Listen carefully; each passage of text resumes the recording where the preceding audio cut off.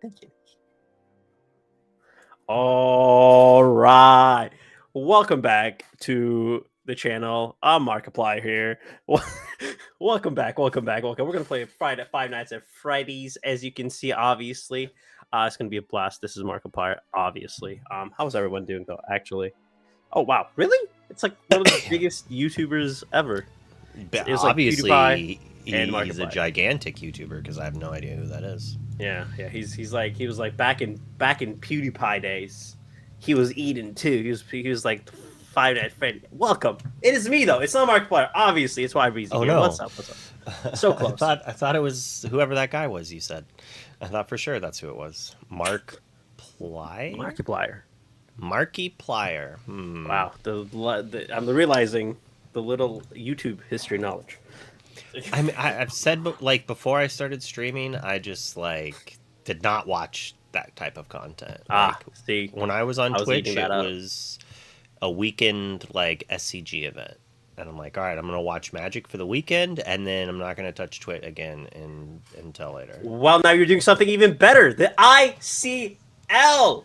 You're running the show. Yep. You're rocking the show. The whole thing is going great, and people are loving it. Round 4, we're here. It's getting hot. The pre-show's here. Getting hyped, getting juiced up before competition kicks off in just about 10 to 15 minutes.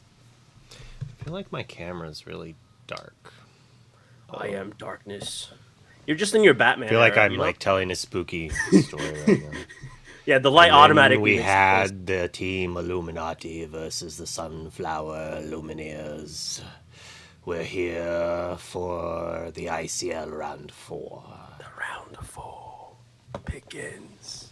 Oh, it's already beginning. I can't do that. It hurts my eyes. Just stare at a wee the little baby. My boomer eyes can't deal. 3 hours of just you doing the whole scary thing. That would have been great. But you know, it's cool. It's cool, baby. More. Big competition. We got Knives here predicting a sweep. I mean, it's a little biased from the Birdman. Okay, he might be biased in one against of the himself. He's like, yeah, we're gonna win. You know, if you didn't say that, Knife, if I was the team owner, he said ready to be swept, as in he is ready to be swept. Knife, we gotta let the team owners know we can't. The team players cannot be like, we're gonna get swept. There's no locker room mentality like that. Come on. I mean, here's his player card. Like, so we'll get if we're gonna chastise him, we gotta do this. I like the way this looks, though. The Birdman, Mr. Knive, the Pigeon Boy himself, top 8 split at the SCG Con Denver 2K. He's a big time judge at that DLC Seattle. That DLC Seattle is quite an important one, if I remember correctly, Mr. Wonderland.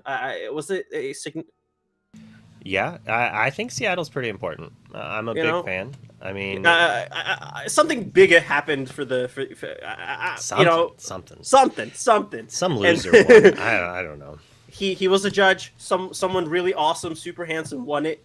Again, could be anyone. Is there a correlation between it? Most likely.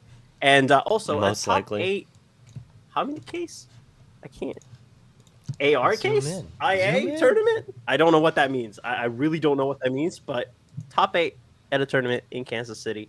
Let's go. If you join into the Discord, you can watch my stream through there, and it is a little bit clearer for you to be able to read what the cards say. The first 2 letters were definitely numbers in my head, but we locked in. We channeled our inner JDZ, and we locked in. Channeled the inner JDZ to lock in. I mean, that's the only way I know how to. That's fair. It's only one way to do it. The only way to lock in is know someone that locks in better than you and lock in like them. I'm like trying to get this picture of. There we go. There we go. We there we go. Although apparently I'm trying to transition. You know, we had a whole. I was trying to transition, layup, alley-oop. He shows up. Fantastic. Gentlemen, how you guys feeling today? It's been such a long time since we had the opportunity to hang out, especially with you, Breezy. I missed you. Electric. I miss you too. I've missed it's nice you. to be here. It's cool. Luke, I forgot how nice this is. Luke has been on a catastrophic grind, so he's been absolutely doing his thing. So he's been away, but I miss you as well, Luke. I've been relaxing. It's felt good. Just sleep. I mean, I've been testing a whole bunch. You've been working. Really busy, like all the time. Don't be modest. Don't be modest. I know you've been doing your thing, but I enjoyed that video. I like the new set 1 deck list. It's always my favorite videos to wait for that you guys put together. I thought it was really well done, and I'm excited to try those decks. I did not know there was going to be a picture of my face on Mufasa, though. That was an interesting thing to see in the Discord when not expecting it to pop up. I was interested to see there were so many discard decks that are going to be part of that equation, but I'm seeing you guys feel high on it. Maybe we'll see some of that tonight. I know we're not on Jafar right now, but we are going to be still. Not till the top 8. We have this week's games, and then next week, and then that's it for Division 2's round 4, and then we'll have a cut to the top 8. We're probably going to be taking a week off.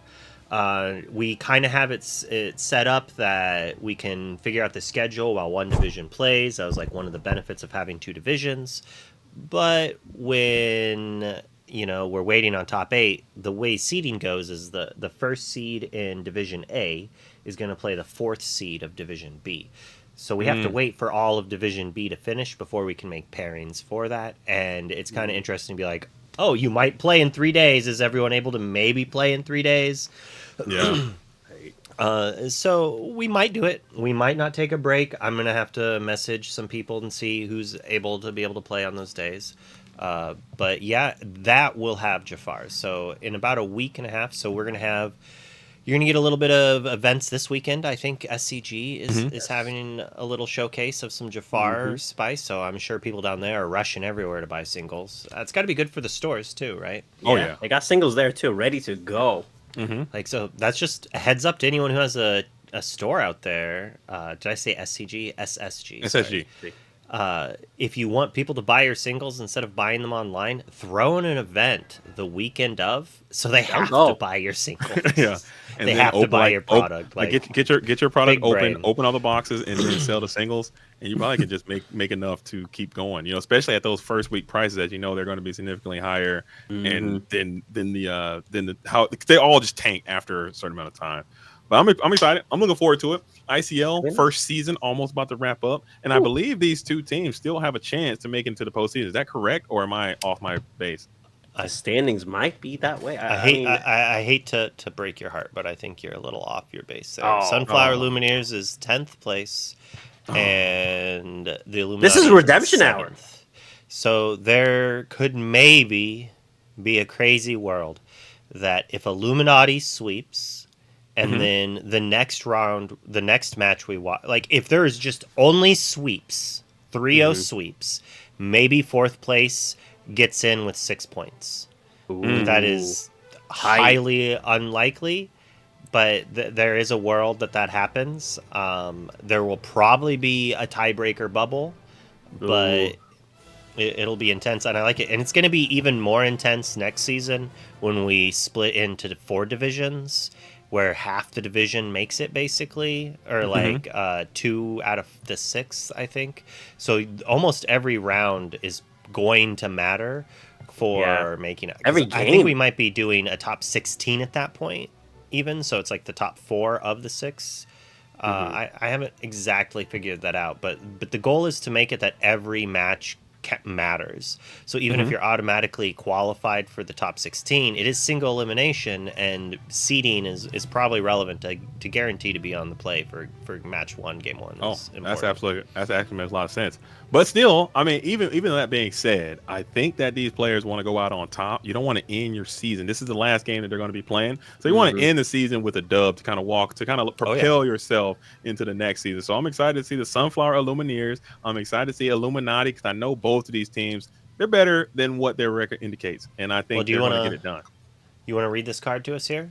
And we got Bro Hamilton. I've met Bro Hamilton. I've done some broadcasts with Bro Hamilton. I enjoy this Illumineer a lot. I don't like the fact he doesn't have a team shirt on. I hate that for him. I hate that for all of us. But he is the 2-time SCG Con Denver top 1K top 4 in the KC Quest 1K top 8. So he needs to get some dubs in there as well. I think he's a great player.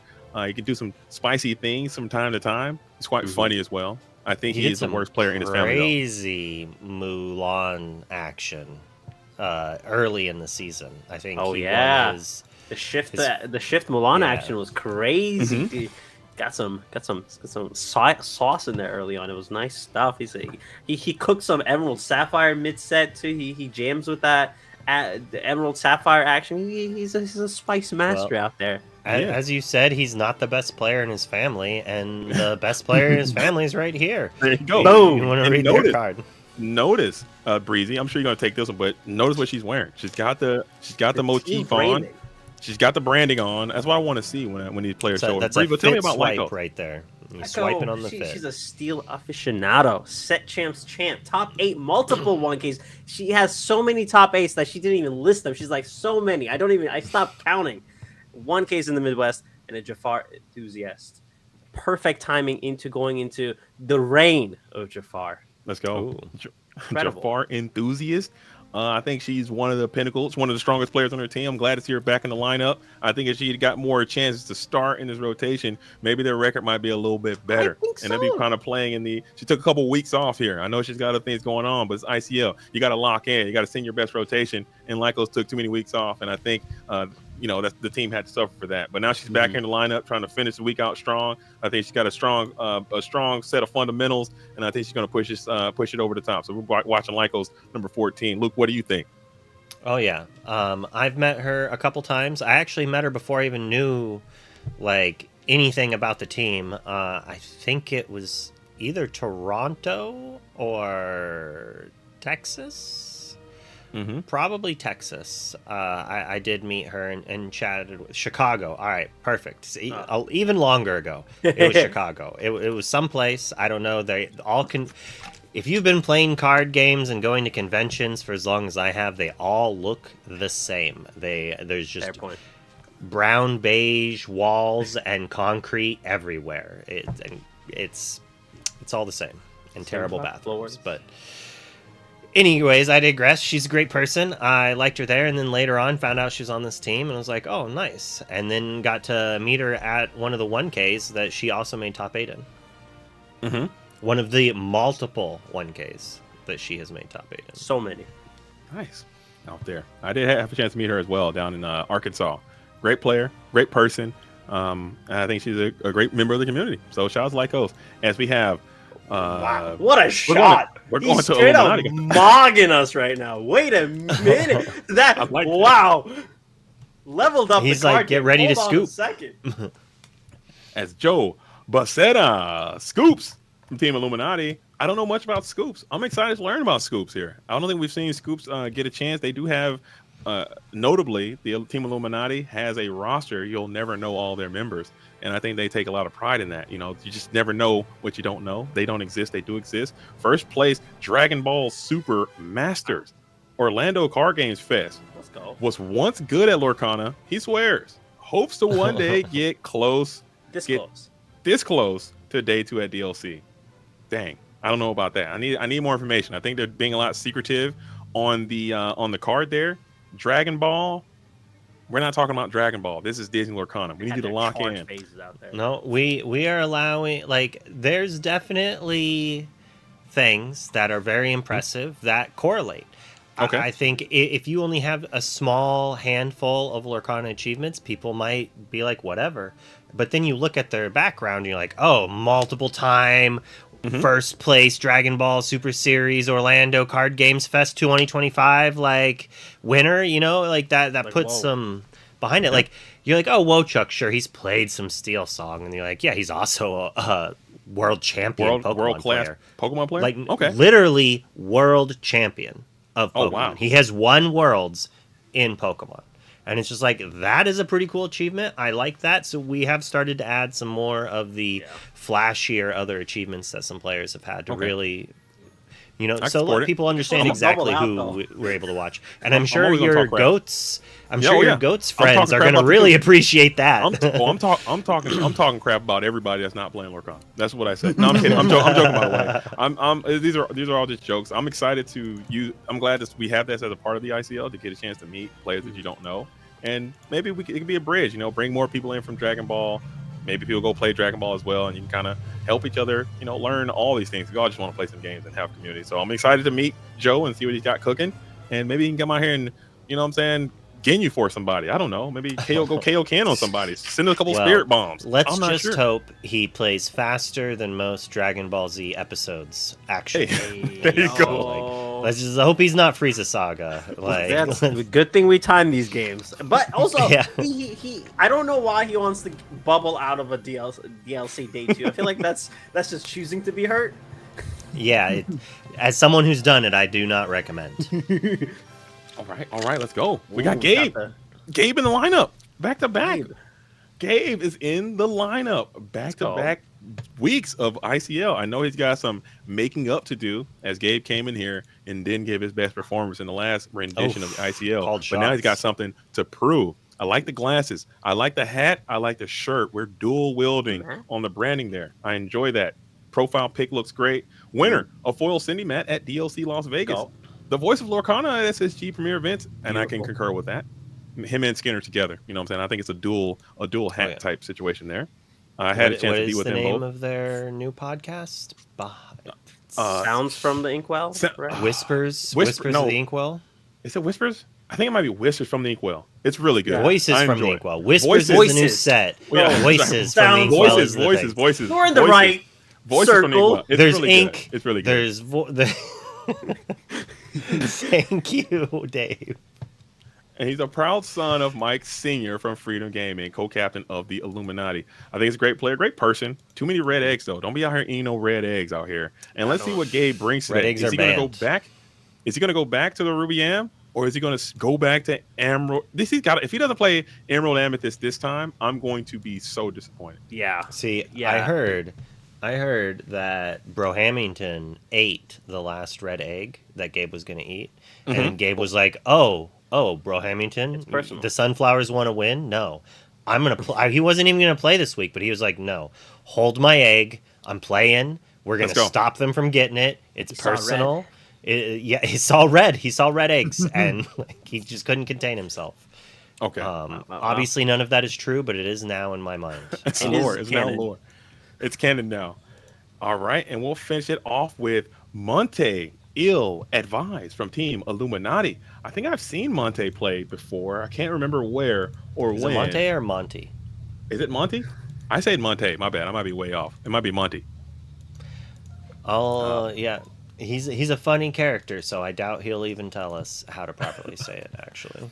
Ill-Advised. We'll call him Ill-Advised in the meantime. I know maybe showing up with some of that Mufasa, maybe some of that Ruby Amber Mufasa technique with a little bit of tech in there. I see they can play a lot of multitude of different stuff.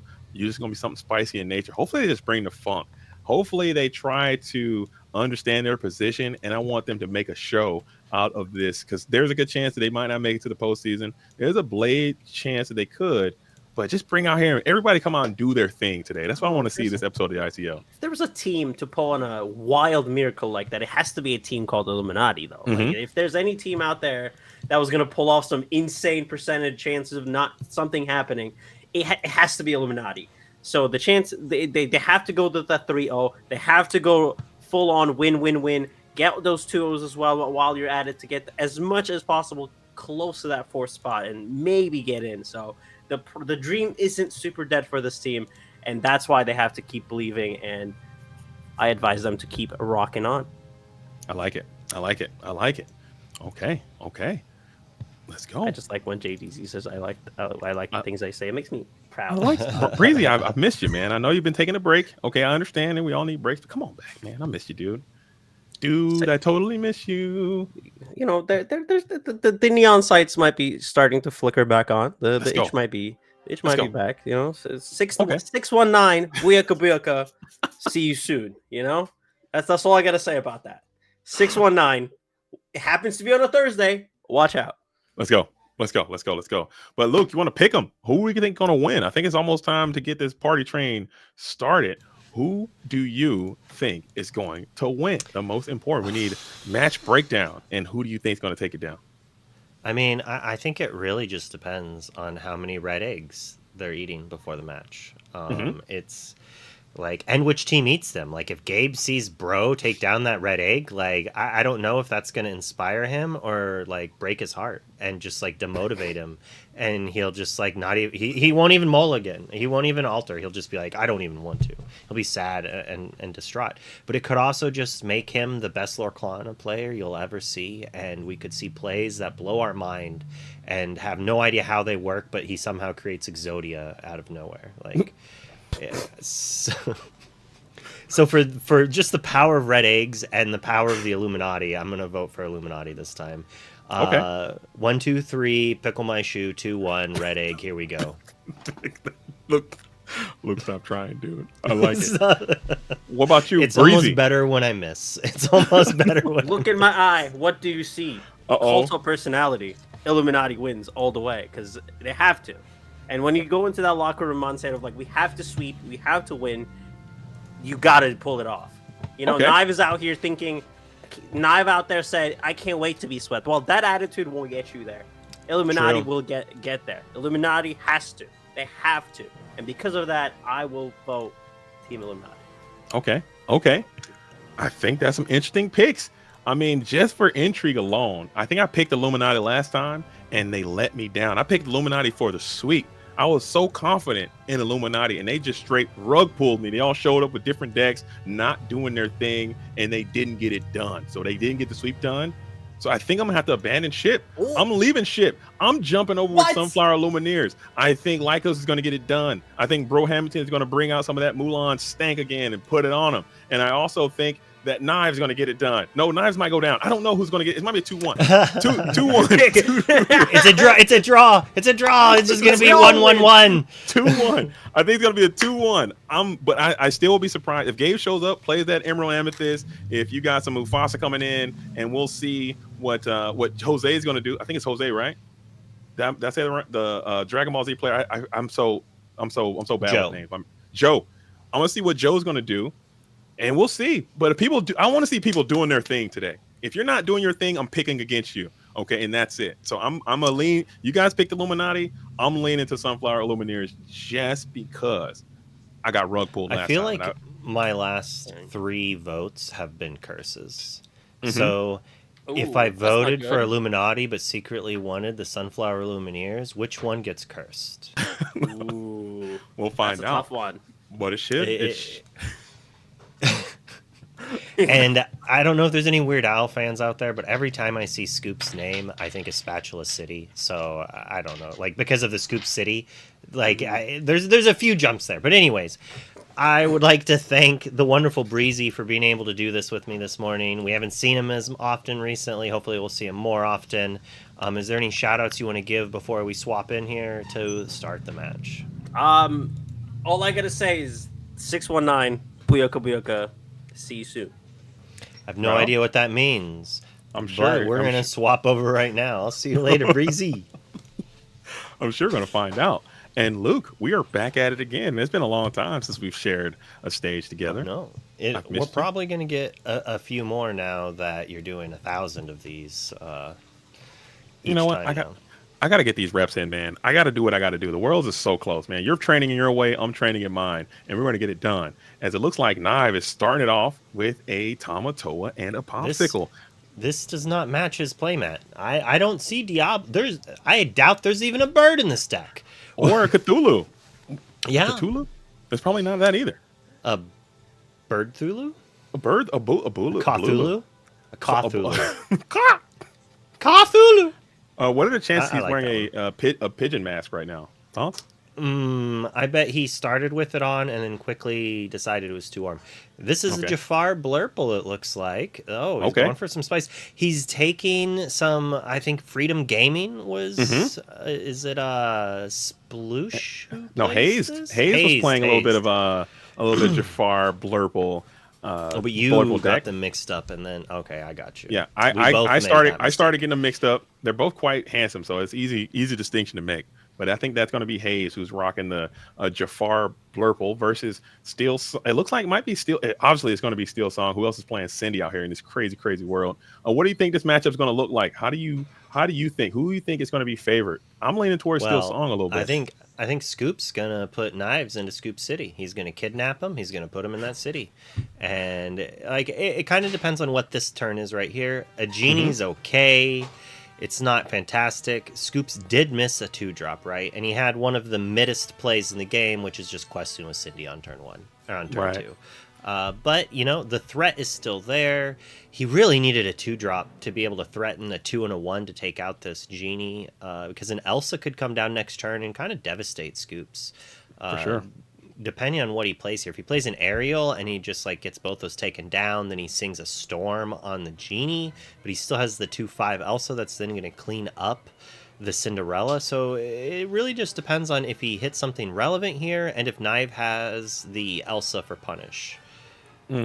Well, is there anything to take away from the Blurple player inserting the popsicle into the inkwell on turn number 4? Is there any distinctions you can make from that? Because I think that usually shows a little sign of weakness from the hand. Maybe you're high cost uninkable heavy, because you kind of want to hang on to those popsicles, especially if you're playing that Tamatoa. You only need 2.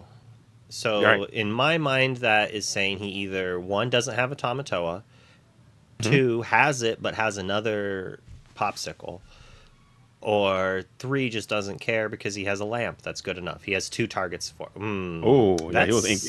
He might have been giga uninked, and you hate to use that lamp to bounce that Aerial. I think back I would to have hand. used it. Honestly, I think I would have used that lamp on that Aerial right there.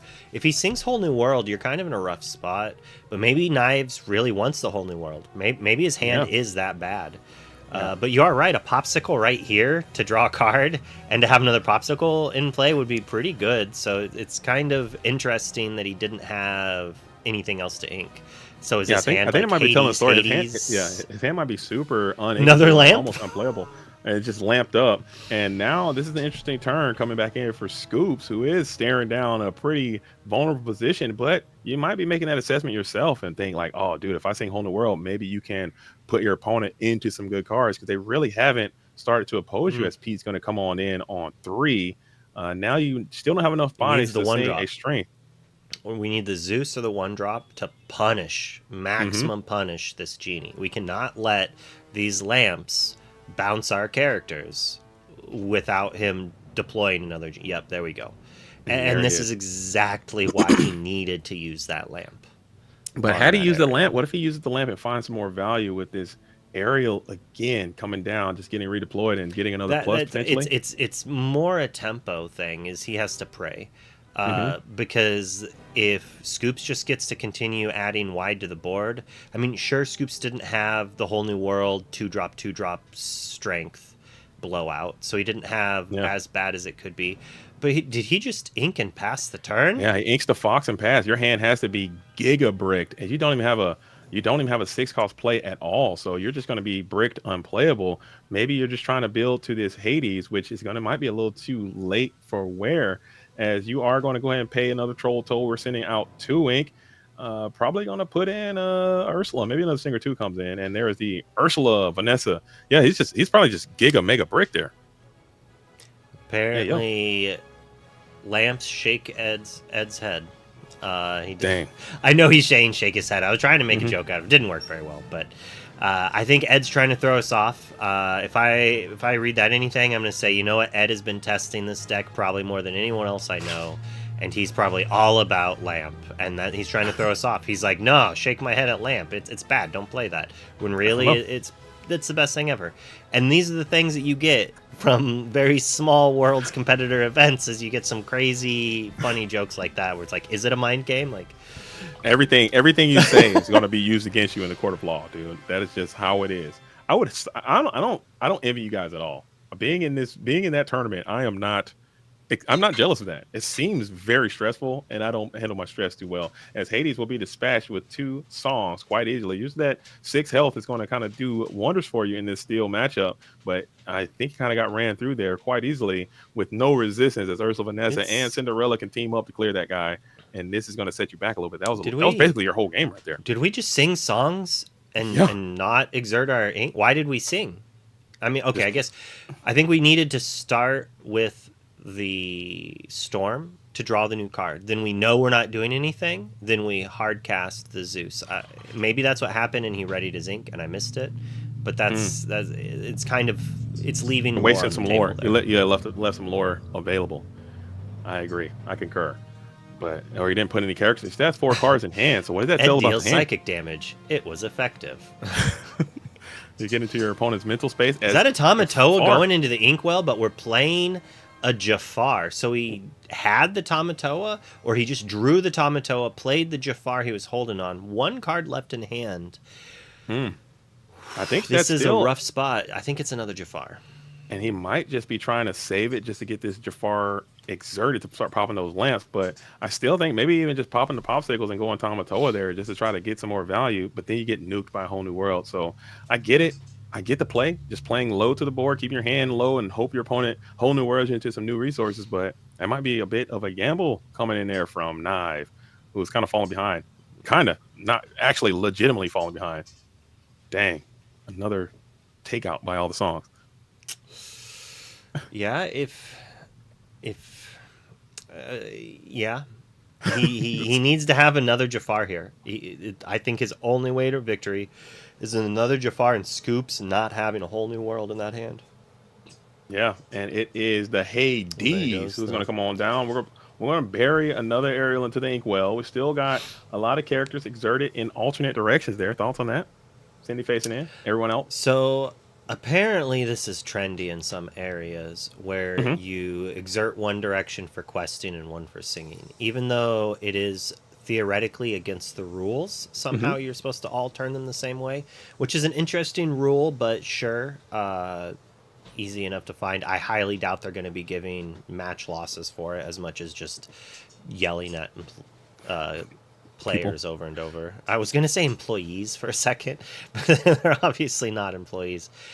And Scoops just has all the removal here. Yeah. I do believe that's the 3rd strength. There's the whole new world. Quite literally, every single song has been deployed right there, and we will hardcast a whole new world. I'm not a big fan of that technique, but you do what you got to do just to keep the engine rolling, keeping the value train open. I also love the rip Hiram sleeves as well.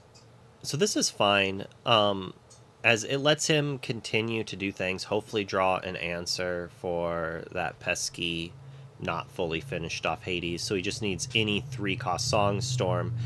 He only has 1 strength, 1 storm, and assuming he's playing 4 of each, and then however many Zeuses. He's gone through 1 Zeus. So as far as Knive knows, there's between 2... most likely between 3 and 5 more removal spells, and that's relevant. But Scoops just needs to go wide. If he plays 1 to 2 more characters next turn, plays 2 characters, whole new world, he's in an okay spot. Where Knives is, these lamps have just sat here this whole game. Yeah, they've looked terrible. Like, I'm not even kidding, man. So maybe you're right. Maybe popping one earlier as Bare Necessities is going to be deployed. We'll get a sneak peek of Knives' hand to check out what he's working with. Did you get the hand and Inkwell mixed up? The turn that Knives inked the Tamatoa and played the Jafar, I think I would have banished both of my popsicles and played the Tamatoa and returned both popsicles, inked one, played the other, and drawn a card and passed. You need to Actually, no, he had Dragon whatever still in his hand when he played the Jafar. So, no, you could have inked that and kept both popsicles in hand and had the Tamatoa in play. And then it's just like another nice big body, and it keeps you on that if the whole new world didn't happen, you could like maintain the value in the game. I would have also probably used the lamps a little earlier. Mm-hmm. We have to assume he didn't have the Tamatoa till that turn, though. And I love the dragon whatever, dude. That's a cool Great Stone Dragon. Great Stone Dragon. Tamaz is like getting a chill up his back. He has no idea what's going on. He's just like, why? Great Stone Dragon. No, I love it. All right, so Knives needs to start trying to claw back in, get something going. As we will go ahead and set up the Croquet Mallet. What's that? A Croquet Mallet? No, sorry. Shout out to Connor. Banish target character. This is what it's for right here. Oh. But is this going to do too much? Maybe. We get to take out that big pesky Vanessa. Well, or not. I would have, but we can heal. So either is fine. Gain 2 lore, draw 2 cards. Gain some lore. I think the singer thing, dropping the singer might have been a little bit better, but maybe you just want the stats over the singing ability, even though Jafar is evasive. As we're just going to look good, a little quick read on the lamp. Jafar being exerted with the croquet mallet. I haven't seen that technique. Have you seen that before? That's the whole reason the croquet mallet's in the deck. Just a Is rush. so Maybe you can synergize with Jafar the can exert the exerted. turn it comes into play. Let's see if he's got 2 bells in his hand to play. That'd be nice. And he did have bells. We saw them on the when he revealed for Bare Necessities, so he can put those bells in as another croquet mallet come down. That's hot. That is nice. We get to take out one of those pesky Cindy's here, which honestly, this is upsetting me again that we didn't go after that Vanessa. I think we should have taken out the Vanessa and then taken out a Cindy and left them with the Pete. The Singer 3 is not very relevant. The Singer 4, not only can it sing it can sing Zeus. You're basically giving them the free Zeus, and that's kind of the only removal left. And also by doing that, by engaging with that Pete and not healing, you put your Jafar at risk for another storm. I think another storm is available in the deck still. That doesn't bother me as much. I think we might actually need the 3/3. We kind of have to just be like, whatever. I say that, and then Storm comes out. Scoops is like, this is how I send my opponents to Scoop City. I have everything. But he changed his name to Scoops of Bagels with Everything or something. I don't know. Like, so all the storms are gone. They all hit quite cleanly as well. And I think that's something Knives going to have to look at and say, oh man, I wish I would have chilled a little bit, showed a little bit of chill. And now you have a Rapunzel trap that's also hanging out. You didn't get punished by that with this bell. So I guess that's a good thing for you. You can take that in your travels. That's just Robin Hood is going to come on out for 5 ink, and another Cindy comes down. So Boris getting back both.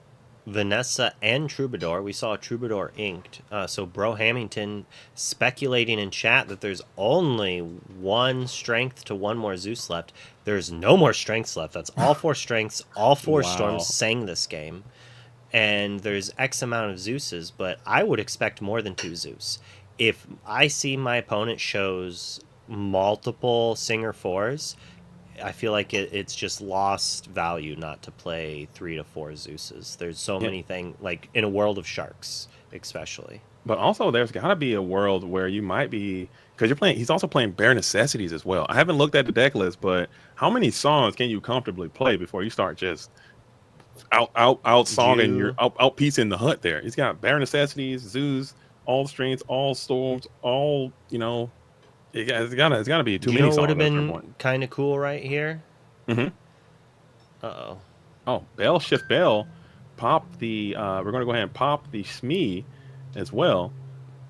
So that's pretty chill. We have to Hades here, right? It has to be a Hades. It's Ursula. So this is kind of rough.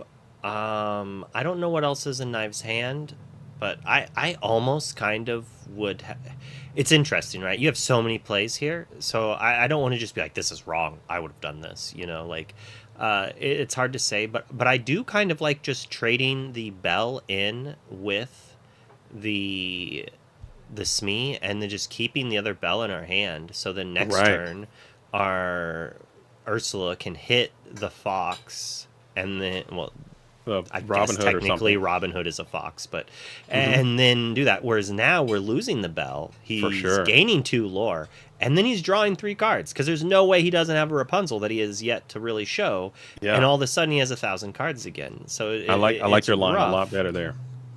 I concur. I concur with everything you just said. I thought that line of play would have been a little bit better, getting some more tremendous value out of your Bell and keeping that Rapunzel trap at bay. But apparently, Knives, you thought a little bit different. You still have the Sea Witch Queen that's up and active. Questing for 3 will be able to exert some characters, and you still have that that Elsa in your hand. This Ursula is big though. Yeah. And Scoops is at a decent lore, but not too high. It's interesting because like the Ursula is huge, but at the same time, there's only Zeus's left. Yeah. In the deck. I don't think. I'm calling now. I don't think there are any songs left in this deck. I think he's just whole new world gang, and that's it. And either way, you can't sing it anyway, and all your ink's already used. Well, so I don't think. But you think he's not doing it this turn. He could Fox with it or use the Robin Hood next turn to sing it if the Ursula wasn't in play. But it's like if he has some Fox in here to do some rushy action, or maybe an Elsa Crab type game to be able to take out the Rapunzel and this Fox, or the Robin Hood. So he has 10 ink. He can play Crab, Elsa, and Fox if he inks, and that would allow him to take out the 2 big threats, leaving Scoops with just 2 characters that don't really matter. Well, this tells me that we do not have everything we want right here. Oh, we just double have Elsa. So This could... How much ink you got left there? None. That was all. That was all of it. So you used all 10 to go double Elsa. Can you clear... I don't think you can clear... You can clear one thing. 2 things. Yeah. Just one. One thing, yeah. So what's the biggest threat? We needed to clear the Pete. I think if we're playing both Elsas, if we exert Pete, we can take down Pete and the Vanessa, right? And at this point, I feel like this Elsa was almost a waste. Yeah, especially with the Ursula. And I think you have to put 2 damage on this Rapunzel as well. I think once you get Rapunzel, it's so fresh in your mind, and you're just like, I don't want to get hit with another Rapunzel. So that's probably what Knive is thinking. Like, oh, I don't want to.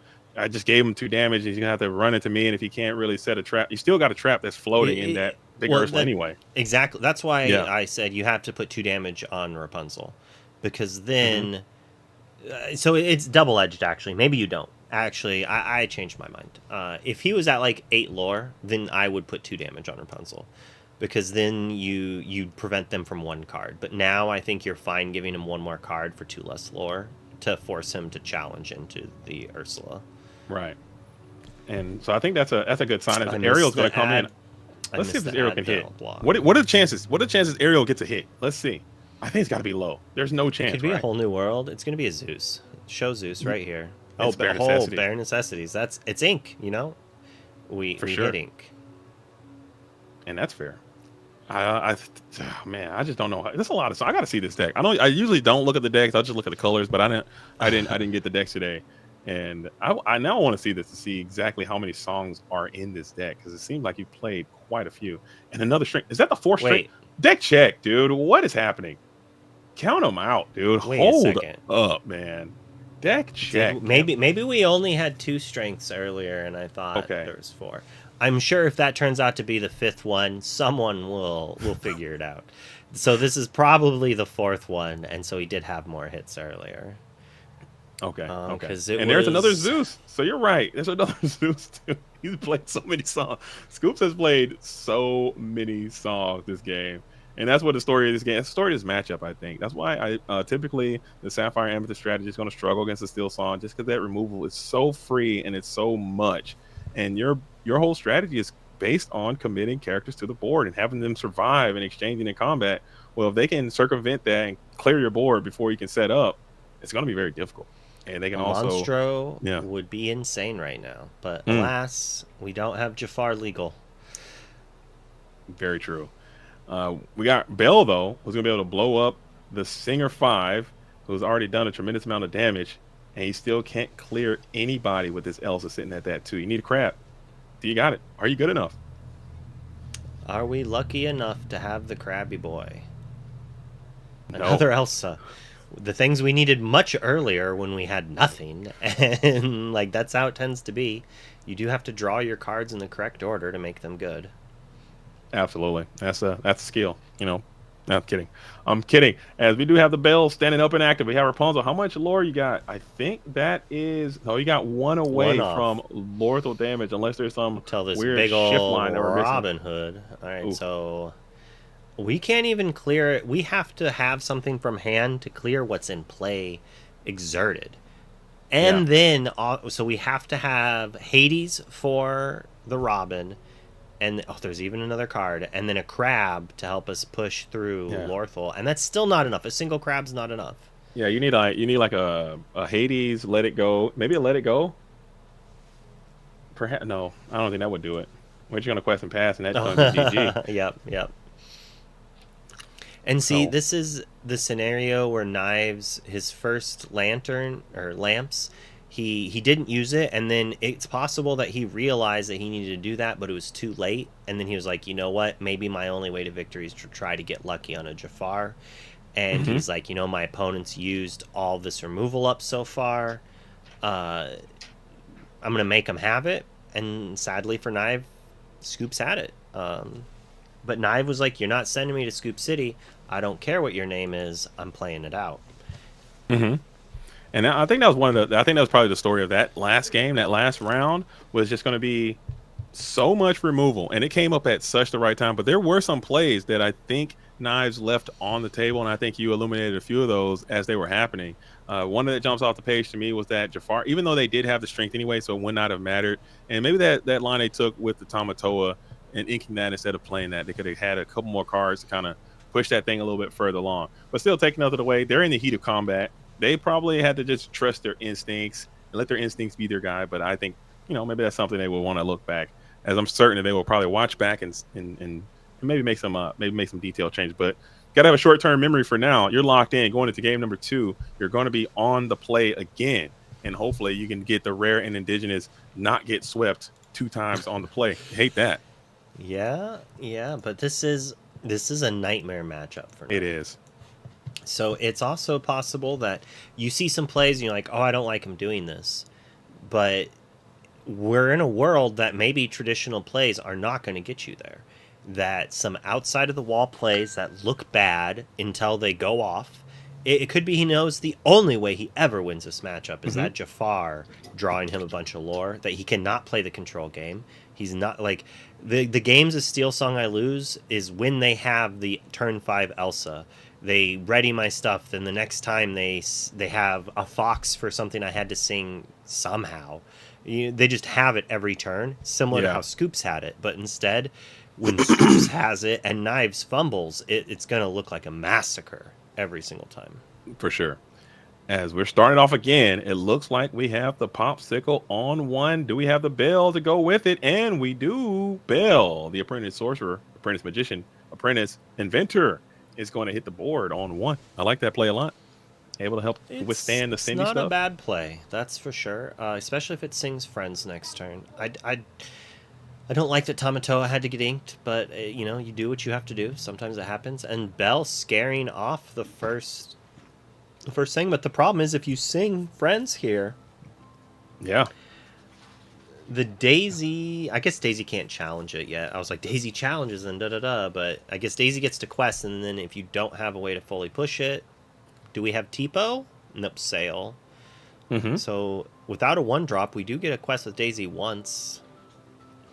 Or you can, you could just set up for your future Rapunzel. Just put the 3 damage on now, and just leave it ready until Rapunzel comes through. I think you can get to Rapunzel before they get to Elsa. I can't do basic mathematics, so I might be incorrect. No, I'm wrong. They can get to Elsa before you get to your 4-drop Rapunzel, since they are on the play and they ramped. So I think that'd be a not good play, and they'll like to not listen to that and just go ahead and quest here. I think they sent the Popsicle to the bottom of the deck. Yep. Which I'm sure Knives did not like seeing. Especially if he inked a Tamatoa, there's a world that he has another one. And the Tipo goes down. Interesting. So let's see if we can get that Genie on 4, which this deck can do probably the best. And it is, never mind. It's going to be Jafar coming in on 4. This guy is going to gain your hand? It's your hand. Cards are in your hand. He gains strength for each one. So this Daisy will actually increase 4 cards in hand. So he's a 4/5 right now. Quest for 2. Card's actually not that bad in this deck specifically. I think it's quite good. He's got a spot here. I mean, I'm assuming he meets an Olympian and it's just next for Scoops, right? He's just like, whatever, I'm going to answer that. What's the next thing you're playing? Now, is there a world where you save it for the shift and you say, I'm gonna hold my Zeus until you bring in the shift line and then Zeus him? Maybe. But you can't really quest with it and play. That's the issue. It's like you want to hit it and then quest and then play another threat and then next turn play another Zeus. If you have more removal. And this is a good play to see if you have enough to do it. Like if you are only on 1 Zeus, yeah, I could see a world that you don't Zeus this threat, and you just pass the turn. It's frustrating, and no one likes to do it, but you didn't have it. You just find a Strength of a Raging Fire, and you have the Daisy, the Troubadour, and the Ariel who's still drying, staring down. Let's see if that Zeus comes in now. I'd play it. If we have a Zeus, I would Zeus and Strength. I think I'd wipe their board. Or we can't do both. I would just Zeus and pass. Yeah. And then if he does have another Jafar, we have a Strength for it. He's so much ink away from getting to it. It's still rough though. It's like as Knive, you have to just be like, is Scoops that like leveling me here? Does he because he has 2 singers for it? Is he just letting me skip my turn to make a 4/5 evasive quest and get no value? Unless he has another friends, he could do that, but then that opens up Rapunzel play on the Daisy. I mean, you do have Elsa lines available this next turn. You had 17 million Elsas last time. Maybe you got another one here. And you're going to get a quest on this Jafar, so probably not playing into your opponent's removal situation. So you're not going to shift. He does want to shift. Never mind. Forget I said anything. And we're going to take your play, and we're going to friends to gain the 2 lore. So now we're going to probably see the Zeus come in. I bet.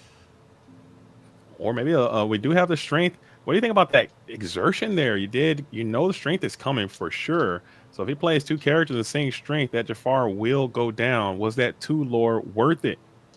And we even get to, like, if we don't have the Zeus yet, we get to, and we have Rapunzel, we could draw 3 cards here, try to hit the Zeus, try to hit a duplicate, like another Strength or a Storm. I think if we have Rapunzel and we have another Inkable that's not the Strength, we instantly challenge that Bell and then draw cards.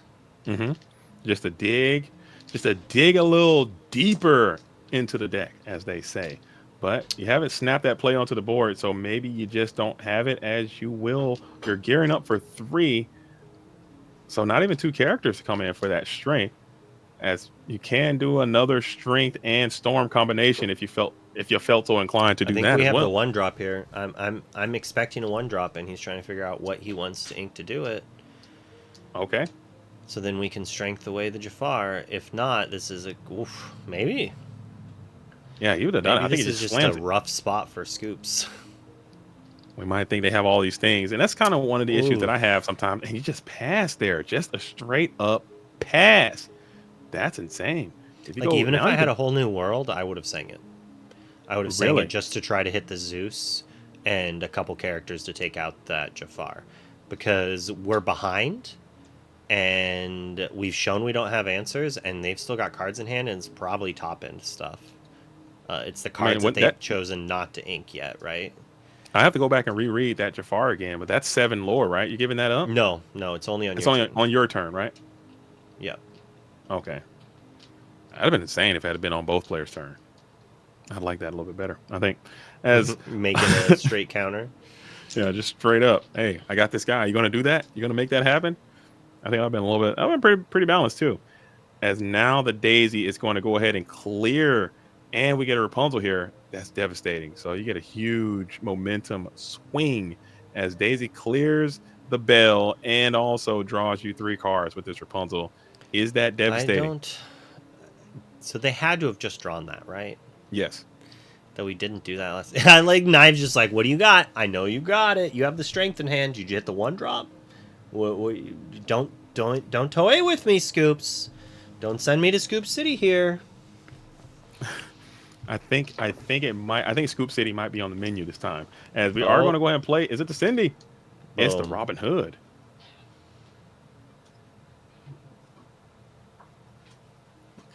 All right, so Robin Hood comes down as that last critical piece required to sing the Strength of Raging Fire. We'll move the Jafar Tyrannical Hypnotist onto the discard pile before getting a quest in for 1. And now Elsa, the 5th Spear, stands alone and unafraid. This board is just massive, and I think Knives is going to start entering into scoop position here quite soon. This matchup is incredibly hard to negotiate. Oh, yeah.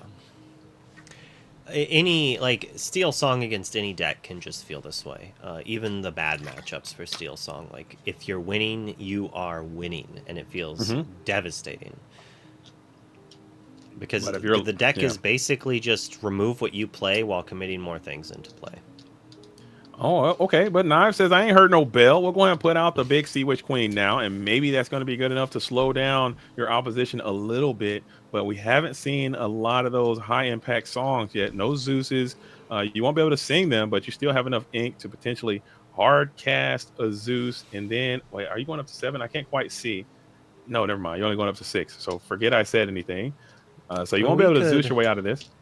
We could play a 2-drop and a 1-drop and then hard cast a strength. Oh, okay. Right? Okay. I think it's a 4/7. It is a 4/7. Get up to 7 characters. If you can do it, you already deployed another strength. Is this going to be another game where you get all of your songs? Shift Robin Hood. And we're just going to quest, huh? We're just going to start running a race. This Sea Witch Queen doesn't affect you at all. You're sending all the glimmers exerted as well. I like this tenacity. Big quest coming in from Scoops, who gets the genie. Is that genie going to be enough? A little too little, a little too late. 10 lore or 8 lore. Yeah. So we're 1 away from Lorthal, and Knive. Yeah, we need to still. We have to answer things. We can't do that. And now that is Lorthal in play.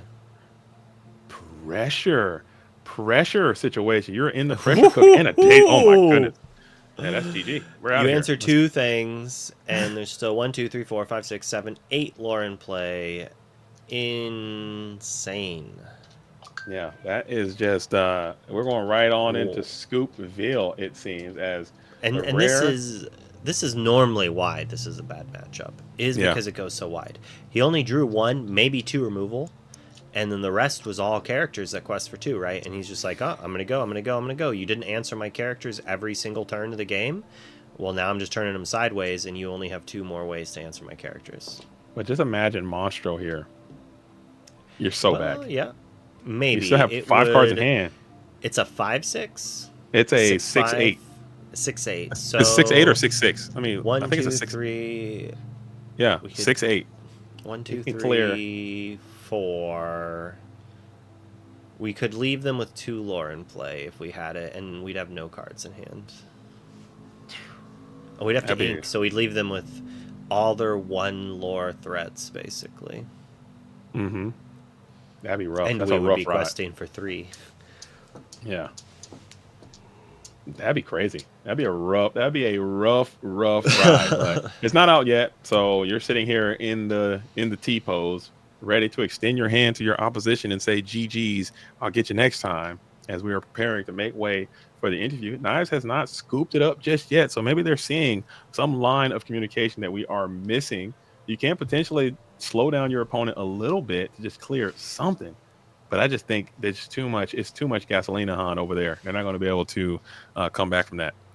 When is Worlds? Worlds is going to be June 27th and 28th, or 28th and 29th, 27th through 29th. That whole weekend. The weekend all of that.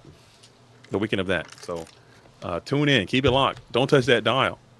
Uzi Zagoozy yo. Uziggy yo. I read that all wrong there.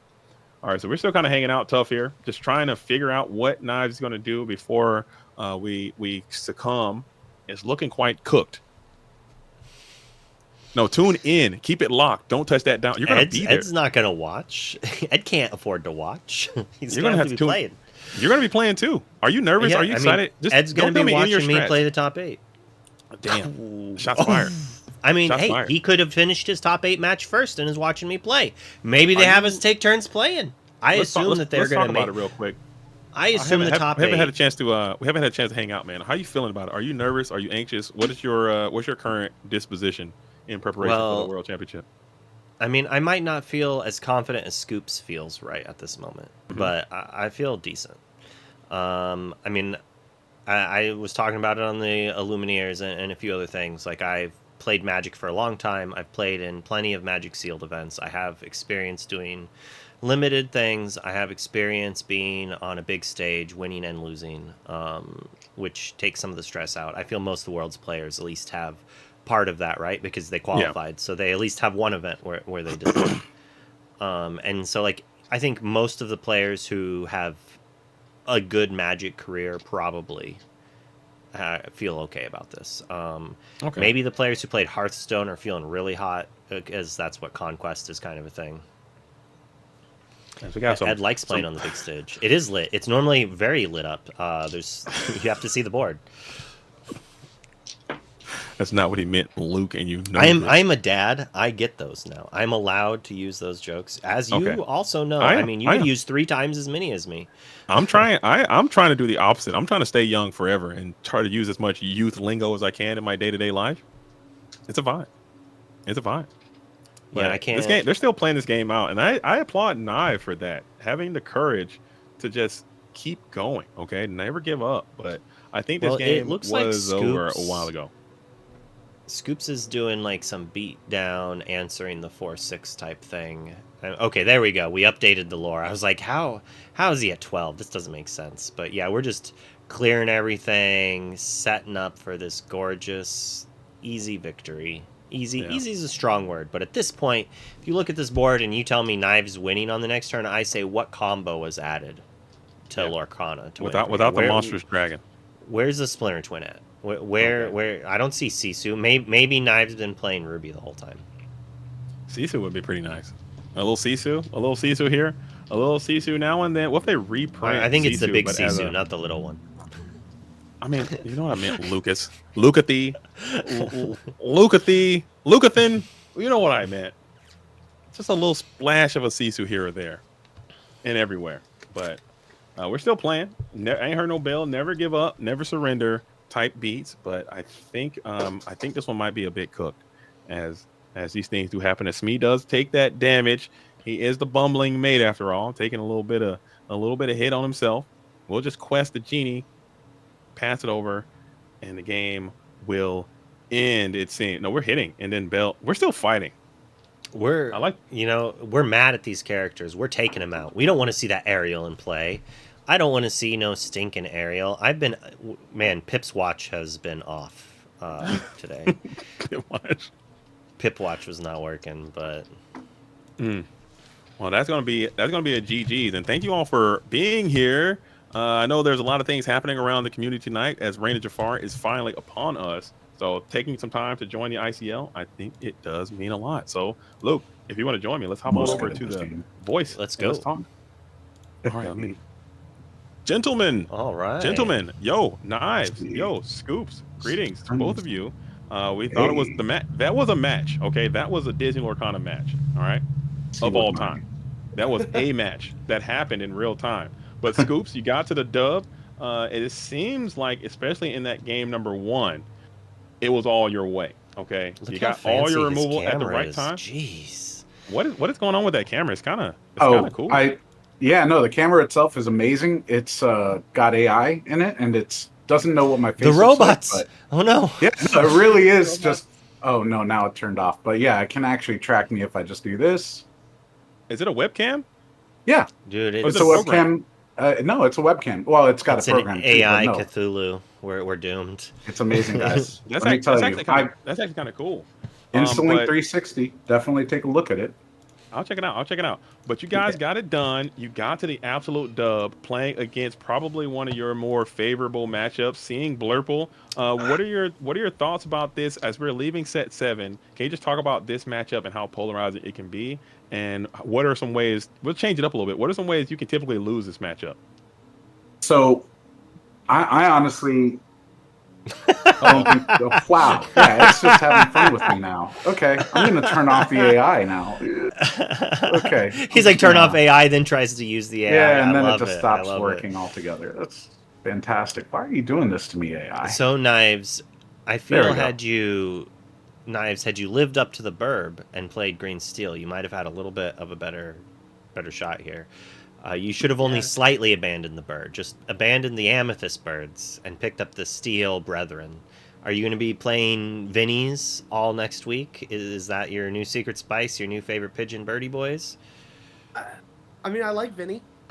He's going to be pretty good. I don't know exactly which deck he's going to belong in yet. That the Green Steel deck already has pretty solid 3-drops. So I don't think it's going to fit into that deck, but other decks maybe down the line. It's quite the powerful card. I know a few people have been pretty hyped on it. It's got an ability that it's done some work in Magic, but it's only half that. it is the gaining lore part, right? So it's pretty important. If it had the drain fully, like the orange, maybe. But I am interested to see the fun lists that people put out the next few weeks. Scoops, do you have 5 Strength of the Raging Fires in your deck? I wish. I wish I could play with 5. If I had, I would have totally just. We miscounted in your first game. We were like, he's played all 4, and then you played another one 2 turns later. It's like, wait a second, we must have counted something else. But you did play all 4 strength, all 4 storms, 3 Zeuses in that first game. Were you holding on to the 4th at the same time? I think in the second game, yeah. But I pulled that one from the aerial. But yeah, no, I got to tell you, just being lucky enough to be in South Florida and having the competition that I have down here and having my teammate being one of the best Steel Song players out there, I basically learned from the best, and just got to give all credit to Freddie, got to give credit to my team for practicing with me. And yeah, I did see what I needed to see to go against this matchup, which normally would just completely take me out. I've lost this matchup more than I want to admit. Really? Oh wow!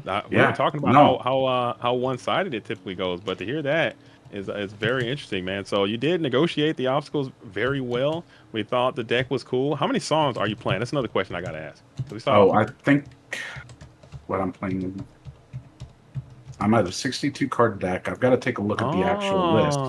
Gotcha. But yeah, so 4, 4, 4, 4. 16, 17, 18 songs. Okay. Maybe. Okay, so that's normal. Yeah, no, it's a pretty standard list for the Got it. songs. The only difference I really made is I swapped out the Criminal Minds for the Bare Necessities, just because that's such a versatile card, and I didn't know what I was going to go against, and yeah, it's just better to have versatility in my mind when I'm going into something blind. And the last question I want to ask before we kick it back over to you guys that I won't ask unless Luke has some more questions.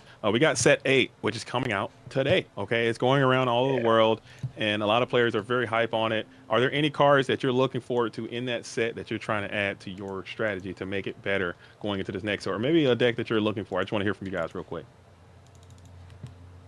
I mean, it's definitely going to be Lady for me. Having a 3 cost that plays a 2-drop with her. That's a big yes to every aggro deck wants that in their deck, and it's going to be in Trinidad. It's going to be in every single deck that can stand that. Absolutely. Okay. What about you, Knives? You got the Jafar Blurple. Are you going to stick with that deck, or is there any cards in this next set that you're looking forward to playing the most to add to this deck, or maybe what cards are you looking forward to in general? Well, so the big card that I'm really excited looking for is the Jeweled Collar. I think that lets the kind of grant reckless, and then just getting value off of making my opponent's challenge can be valuable. Unfortunately, we're most likely going to be in a steel heavy meta, at least early on for Reina Jafar. So Beyond I don't think it's horizon we go. I don't know the actual words, but I think that card's a trap. I think it's no. You turn everything sideways just to have no. I don't think that's a good card. So for those who have watched my day 1 video, I discussed it a little bit. But going turn 1 Cindy, turn 2 Ursula, turn 3 you aerial, you grab a song, you sing some removal. The next turn you ink, you play that, you make each player discard their hand, you play You Have Forgotten Me, you empty their hand, and you play some removal on their last character. They're down to 3 ink, 1, 2 cards in hand, no characters in play. It seems very difficult to lose from that standpoint. Granted, sometimes you don't want to do that. You're playing against hyper aggro. I think it's better than A Whole New World because you don't have to refill their hand. You can empty your hand and then discard what you have, draw 3 more. I think it is very good. Is it going to be ban-worthy? That's up in the air. As always, everyone thinks every new card is the best thing in the world, right? So, as Scoop said, it's definitely good to have a scoop of salt when listening to what other people are saying. You can't just automatically agree with everything they say. I'm just going off of everything that I've seen in testing. And every time I try to, if you see it at the beginning, yeah, it can certainly be amazing. If you see it late game, it can be all right. But it's it seems like more of a detriment to turn so many things sideways, especially when Buyers you're beware. It's only. Yeah. I think it's it's only one of those things that time will tell. But right now we're still locked in Arcasia's Island, and I think once it does come out, I'm certain it will be featured heavily on here on the ICLs. We'll get a chance to determine what is great. But I thought the game that you guys played here tonight was fantastic. Knives, it didn't work out for you well. This is probably one of the worst case scenarios for you. But before we go, we got round number 2. Your team can still bail you out. You got some powerhouses coming up behind you. But we kick it over to you for some special shout outs before we start preparing for round number 2 of ICL on a Friday. So we'll kick it over to you. The floor is yours. Knives. Yeah, so thank you for having me. Thank you for this opportunity. It was an honor to get destroyed by Scoops. And if you want to see how terribly I play with other decks, you can check me out at Knife the Nerd on the site formerly known as Twitter and YouTube. Let's go. I also have a limited guide that just came out a couple days ago. So, yeah. Nice. Check all that out. Absolutely. Check them out. Knives, the Nerd Corner. Okay, Scoops, take it away. No more Dragon Ball. We're all in on Lorcana. Talk to them. Always, what do you got? Always doing Dragon Ball, but this is not my baby. Nice. But no, let me tell you guys something. South Florida, Lorcana Network, they are the realest, the best people to contest or to sharpen your skills on. And Team Illuminati.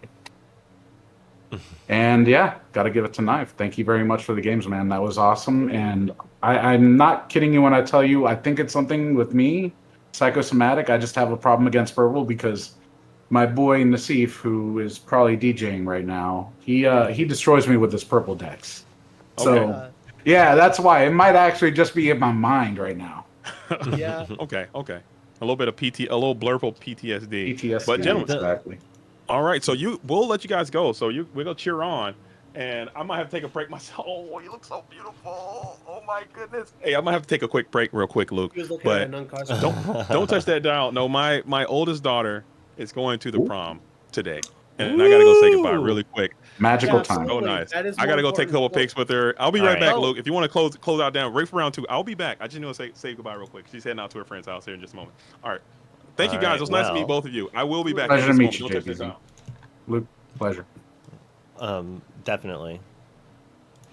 It was nice getting you into the ICL League. I know you just joined in. Great team to join up with.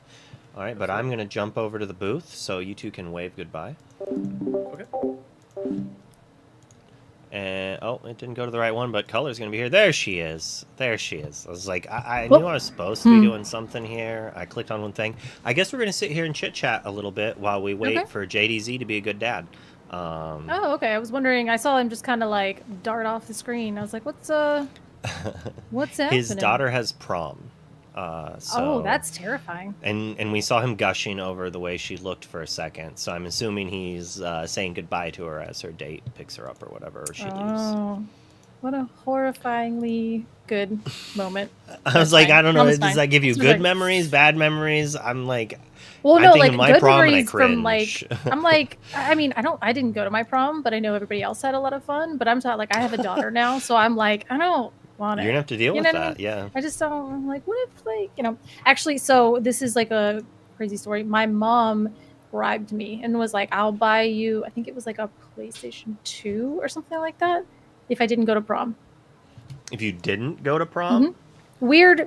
And at the time, I was like, for the dress. She didn't want to do the dress. She didn't want to do the thing. I had like a boyfriend she hated, that kind of thing. And she was like, so she was like, if you don't go to prom. And you're such a nerd that like the PS2 was like, boom.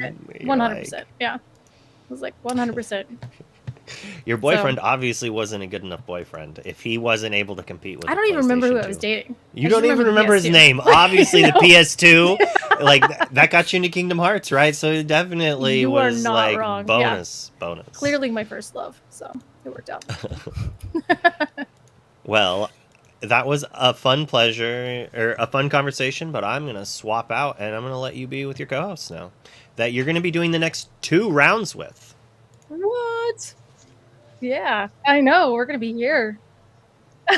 This is good practice, Color, because we are going to be in Ink here in about a week or 2, week and a half, week. I don't know. Some it's like change. Friday, I don't right? know. Friday. Yeah, we'll be over there next week. Oh wait, no, yeah, I fly in Friday, and That's then right, me on too. Saturday. Yep. I will be there Friday as well in Ink in Baltimore. Huh? I'm excited to Baltimore. hang out with the crew and meet the people of the I've community again. Color. never been to Baltimore. I've been to Maryland, but I don't think I've been to Baltimore. I don't think it's in Baltimore. I don't think it's close. It's It's close like by. over there.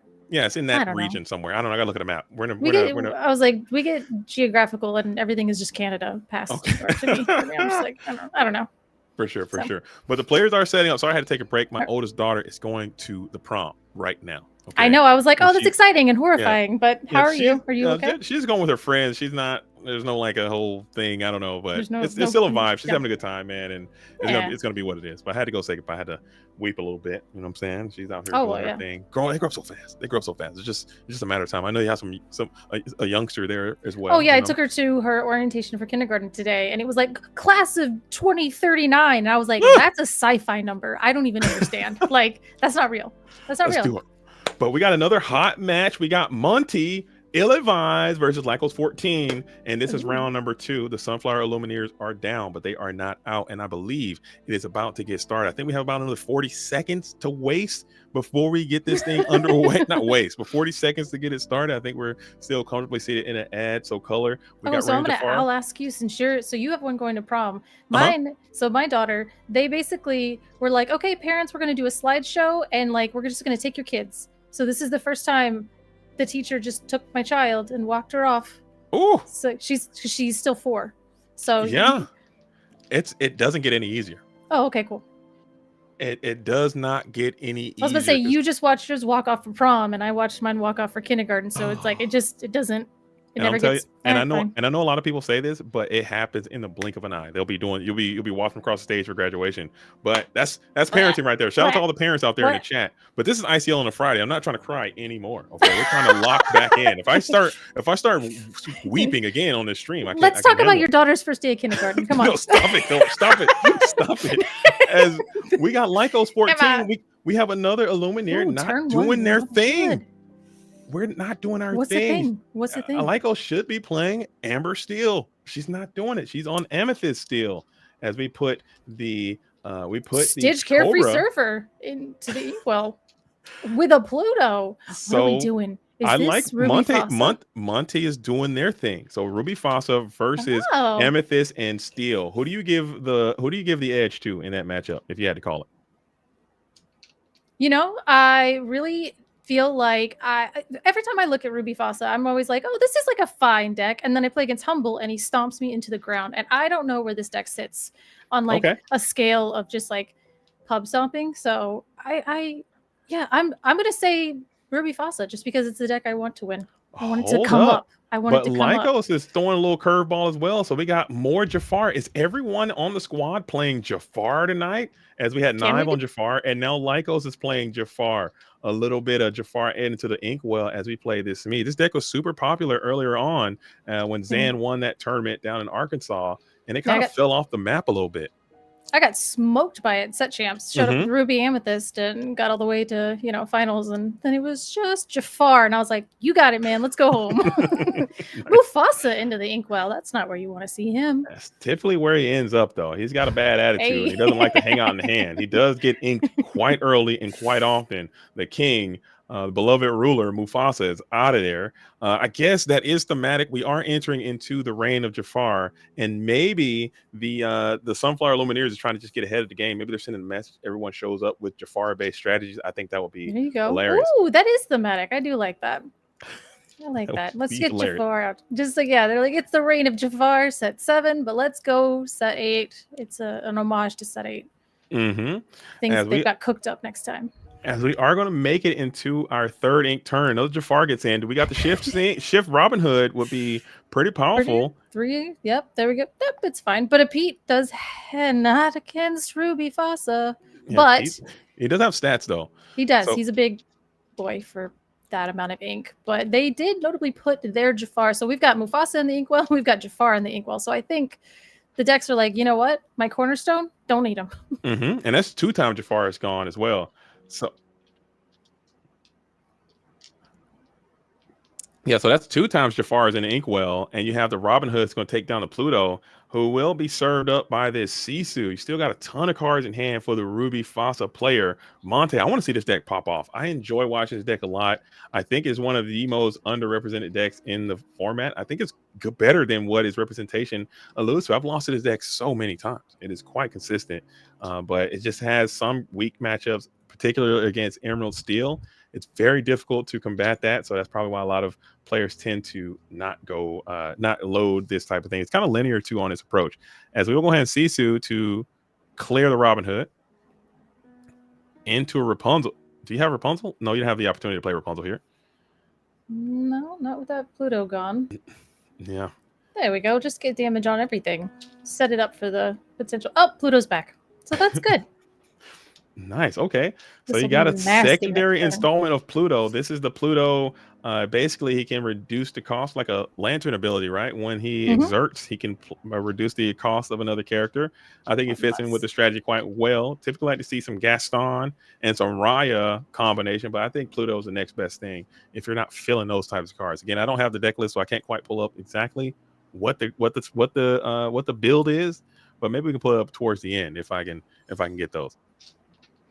As it looks like we got Lyco still on the approach. You have a lot going on. You need to figure out a way to negotiate a Rapunzel obstacle if you can. So clearing that Mother Gothel, clearing that Sisu right now would be nice.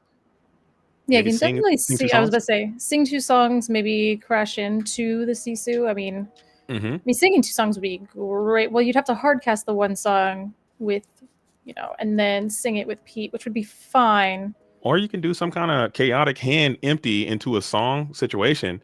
Just play a bunch of characters, but strength right away is from Pete. So 1 sing option has been used. Mother Gothel's gone. That Gotham gone. And then now, do you take the Smee into the Sisu, or do you have something else for that? So at least you get to keep your 2 quester. I would, whatever you got to do. I think if you don't have another potential song to sing, hardcast, I think you kind of have to remove this Sisu from the field of play simply because Rapunzel drawing more cards and this current moment just might be so obnoxious and you're just not willing to do it. Or maybe you can reduce the strength so much. Grab your swords. Look at that. What's that doing in there? Here. Not much. It's in the discard now. What's that doing in the deck? You don't really see too much grab your swords in this Amethyst Steel deck. But Jafar maybe might make that a little bit more playable. He has more options to sing.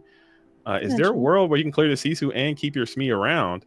Probably not. I think that's exactly what they were trying to. I think they were trying. They have 1 card in hand, so it's a 2. So Smee now has 1 damage, but then at the end of turn, and then no, okay. And they have 1 or 2 cards in hand. He'll still get banished at the end of the turn. You tried, but it was. Oh, because he passed. Okay. Yeah, he just has 1. He'll have 1 damage on. We just did it all at the same time. Yep. Flynn into the inkwell. Yeah, I feel you, Flynn. Especially you see that grab your swords. You're like, goodbye. Oh, Maui. And so Maui comes down and he's able to clear the Pete due to Pluto Guard Dog's effect. It's not Guard Dog. Pluto, whatever his name is. I can't think of his name off the top of my head. Best Boy. Is it Best Boy? Pluto Best Boy? I don't know. It should be. It might be, actually. I don't know. I've checked the tape. Someone in the chat's going to hook me up.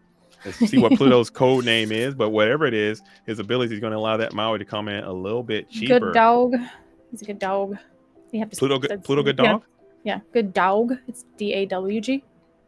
No, it's not. No, it's not. It's not. Color. No. Disney would never. What? I'm a gullible Gus. Yeah. I'm a gullible Gus. You had me going there for a second. Friendly pooch. See, it wasn't even good dog color. You cooked me multiple times in a row. And you do kind of get punished there. You do kind of get punished there by not trading into this Maui, and you did give up some of that Rapunzel value. So yeah, I guess you forgot that Rapunzel was a part of this equation, and you just let it happen. And another Pluto. He's friendly. He's in on the Pluto technique. It seems like it's paying off a little bit. Another thing too, I think that it is a little bit hard because we don't see Ruby Amber a lot. Sometimes you forget how to play into it. So you're like, oh, this is a line I want to take, and then you're like, and I'm punished. Right. Because you could have there was a world where you could have cleared that. You would have had to trade, obviously, but I think that trade going 1 for 1 is probably worse than the +9 that this Maui just got with the draws as well. And he's got with the 1 card in hand. Yeah. I think you take that change now. If you had a time machine, you'd go back and take that one back if you could. I'm certain. as you Oh, you get had rap to trapped. You always feel bad. You always for feel sure. bad. Especially They're sitting over there with all the cards, and you're just like, "Yep, if I there's a did way you that." could play around it, I think you definitely want to not allow that to happen. As Maui, Okay, what's he doing here? he's in the inkwell, so we'll never know. I I mean, guess because of the Pluto, you are able to up. I just love Stitch Carefree Circle, and anytime he triggers, it feels so good. You always getting the 2 cards off of that giant, because that was my favorite in set 1. If you got board wiped after you played their Stitch Carefree Surfer, you didn't care. He replaced himself and he got a card. But if he sits around, boy, he's a big boy, and he's very hard for steal. Very, very big stats as well. But he's down. He's on the board now, and this is looking really, really good for Monte Ill-Advised, who has done everything this deck wanted to do. As we got another lamp activation, lamp triggers, lamp will draw. So 2 rounds, 2 players, 2 using lamp, both in a very compromised position. So lamp no genie. Furious. Lamp no genie. I mean, even though that genie would be able to bounce back Rapunzel, hate to see that. Bounce back to Pluto. Hate to see that. Yeah, I know. Don't give him back the Maui. Don't give. I mean, yeah, that board. That's one of those situations. Like you can keep that board's fine. You leave him like that. And now Lycos is thinking of what she wants to do here. Maybe thinking about it, putting that Jafar exerted, making him vulnerable. Or maybe you got to clear something. You got to start getting some of these characters off the board, because now this is the Jafar that gives Challenger when it comes into play. Right. Correct. Yeah. So that's already expired. He can't do anything else. He's done his duty, and we're just going to send 6 into the Rapunzel just to clear that. Oh, but then that does leave it, because if there is a Rapunzel in hand, that Stitch is the perfect. You already got 2 of them set up. Maui is already. If you get another Maui heal for another 3-piece chicken McNugget into another clear, you might as well just go ahead and get out of here. It's just too much value. Rapunzels get you Rapunzels. That's what happens. If you play a Rapunzel, she finds Rapunzel. That is the curse. Is that so? I can confirm that as well. My own studies, my own visuals, my own interpretations. My confirmation. Can confirm. Yeah. And it looks like we got invited to the ball. Go get the Rapunzel. Oh no. That's so I guess that's why you would deck with the Mufasa? I guess that's why you would play the Maui Half Shark, because typically they don't have too many actions, but this invited to the ball coming in off the Tizzy into another Carefree Surfer and a Maui added to the hand.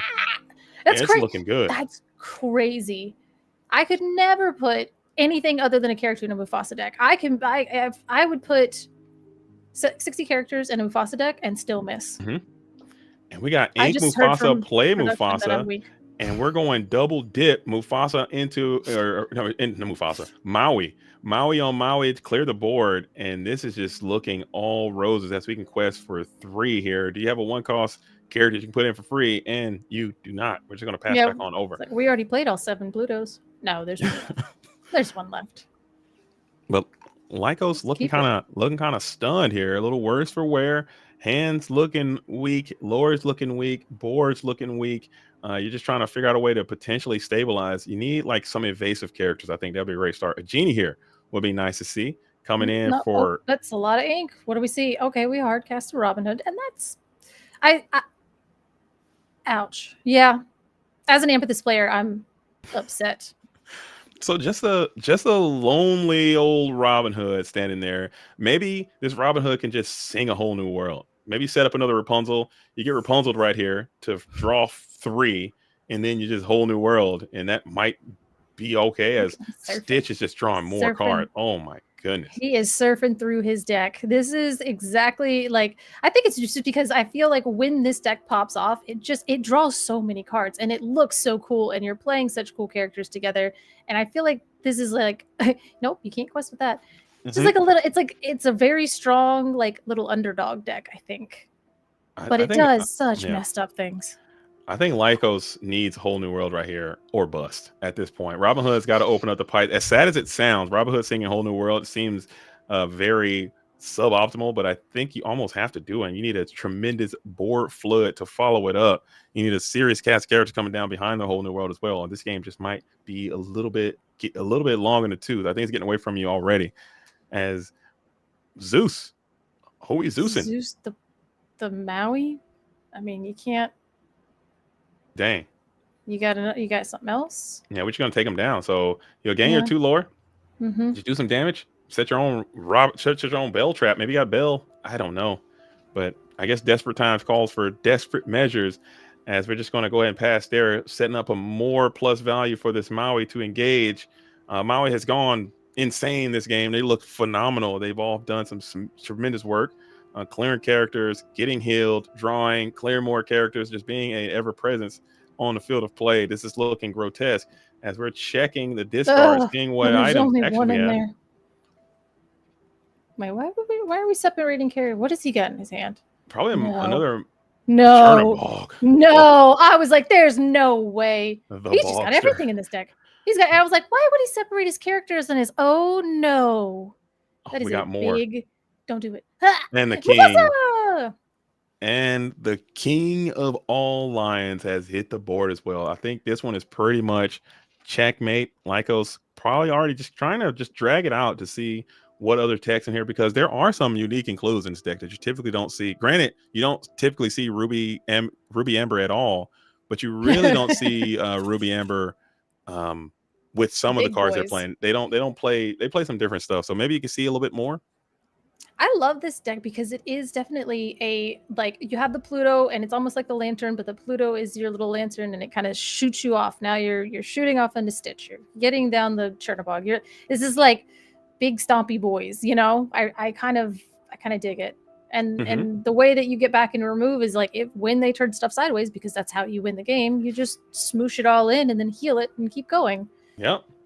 It's a pretty decent game plan. And now when you're in this position where you have these super resilient, high willpower characters, you have characters that are quested for a lot, characters that are replacing themselves, characters that are making stuff cheaper in this late game situation, it's hard to catch up. So you got to get ahead of the curve early, get ahead of the game early, and just prevent this from happening. Because once they get to this spot, Chernobog, he's going to take maybe 2 or 3 of your cards to clear. Minimum. Well, that's what I was saying. Even the Stitch, I was like, okay, they wheel and then they may find 2 Zeus. Yeah. To double sing on the Stitch and then it is banished. Yeah, Stitch is so big for steal, and Chernobog is even worse. And Mufasa just represents potentially an invited to the ball. So there is that. That's their one glimmer of hope. Have Mufasa get banished and flip over one of your 4 invited to the balls. As we are going to send Jafar, Lycos not giving up, playing it all the way through. Maybe there's an outside line where you can get a shift Jafar into a whole new world, into a be prepared. Into another hard I can't even shift and hard cast at the same time. You can shift Sing, but I think by that point they're already sitting at 11 and Sisu. Holy moly! It's just all the big boys, all of them.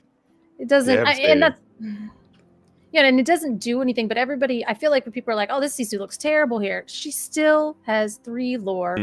Just a big dragon with 3 lore. That if you can't get rid of it and it turns sideways, that's a lot.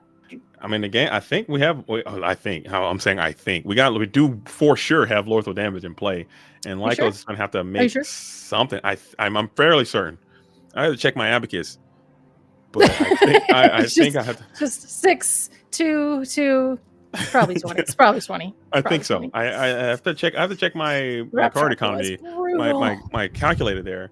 But I think it all goes back to that one turn, just not clearing that Maui. I think that's when it started to spiral out of play for Lycos. I think she had an opportunity to trade into that Maui. I think she elected to quest, and I think that's where she's gonna start kicking herself. Brutal. So that was brutal. But looking at that matchup, I mean, we're going into game 2. We have Lycos who's going to be on the play again, trying to avoid the even more rare and even more indigenous double on the play sweep situation there. I don't think that's happened in the history of the ICL. So we need to go and break some serve here and at least get a dub just for sanity's sake and to ensure that you guys are going to have a nice little humble evening, because getting a complete sweepage on the draw. I would love to see a game 3. Honestly, I want to see a game 3 because I want to see more of this Ruby Fawcett deck, because I feel like it either loses hard or it wins hard. And you're just like, oh, okay, that's fair. I don't know what like the natural predator is of this deck. Does anybody know that one? I feel like for Ruby Fawcett? Yeah. It's green steel. 100%. Emerald steel is the hardest. Like if I put out a Diablo He's going to go for right. a billion before you can even think about get him off the board in most cases, because they're not playing Brawl most of the time. No. If I play a Prince John and a Hypnotize, if I just discard your hand, like, you're going to lose. If you just don't really have a nice way to deal with that type of stuff. It's discard so and Steel unfun. Song? Oh, come on. Yeah. So this was just like... Steel Song is quite bad. So this deck just kind of smushes Amethyst, and that's really right. why we're seeing it just pop off. It feeds on purple quite well, and it also has a pretty decent Ruby Sapphire matchup as well, because it can. Oh, I was like, I've experienced that one firsthand. Just like I think one time it was at Set Champs, not Set Champs, it was just like a locals, and I look over at Humble's board and he has like Gothel, Rapunzel, Gothel, Rapunzel, Gothel, Rapunzel. I was like, we can go next. We're done. Like, we can be done. Yeah, but I've seen his deck playing like the Gaston stuff, and I've seen the Perdita stuff, and I've seen a lot of iterations of this build, but I haven't really seen too many going all in on Pluto, which I think might be interesting. I'm trying to learn more. I think this deck's cool, and it might get. I think this deck is something that, in my estimation, I don't believe Ravensburger wanted this to be a deck. What? I don't think they did. You don't really? You just like don't really think that they like want it? I mean, is if you ask Humble, then yes, that's exactly how he feels. Like, I don't think they did. I think this deck the was an accident. neglected stepchild situation of this deck. I'm serious. Like, I can tell. This is He's how like, I they feel. got card soldiers last turn, like last set was like card soldiers, and they were like, yay, yeah. It's like a meme where like, hey, this is what we want them to do with it, and then we didn't want them to do it that way. Like, it's a design. Like, they didn't design it this way, and I think they're trying to retcon it now. So now it seems like Ruby, Amber, they want them to be the racers, and they want them to be even Speedway or whatever they want to do, but it's definitely not this. So I don't think Mufasa is going to make it back in this current not iteration. Character ramp into Stompy Boys. Yeah, that's Character ramp into Stompy Boys. I mean, that is the technical term. I really feel like I put a lot into that. So I think that's correct. It paints a great picture. It paints a great picture. I can understand Stompy Boy ramp deck. That's what I should call it instead of Mufasa. Hey guys, I'm playing Stompy Boy ramp deck. All right, let's lock in. Here's my deck profile. All right, as we're gonna ink Robin, play Robin. Look, a little Robin, little beloved outlaw is gonna go in down to Inkwell and onto the field. And now let's see if we can get some of that Pluto action happening early. I mean, they found him quite a few of them before, but again, like we saw, this deck does run quite a few uninkables. So I think that is something that it can do, is kind of, well, you ink him out. I hate to see that. No. Oh, no turn no one. One cost. No Mulan. No card soldiers. No Pluto. We're just going to pass back on over to the Robin Hood, who's going to get a free little questy poo in. I don't know, man. Where there's Queen of Hearts in that deck, I'm not turning that thing sideways. I'm scared of everything. Take it. Get a little trade there. All right, yeah. So Smee goes down, and we'll quest the Robin Hood for 1. I think I'll take the trade. If you got Queen of Hearts, I'm inserting that Robin Hood. You got to get that lore, man, before the Stompy Boys show up and you start getting stomped. I don't want to be stomped. Well, I guess you do have your Jafar, so you're letting him hang out, so you don't really mind the Robin Hood shift. For sure. And this is I think this Jafar is pretty cool. This evasive dude. I think he has, I forget what his effect is, but he does get evasive on your opponent's turn. On your turn, not your opponent's turn. Let me drink some water. I'm over here talking about evasive on your opponent's turn. That would make no sense. I guess it would. It kind of would, right? I mean, that's why I use the Maui Fishhook. You can give your thing evasive on your turn, and then it makes it a little bit harder for them to crack back. So what if they do that? How silly of a card would that be? Like, hey, this card is evasive on your opponent's turn, so they can't hit it, but you can't hit their evasive stuff. That'd be kind of silly. That'd be interesting and new. As we just put out the saddest, most feeble Flynn you've ever seen. He's out there. I wonder for how long. He's not doing too much. He's not going to trigger here. I know Flynn has kind of failed completely out of the metagame with his whole little shtick that he had rocking and rolling for a long time. Flynn hit the scene. He had hit after hit after hit, and they were rocking and rolling for a really, really comfortable amount of time. And then he just fell off the cliff here into this last set 7. Didn't work out that great. Yeah, he definitely is not something that I love to put in my deck anymore. And especially when you see steel across from you on the table, that's not not at all. You just hate to see it. And Elsas are coming in. I think he might make a resurgence here in set 8, potentially. I'm fairly confident he's not going to get that coveted reprint position for some time. So maybe we're going to lose Flynn unless you're playing some of the Infinity format. you might be able to enjoy a little bit more Flynn over there. But I still don't think in Infinity he's going to get his shots off either. I think he might just be lost to time, as we're going to be on turn number 3. We're going to throw down a Sisu as well, just for old time's sake. Flynn, Sisu Friends together. Nope, invited to the ball. Oof. But we'll be invited to see Raya and Pluto. There you go. There's Pluto. He showed up. Raya and Pluto showed up. Finally made it. A little better late than never, and you'll be able to deploy the Pluto this time. So now this will open up Lycos the opportunity to be able to sing a few tunes. We'll clear the Robin Hood just to break up the shift line. That's a good use for Flynn. That's a good. I mean, and honestly, that was such an efficient use of ink on that turn. You played the invited to the ball. You find the Pluto. You played the Flynn last turn to make sure that you could punish the Robin Hood if they continue to turn him sideways. I like that all. It seems good. Seems good. I learned a lot. I do. But now this Genie is an oppressive threat, a lore questing beast. You're hoping for some type of pressure. We know you got that Raya still locked and loaded in your hand. I don't know how good that's going to be coming in next turn on 4, but we'll see if it works out. As Genie on Wish for Field, and we got another song, so Pluto's probably about to get zapped here. It looks like Lycos trying to figure out which one it is, and it's going to be Strength of Raging Fire is going to get rid of that pesky pup before he can get a chance to do his thing. Like Raya and Pluto is cute. That is very cute. Mm-hmm. Kind of like and that. I think Gaston's a little bit better, but it's cheaper. I think being able to add him in on a whimsy like that, I think might be the benefit of Pluto since he's so cheap. But Gaston, he was able to grab him and then put him in immediately. You pay one for the next one. Oh well, yeah. I mean, it's the same difference, right? You have Pluto on board. You play Raya. You ink.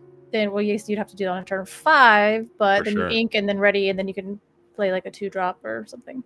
Yeah, but Gaston and Raya together, because Gaston knocks off 2, so you can really get loose with it. Get loose and squirrely, I believe. Yeah, a 4-drop coming down is much scarier than a 2-drop coming down. Oh, absolutely.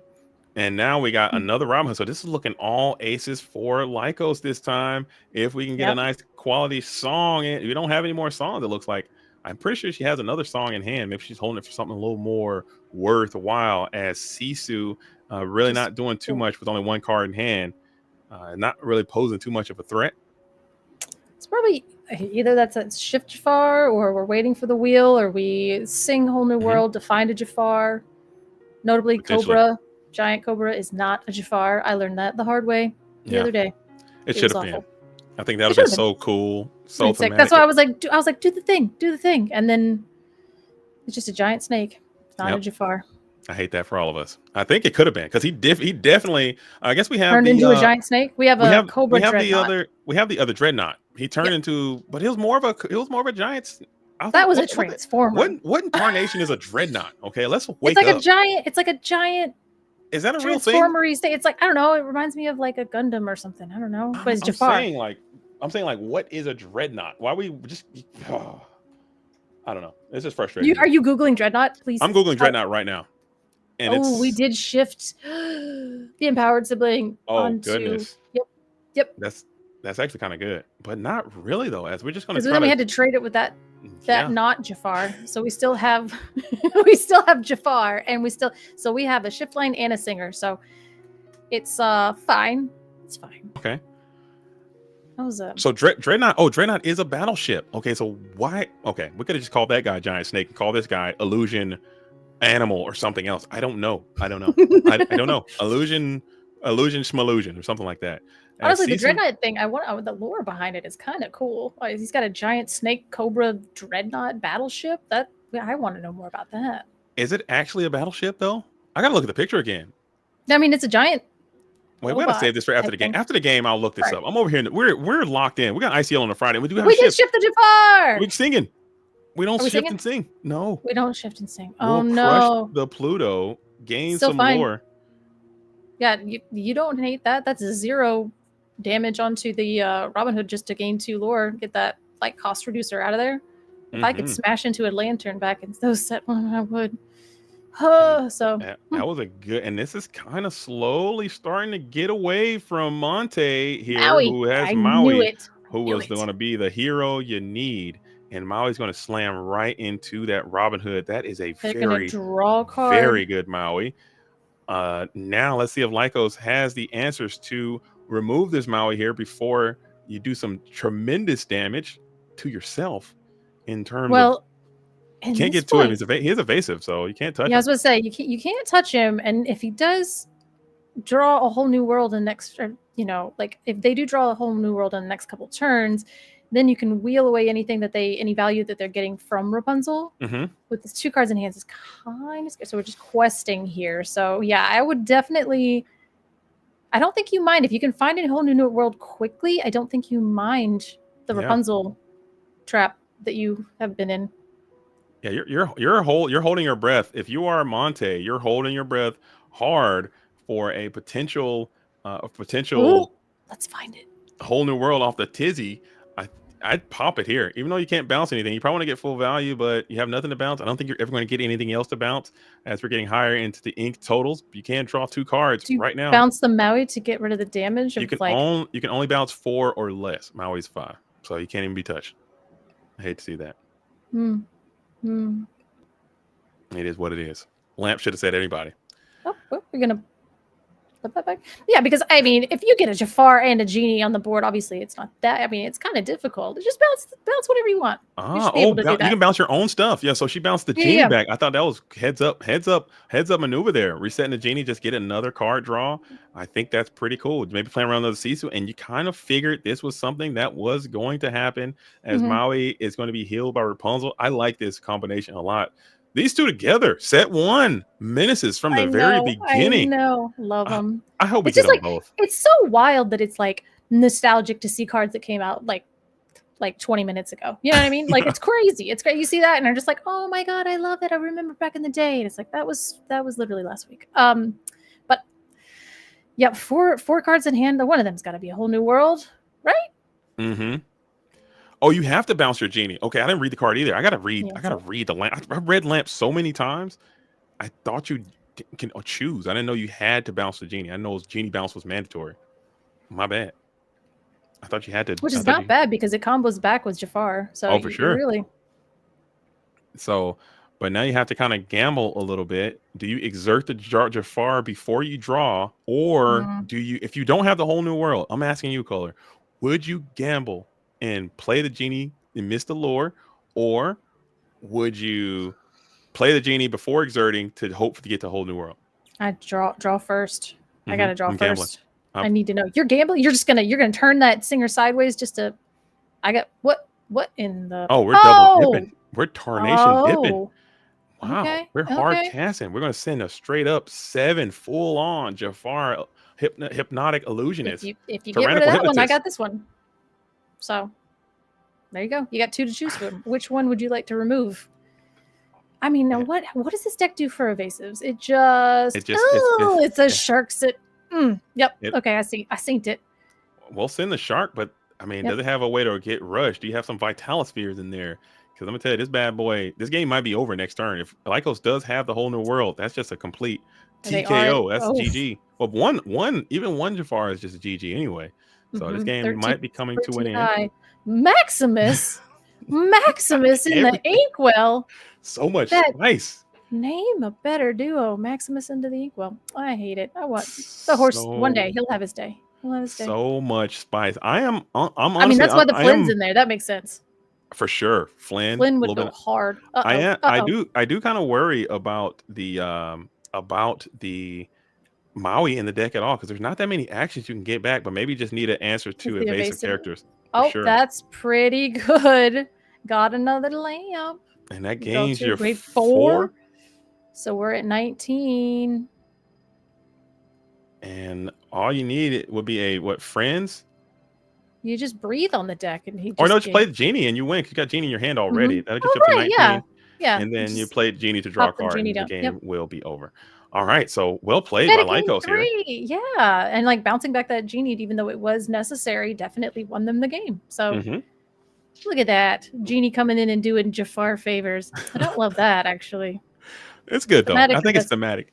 It's very thematic and accurate. And I think sometimes because I play a lot of socially as well. I play a lot of for fun sometimes. And one of the fun formats I like to play is franchise format. And right. you can't play franchise format because this franchise exists. You have to ban Aladdin because basically you can get most of this whole deck through because they have Whole New World, they have Jafar, they have genies, they have. It's just so good.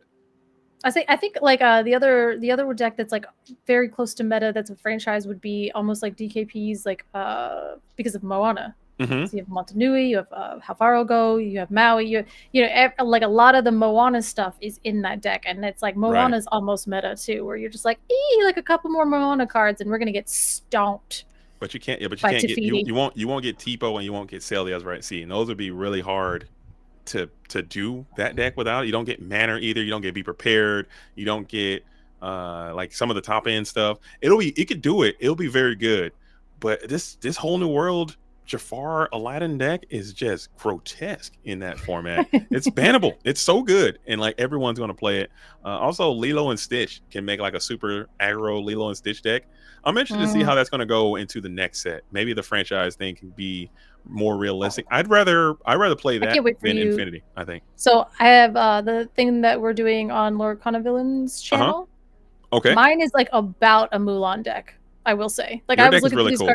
I was like looking through, I was like, most of these characters are literally from Mulan. And I was like, well, I wonder, like, so I typed in like, like franchise, like I was looking by franchise Mulan, and I was like, yo, this is a good card. Like I was like, let me take this crappy card out and put this Mulan card in there. Cause like a lot of the cards from the franchise got like through to set 8 synergized so well in this deck that I was like, I think Mulan actually might be able to keep up with the Jafar, with the Aladdin franchise coming into set 8. We should do that. We should host.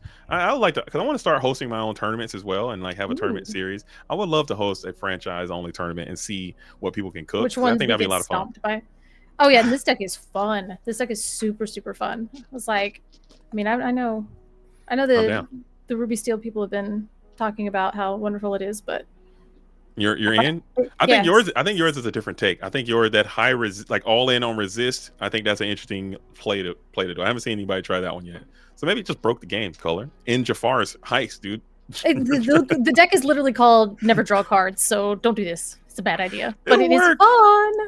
Just add a couple draw cards, and I think you'll be on your way. Speaking of draw cards, we do have Jafar Whole New World out here playing versus the Ruby, Amber, Mufasa, Ballroom, Big boys, Shark, Pluto variety of deck. Ballroom. I don't think invited to the ball, not Ballroom. Oh, I was like, Cindy has not made an appearance. What is she singing? She's singing nothing. I don't know. Invited to the ball though. What do you think people play into those the invited to the ball enchanted? We just slammed one of those down. I would figure it out. So I play all these off the wazoo cards anyway, but I am also a nerd. So expensive. And I'm telling you, if I had the pleasure of owning those cards, I would 1000% play them more. That's why my heroic decks are pretty much because I have all of these enchanteds that have no home, and now they do. Color, it's time for you to build another heroic deck, okay? I do actually. I have no. I do. Okay, but like Bruno is still the ally, but okay. Now we're cutting Bruno. We're cutting. No. I got it. I got a new plan. He's got to go. Okay. I got a new plan. As your sponsor, okay, I got to tell you. Look, we have a Pongo into the Inkwell and a Mulan with the 2 damage on, a perfect turn 1 for our Ruby. It's Bruno. Get him out of here, Color. I'm not hearing it. Okay. If I say, hey, if I look at one more episode and I say, hey, Color. Yeah, I'm Color. This is Bruno. I'm cutting it off. I'm kidding. I'm not gonna do that. I am changing my legendary and I am changing my song.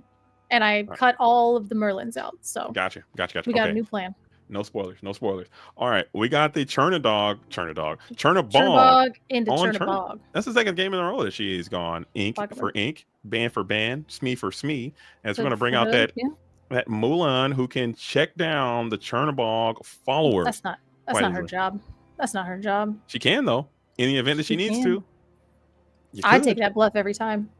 And Flynn. Ooh, now I wouldn't. I'd let it rock because Flynn might be he's questing. Gambling.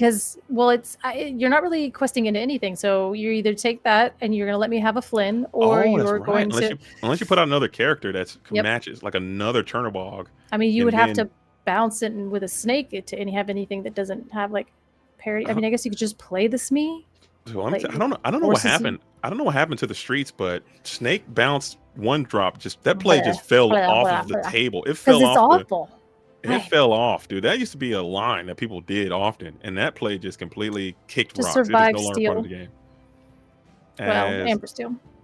And we're gonna You do take it. the trade. Yeah, you do it. Make him do Yeah. it.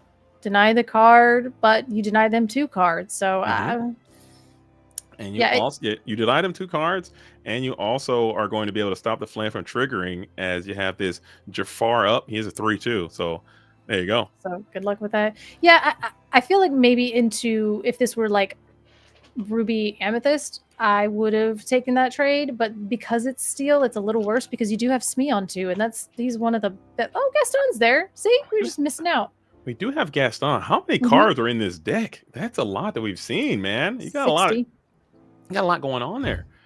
Just you gotta let's see if we can have that another patent pending Pluto come down on your additional turn here. That would be good. Flynn's down. Yeah, he's grabbing the card. He's grabbing, and it is And the there he Pluto. is. Yeah, that's so good. That's such a good turn. That's such a good turn. You invited to the ball, and then you use your leftover ink. It's almost like a sail into a popsicle on turn 3. Utilizing what you get. That's absolutely very accurate. Very accurate. I agree with that. And you also have this Pluto up, and if he's not the best into steel, but if this bad boy can manage to survive, you can then start using his effect to kind of get some more rebates. So there's extra sales every time, I think. So I like they are being aggressive with the questing, kind of seeing Flynn's not really doing much here. So are you going to take the trade and get rid of your Jafar, or are you gonna? So do you trade with the Jafar, or do you ink and then hardcast a song? So now they have no board, but you also have no board. I think I would like to play a character, or if you can play a 1-cost character, and then how much ink are you going to? You're going to 3? 3. Oh, never mind. So I don't think. I mean, unless you have Storm, and I know this deck typically doesn't play foxes, but I would be a little fearful of that. Maybe she slipped something in there, a little fox action would kind of go crazy here on this Flynn to recover your Jafar. Send Fox in for a clean plus value, but I doubt the deck plays because now the Jafar needs to be on the board, and we just inked another Jafar, so save the Jafars into a Cobra. Fake Jafar out here. Fake Jafar. Jafar wishes he could. Jafar could never. Giant Cobra. That's what his name should be. We've seen him do it. We've seen Jafar do it. He could because he did. All right, it's fine. Yep, you take that trade, but it's canonically he did it. He did. He been doing it. That's fine. Pluto's still on board though, so that's the trade-off. You got rid of a Jafar. Now you have your fake Jafar. You potentially have 4 ink to play with this turn. You were hoping potentially a Gothel to stick around. So what do we do? What do we get out here? Double Gothel. I think you could go. Oh man, I wish I knew more about the deck. We have the Gaston, so maybe you can even establish Gaston here and just keep your guard dog. Do it again. Keep your Pluto that's actually available. Another invited to the ball, and then you can exert ink and then play Gaston. But if you do exert, you're going to give that Pluto away for free. So maybe you can even.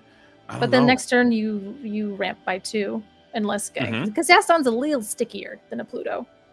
For sure, but that would hurt so bad to lose this for free, and then something befalls this Gaston as well, and your board is in shambles. So if they could potentially get this Gaston off with a Zeus and then just slam it to that Pluto, you're feeling terrible. But you're hard casting the Zeus at that point, and your top end is much nastier than their top end. For sure. But especially, I think it would be a little bit devastating. But I think Jafar. I love the Janir and Jafar. Janir, Jafar. The Janir. This one is nowhere. This is Jafar away from being an actual Jafar. I tried it. I'll stop. I'll leave it. Nailed it. I think it went. The only reason it didn't do better, I think the only reason that didn't do better is because I think we've driven it into the ground. But I think if that were fresh, I think that would have done very well. 2 snakes. 2 Jafakes on the board right now. Yep. 2 snakes. Did we discard for the value? Because we're still at 3, so I don't think we did. So we're just putting power onto the board because Ruby Amber top end is disgusting. And we will be able to get a Gaston quest off, it appears, as he was cheated in that turn. It just seems like it's 2 steps forward, 2 steps back.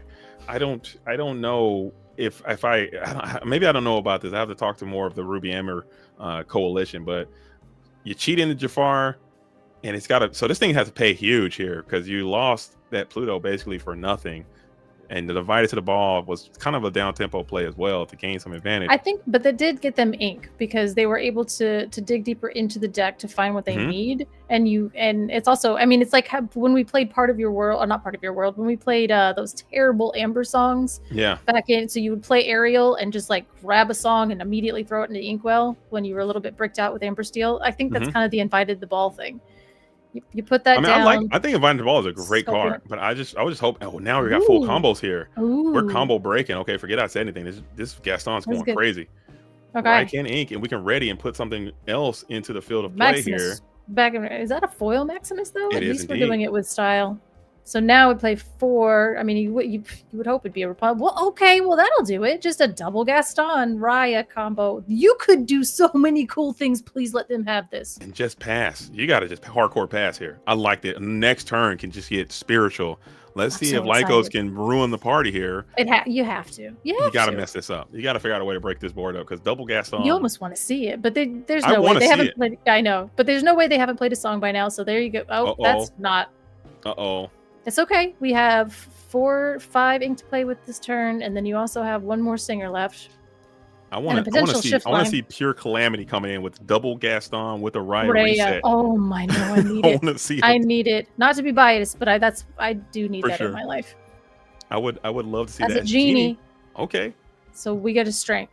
A strength would just like be great because then you could take a Gaston? Do you take a Gaston? You have to. Wait a minute. Now you got me thinking. Hold up. Which one is the poor? I think you got to take a Gaston. Because otherwise, I mean, you're still going to get 4 regardless. I mean, you get 4. You're getting 4 piece no matter what. But at least if you take the Gaston, they're going to require them to ink. They're going to have to ink. I mean, they got 2 cards in hand. But yeah, I mean. Yeah. So you're chilling. You're actually chilling. Maybe what can happen to you that's that bad? I mean, you can bring out a freaking Maleficent Dragon off the tizzy right now. Oh my gosh. I know, you just ink and then just do anything. But how good would Maleficent Dragon even be? I think you're chilling. I think Lycos is like, I don't care about them Gastons. Show me your moves. Show me what you got. Big Sisu doesn't really help here. I mean, I guess it gets rid of that genie, it gets rid of the shift line, but you still got your non-Jafars on the table, and they are just... You got those Jafakes sitting over there. As you get another card going up to 3. So let's see it. You got this powerful setup. Watch him not have an inkable.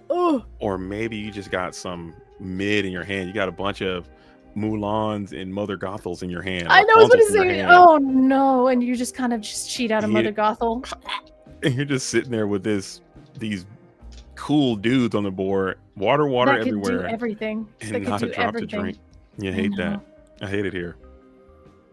Or maybe just thinking about this really cool line. It's probably something really cool that you can do and just really putting the numbers to work. Because Gaston, right now, you can cheat 4. Raya's questing early. Can't ready yourself. So no, we put the Raya into the... He's got a Rapunzel. Oh, look at that. Just trying to get some more little drawage here as Gastons will come on in and play Rapunzel for free. Cool. And then we're gonna see what we get off the Rapunzel. I'm so excited. And then we ink, and then we play something gross. We ink a Mufasa. Ready. Okay. We're all holding our breaths. Let him cook. We can get a 7-piece chicken McNugget for free. Let's see it. Not for free, for all your ink. For everything. That's so big. Is it Stitch? So we get more cards? It's Sisu. We get 8-piece. Hold on, wait. Hold on. Right. 1, 2, 3, 4, 5, 6, 7, 8, 9, 10, 11, 12, mathematics. What did I miss here? How did 5, 6? Oh, it's 6 down there. 1, 2, 3, 4, 5. The sleeves are blending it in. I'm over here like counting. So Sisu does come down. That was pretty cool. That was a pretty cool turn. I could see why they paused. They needed that time to kind of... I would have messed that up. Absolutely. Oh, I forgot that. Shout out to the production. Thank you for letting me know, Luke, that we do have the ink available at the bottom of the screen. I am not looking at that. I'm looking at You're like, I need to know what's in front of my face. Oh, you can't tell me what's on the screen. I know what's on the screen. It's just below there. It's below my visual line there. Below my optic. There we go. Let me adjust this a little bit. My optic center's there. Let me just move this around. There we go. Zeus the... Yeah, that's fine. And just take out both of these Gastons, and you are back, I think. Yeah, you're probably good to go. I mean, then if you've got another Rapunzel, you're gonna be sad times. Yeah, for sure, for sure. I don't know. I think Lycos is running those numbers as well, but I don't think you can afford to play around with Rapunzel. Maybe you can clear the Raya, clear one of the Gastons, but for me personally, I'm taking both of those Gastons down here just to stop the shenanigans and tomfoolery. If you get Rapunzel again, it is what it is. You got to play the game. Oh no, But I completely agree. Yeah, I think that the Gaston, you got to get those out of here because Raya, what is she doing? She's she's questing. I mean, I guess you can lock you out with Rapunzel shenanigans if they keep inking every turn. It's just a free 2 lore.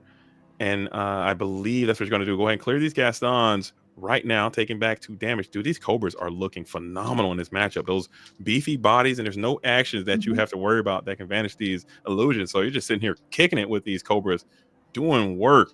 Maui would be ridiculous here to kind of help fight back. And then maybe you can... not the best. You almost have to get sure. rid of your... You'd almost have to like kind of take your Raya. Mm-hmm. And lose her. But I mean, the shenanigans are over because we did lose our double Gaston. If we don't have card draw here, I think it's going to be upsetting. But you are kind of winning this questing race. No, you aren't. I mean, you're only at 2 to 2. You're not winning the race, but I guess you're doing okay. Maybe you can just play to keep away and just keep the Rapunzel. Oh no, you called it color. No, I hate it here. Rapunzel's begets Rapunzel's. Oh man, you put it into the atmosphere, and there it goes. It's not in the atmosphere. It's a curse. It's the curse. Yes. Oh man. They only have 2 cards in hand. How bad can it be? They have another Rapunzel. That's how bad it can be. I guess you had to do it. I guess you had, but you had to make that play though. I don't hate. She that lets play her hair down, and she gets another Rapunzel. She's like, "Hey, come here. We got let your power shine. Heal what's been hurt," which is Mulan. Let me tell you, I was playing at a tournament. And I don't want to say too much, but every time I got Rapunzel multiple times in this tournament, and whenever they would do it, they would sing that song, and I've never tilted so bad. I was so mad.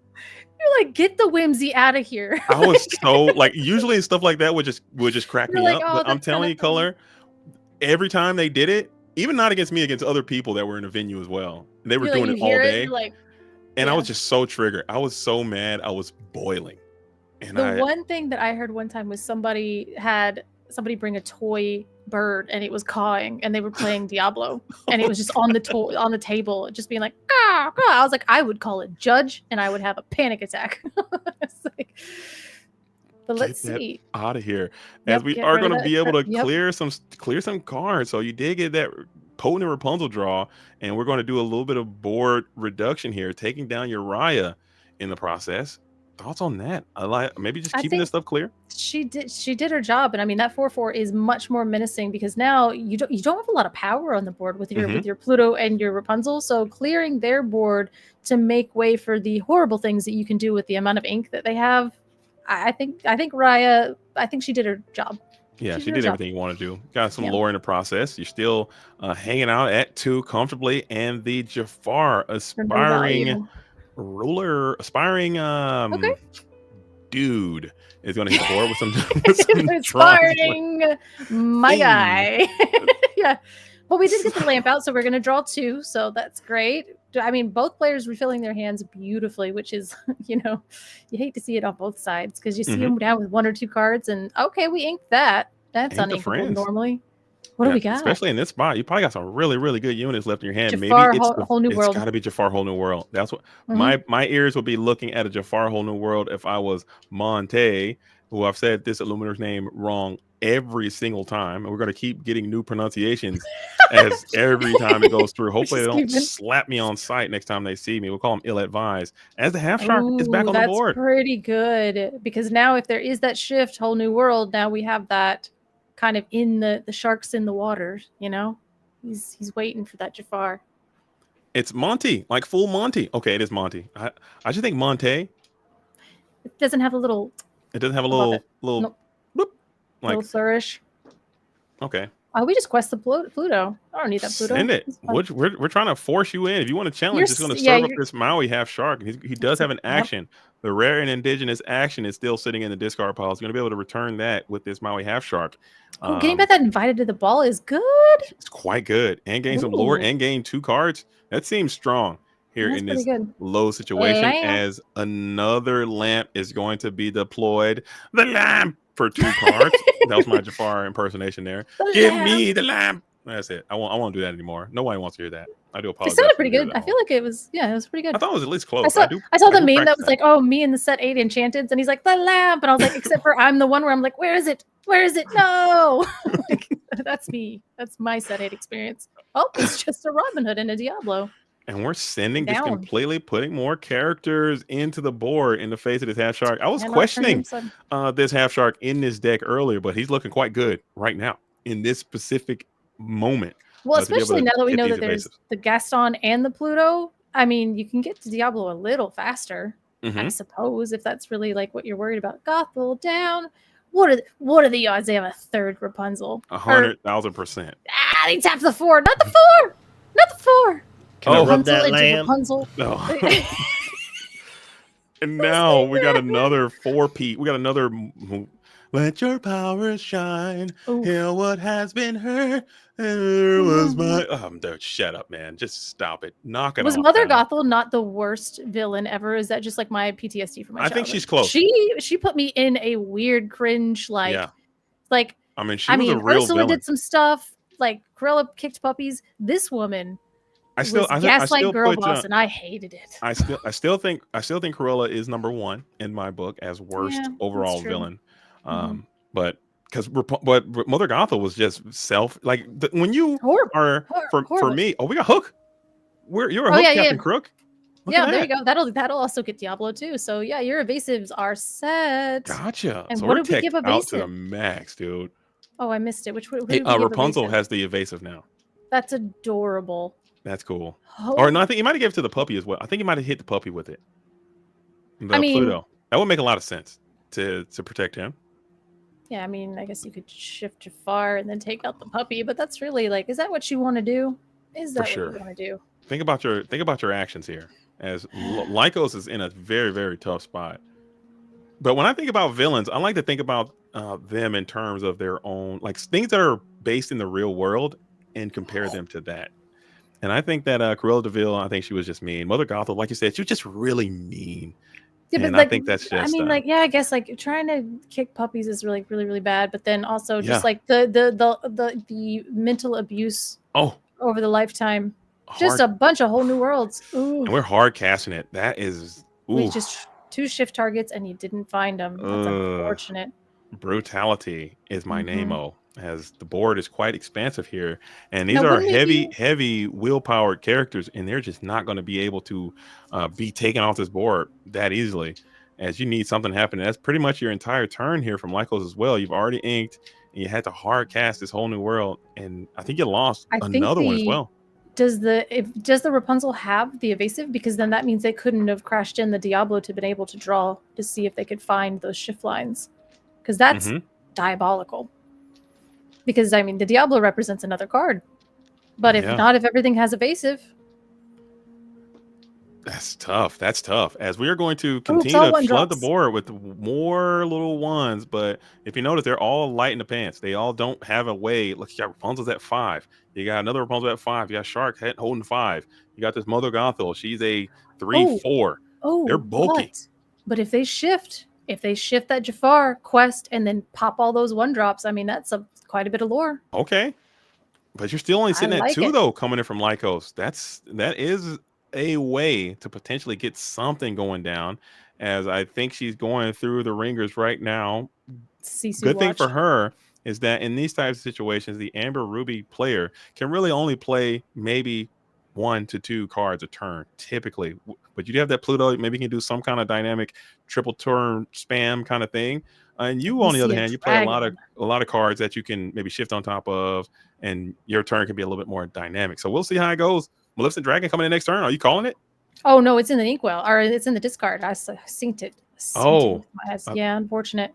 I mean, unless they got wheeled into another one. Again, the top end of this deck is disgusting. So we'll see, and they have quite a bit of ink to play with. Turn nothing sideways, denying the shark. I mean, yeah, it's not worth it at this point. So much ink to play with. Ruby just keeps doing stuff. And is it Sisu? That's pretty gross. Oh, that's disgusting. Yep. And that is huge. Oh my goodness. That is so good. That is absolutely what you needed there. As Sisu is going to completely just knock out most of and that hit a board. Pluto. And that opens you up for a huge quest here. Big quest coming in as everybody can just hop in the pool, Turn it sideways. getting horizontal. And then we'll go ahead and fish hook, give it back to Rapunzel again, or Pluto. I can't quite tell who is going to Rapunzel be. is who they Okay. chose at this point. So, and that is, that is game on board. So, and you know, we got double swords. Doesn't do it. Oh man, Rapunzel's big. Yeah, this is going to get it done. And that is a GG. It appears as Lycos is up against it. Monty, ill-advised, representing Illuminati, is going to get the dub playing this super ultra spicy Ruby Amber deck, it seems. We're not giving up just yet. Maybe Lycos has a very cool play. There's something in there. Yeah, that's kind of what it is too. It's like, okay, it depends on how I'm feeling. Sometimes if I'm feeling like, oh, I have something cool in hand and I want to do it, I'll do it. But there's another time where sometimes I'm doing the math and then I get stuck and then I turn around and I'm like, nah, you got it. I'm good. I'm going to go take a nap. I need a snack. I mean, just try. You got to try everything. If you got left. it, you'd hate to go through the ringer and realize that you just had a line or something that kind of got you back in.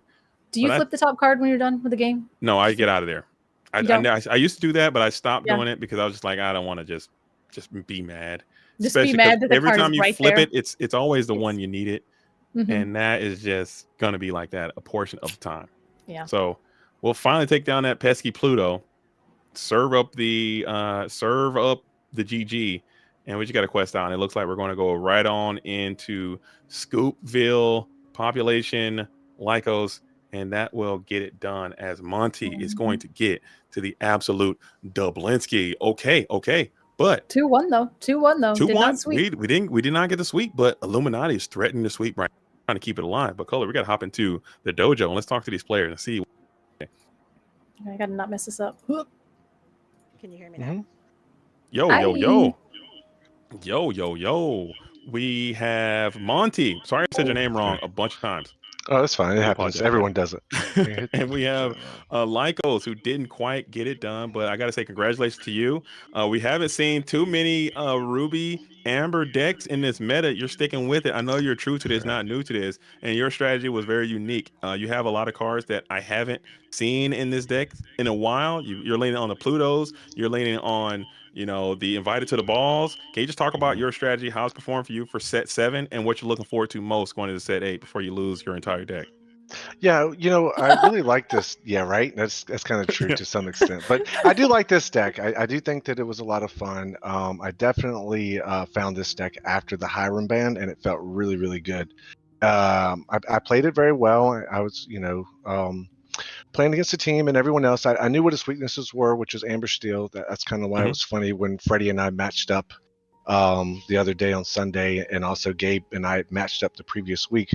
But other than that, all the other matchups is very fair, and also you're able to do what I like about this deck and any successful deck is that first you got to know what are the rules of the game. And then at that point, once you do know the rules, it's like, okay, how can I break those rules within the limits of the game? Which is why the Gaston and the Raya work so well together. It's why the Maui Shark and the Invited to the Ball work so good when you get that synergy going. But the Invited to the Ball, it goes great in Mufasa deck. There's a lot of other tools in this deck that it does. It just depends on how it presents itself and when it does. But like I said, it's a deck that I am definitely well known for. I have a video that we made here recently so other people could play the deck and enjoy it as well. And I don't think that it's done yet as far as, that it's just something to throw away. What I do like about it, and a lot of people are inexperienced into the matchups. Michael Skinner talked about it on his podcast when we ran at each other. And he's like, I just don't even know. Monty's got a pile of cards here, and I am not ready for it. And that's kind of the whole point. I look at the meta, I look at what people do, and then I sit down and I take these cards and find a way to win so that I have that advantage of I know what you're doing, but you don't really know what I'm doing. And then I try to maximize that. Absolutely, and it was kind of very apparent in this matchup because even in your build, Ruby Amber is a rogue pick, I would say, and I think that's pretty safe to say. However, your deck, you're playing an even more rogue variety because you have the Flens in there, you have the Invited to the Balls, you have so many different things that a lot of this Maximus. decks don't. Maximus, we saw him get put down to the inkwell a few times, so I think the strategy was really good, and I enjoyed it. I think I might have to try this myself because I think you do get some support in set 8. But Color, what did you like about this deck before we kick it on to the Lycos and figure out where it went wrong? No, I liked the invited the ball inclusion just because of the I was saying like it's very reminiscent of like a sail popsicle on turn 2. So you play, invited the ball, you find your Pluto, you put your Pluto down, so you've kind of utilized your ink, in a very efficient way. And instead of, turn 3 is kind of weird in this deck normally, right? What would So that kind of just like smooths it out so well. And then if you find like whatever else you find off invited the ball, if it's not already in hand, you just ink that. So Yes. It stops you from inking the cards that you really need to keep as well when you get it in on that turn or even also on the turn 4. So unfortunately, you guys didn't get to see that, like, the premium line, the one that is like all the fireworks and everything, which is Pluto into Gaston. Right, into Raya. Into Raya. But then sometimes, when the Pluto doesn't get out, you get to go Pluto Gaston into Maui Half Shark. And then if they don't respect that and they always want to take that Gaston or Pluto out, then you can play Invited to the Ball on turn 4. You can hit with your Maui Shark and get it back. Or, in some situations, you get to attack with that Maui Shark and then heal that with the Rapunzel. And so, it's a lot of synergy in this deck in a lot of different ways that it presents itself. But yes, I do like to do like Pluto and Invited to the Ball on 3. Another turn that I got that I thought was really good, something that I enjoy doing, is playing Sisu with Pluto on turn 4, and a lot of people don't see that shift. Yeah, they don't see that shift Sisu coming on 5 and things like that. It helps a lot. Oh, we're cooking. We're big time. I was gonna say, as a big Sisu enjoyer, it was I was like, no. I was like doing the math. I'm like, I'm not. No. So, that was very, not. You hate to see it on the other side, but like I always love to see a big Sisu come down, especially for like budgets. That's good. This deck can do a turn 4 Sisu, and it works generally like you do Pluto on 1, hand Sisu on 2 or 3, but you have to go Pluto, Sisu, or Gaston, but then the next card has to be Sisu or Gaston, right?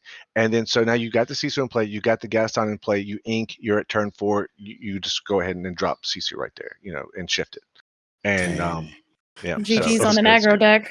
Oof. Yeah, that's how I did against Diggy Diggy Hole. So those I can beat. It's just still songs that are the worst because and they don't let you build it up. Is Emerald Steel still a problem? I know Emerald Steel has. I know when I tried this deck, I struggled mightily against Emerald Steel. They started discarding my hand, and Diablo kind of got away from me. You know what? I think some of your stuff might have figured it out. You can go to the SSG set champs from the Twitch that we ran on Sunday, and in round 6 I was up against Kali, a very good green steel player, and you can see how I won that match and had to pull out the tricks of the bag. And that one was really good. That one you get to see the Maximus really pop off, and then you get to see me really use a lot of bait and distractions to successfully get him with a Mulan shift. Okay, I'll have to try. I'll go back and check it out. Mulan shift with the hook is good. Yes, it does work. And with the untapping of the Raya as well. So you don't need to shift it if you got it out, and then you drop if you got Raya, you got Mulan, then you drop the late hook, give it the bonus, and then you can untap clear 6. It's beautiful stuff that this deck can do. Dude, that's awesome, man. Look, we're cooking. We're deep cooking out here. You guys are getting the tips of the spice. But who was on the other side of that? We got Lycos 14 here, who was on the other side of that. And in my pregame show, I was like, I want these Illumineers to come to this tournament, and I want them to do their thing. You didn't do your thing tonight. I didn't see you on Amber Steel, and I'm a little bit disappointed with that. Can you just talk about your deck choice? Why are we on Jafar Will right now in this final round of the ICL? Are you guys trying to be thematic and represent Jafar's reign coming in? Or and also, while you're talking, can you talk about where this match went wrong for you?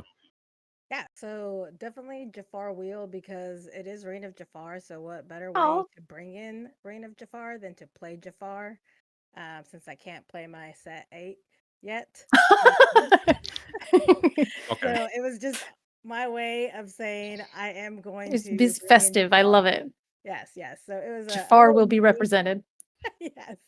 And then I've actually I don't think I've ever actually played against a Mufasa deck around here. I Mhm. played Oh it wow, yeah. on the place of that we shall not speak of, and play testing and stuff like that. So just learning the different what is important, what is not important to take out, was kind of just on the fly type of thing. And then so the game one, I was like, I don't even know what's supposed to die and what's not supposed to die. So we're just gonna Yeah. kill Right. Pluto Get rid of this, get rid of that. Yeah. because that just seems like it needs to She die. hates my dog. It's like, stop Yeah. hurting my dog. It's my puppy.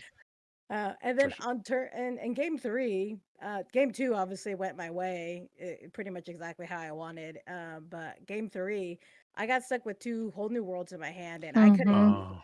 anything. Like I was just like, I saw you set up for the shift line because you had your Jafar on one side, you had your Robin Hood on the other, and it's like if we could just shift something, I just anything. needed one of those, and I'm Yeah. like, I didn't see either one of those, and so I had to, obviously pay the full cost and all that kind of stuff. So that kind of hindered my plan. But Mhm. other than that, I mean, Monty played it very, very well. So props to him on Thank you. what to do and everything like that. So just inexperience is really the biggest part of that. So How did you For sure.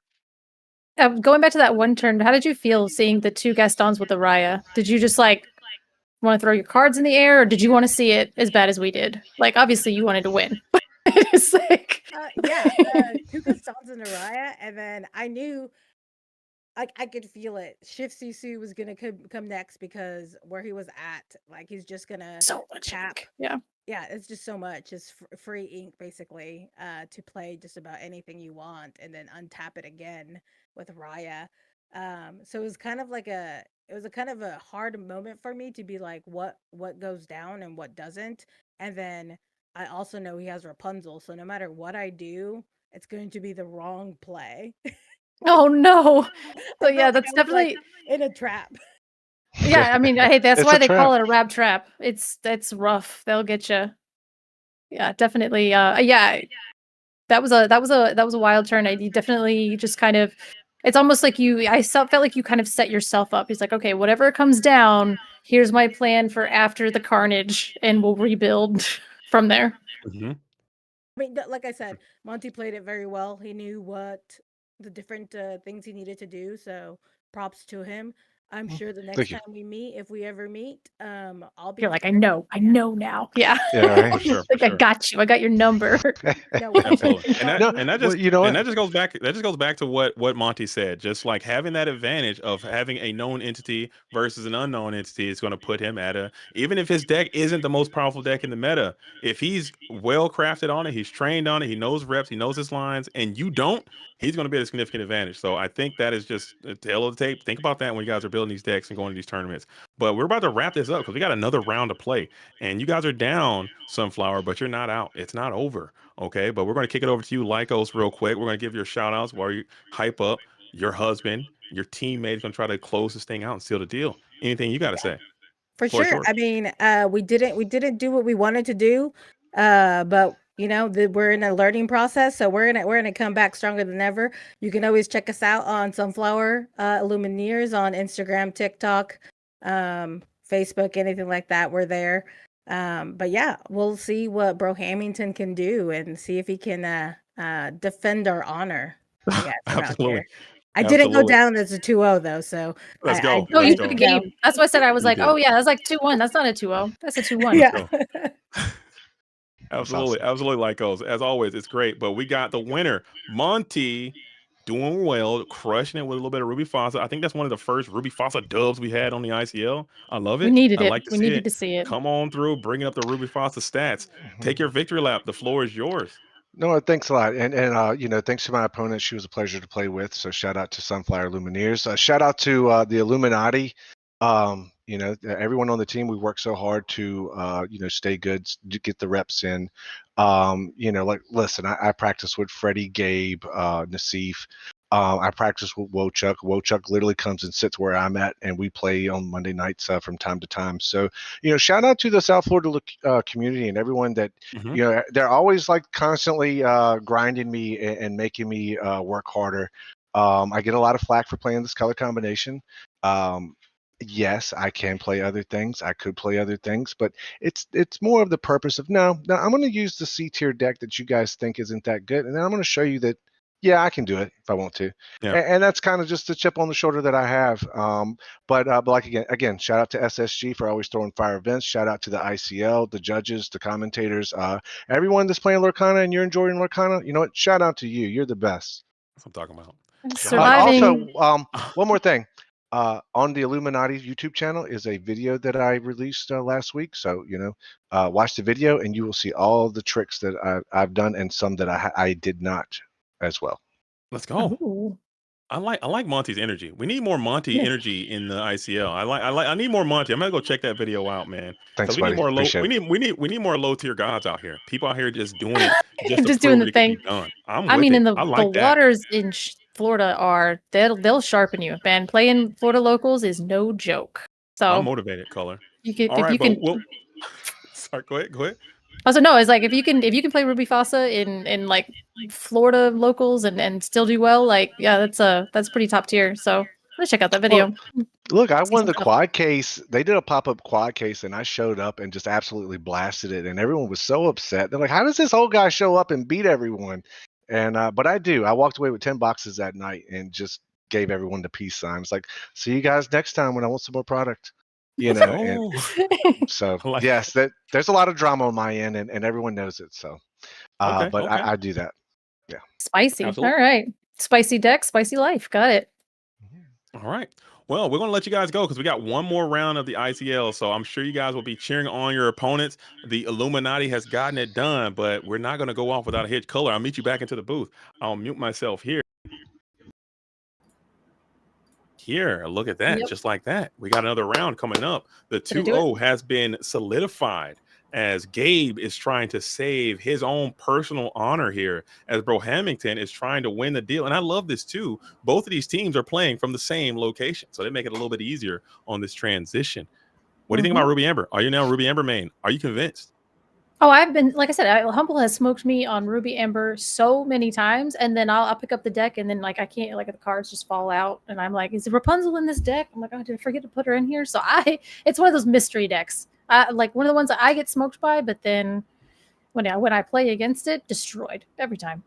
Oh, I like that. It does happen. I've tried that deck before, and like I said, I took Humble's Metafy training. I listened to what he had to say, and I was cooking with it until I got up into some green steel, and they just demolished me. My cheeks were just completely annihilated there, and it did not end well for me. I was slapped all around the venue, dude. Yeah, not great. It was bad. Okay. And that's what happened. Yeah, I think it was SSG, and maybe it was like day 2, or maybe I don't know. And Humble was like, "I'm gonna play it. I'm gonna do it," and it was a bad day. It was a bad day. It just depends on the room, and that's really how that deck works. Mm-hmm. I'm like, "But are you having fun?" He's like, "No."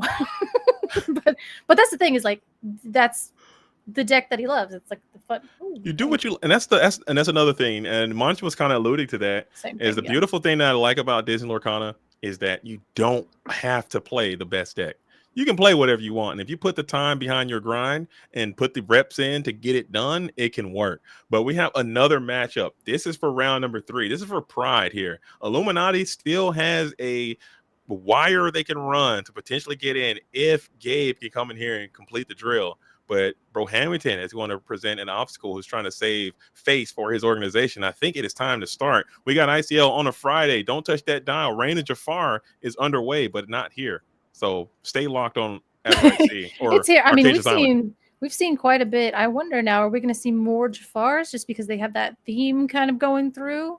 That would be so cool. I think that they just went all in on the Jafars because, like, why not? That would be quite funny. I think that would be almost like a silent protest, but still quite cool. I know, right? Yeah, like we can't play him, but fine. He'll make his appearance. He'll reign no matter what. Oh, 1,000%. One back. No, we put a bunch back. I can't count. It's fine. One. 4, 5, As same. Gabe is rocking the genie sleeves. I like those sleeves a lot. The Illuminati mats absolutely popping off, looking great. I like those mats a lot too. I think their drip is kind of moving up to me in terms of team swag. I was low on it at first, but now I see it all coming together. It's kind of talking to me. It's starting to change my opinion on it. I was a little down. Well, now I'm up. It might be cloth. Is it the cloth pavement? It might be the cloth. I see cloth and I likey. Okay, I likey. And I feel like my corners of my cards get stuck on there because I shuffle like a savage. So like after like a couple games, like I'll go to play a card and it gets caught on there, and I'm just like, I don't know. Wait till I see the jersey. You guys got Chaotic Beats us. Wait to see the jerseys. I see the shirts that Gabe is wearing here. That looks nice. Is that not the kit? Is that not the jersey? I want to see it. I think we should normalize having some really cool team accoutrement. You know, I think that'd be neat. That'd be a nice little something. Have like a little best dress Diablo contest. We are just matching the ink for ink. So Diablo into Amethyst Diablo and pass. So we are Amethyst. Oh, another Diablo. Third Diablo. Let's see if we can see an Emerald card come in as Diablo goes down. Did Gabe do it? And he did. Look at him go as he is on his patent pending Emerald Amethyst. So he's coming to play. That is a lot of uninkables. Oh, that's gross. That's an uninkable situation. Oh man, that's pretty nasty. Yeah, you can just see that. And you might have, as sad as it sounds, you might not even be able to risk holding on to that friends from the other side. You got to. Oh no, you got to ink that. You have to ink that. You have to ink that and the Lumiere, and then you have to hope you can make it. Oh, we inked another Jafar. We're doing it again. It's Jafar. He's reigning. Oh, no, we played the Lumiere. That's gambling. Interesting. I don't know. You're a gambler. I like the tenacity. You got Jafar in your deck. You can't lose. This Ursula is about to clap you. But now it forces them. You know, you need because you know that they're bricked. So you can shift it far, but like you have to play the Ursula because now, but God, you are hard punished. I am so scared. You gotta ink the friends there. I know it's a gamble. Oh, and he had it. They always have it. They never don't have it. If he draws an uninkable for turn, this game is cooked. You gotta. You might have the opportunity to. Oh, now you can't even. Oh, he shifted too. No. Oh my goodness! And we got the friends. Oh my goodness! He's combo breakers as we got Genie on Genie. So you need to draw nonstop ink. Don't touch that dial. Still, oh man, it's fine. You draw an inkable. You play your Genie. You draw your Peter Pan Shadow Finder. It is an inkable. It's fine, but it's what Diablo answers, so that also feels bad. I'd much rather have that Lumiere down into the inkwell at this point. I think so. Not even kidding, because that Elsa is your clean answer to this Diablo who's about to run away with this game. You're questioning all glimmers here, just to try to save face, but you need to draw another inkable off the top. Mandatory. Well, that Diablo turning sideways, that does represent potentially another card, or they're just going to let you spell book there. And you know this. But this deck does gain lore a little quickly. So have you ever seen a Ruby Amethyst Jafar deck? I have not. This is rough. This is rough. And Ursula's going to go ahead and get powered up by the crab. We'll clear the Lumiere. And then it looks like we can start questing this Diablo. If Diablo sings another friends here, I think you might have just lose on the spot right there. Ink or no ink. I think that's just so much advantage. You're going to have to start doing some serious crawling. And you still need to ink another card. And it is sudden shield. That might even be worse. Not really. That genie. I mean, what are you doing with those genies? You can't. Yeah. You're gonna play with Genie next turn, and that's fine. But then you're gonna get. I mean, I don't know. Well, I'm not set 8, so I mean, once that Genie's down, that's all right. You need some ink here. Whatever it is, you got to just put it right down to the inkwell. Yeah, it doesn't matter.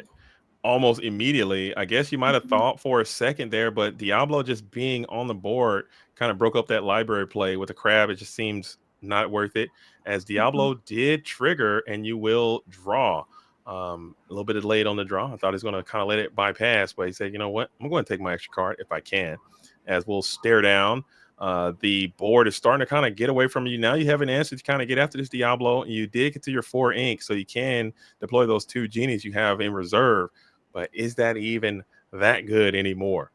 Clear I know, Genie. and it Clear. just depends. Yeah. Just like double discard this turn is not going to be great. I mean, they have so many cards in hand. They have so many singers. There's so many different lines that this deck can take those 2 cards, the remaining 2 cards, and it's almost like you want them to play it because you might, you will be losing your Diablo next turn, but at this point you probably have another Diablo. So yeah, that much card advantage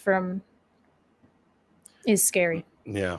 And we're just continuing to Oh, pile no. on as Prince John comes down. He only comes down with shenanigans. He never comes down with good intentions. Nope. Whenever Prince John hits the board, it's always some nonsense that is shortly to follow as Ursula is preparing to clear the Diablo there. Just take a little bit of residual lore, maybe potentially breaking up a crab line to power up to clear something back.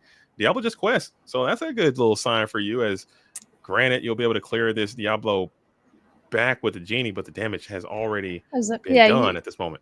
You just take the card, because at that point, you already put the Prince John down, so there's probably something going on to where you're going to get value off of that Prince John next turn. So your secondary draw engine for the deck is online. So that Diablo, you might as well put some damage on the genie. Who cares? And he already did everything you wanted him to do, and maybe you might have more Diablos in your hand that you can get into, which is quite mighty.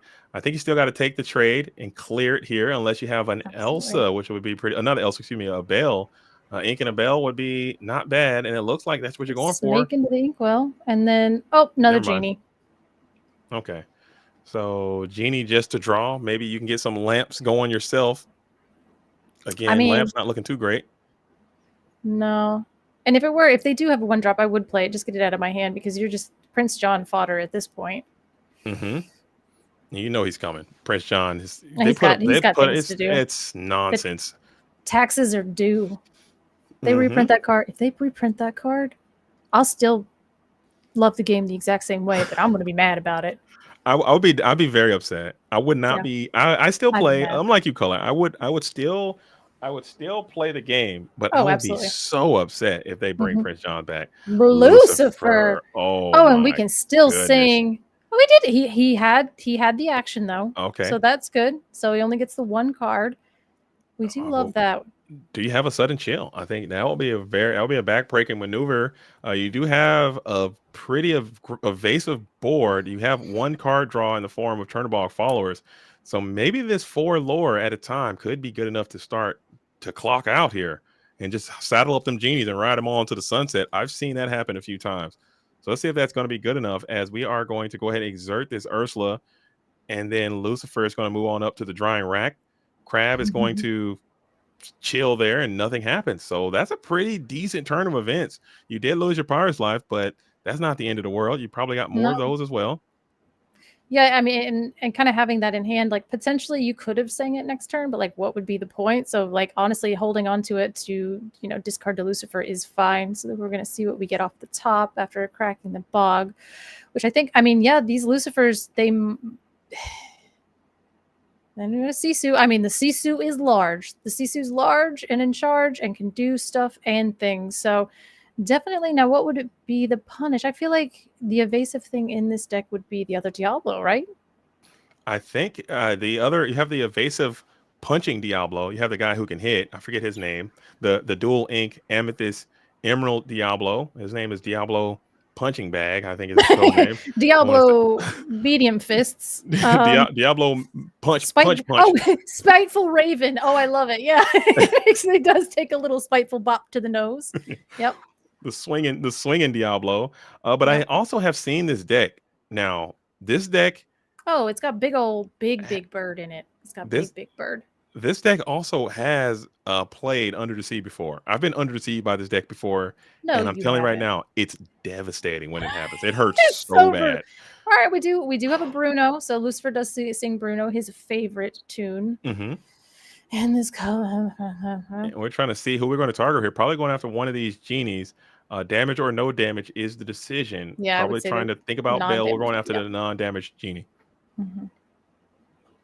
Think about Bell. I don't know. We've seen Jafar in this deck. Is there Bell in here? We have no idea. You can't play around that. I don't think. Jafar, Ruby Amethyst. I don't know what I'm playing around. Jafar has to take up X amount of slots, and I think that is going to be where Bell would potentially go. I would only assume if you're going to be on Jafar techniques. He got the genie. Dang.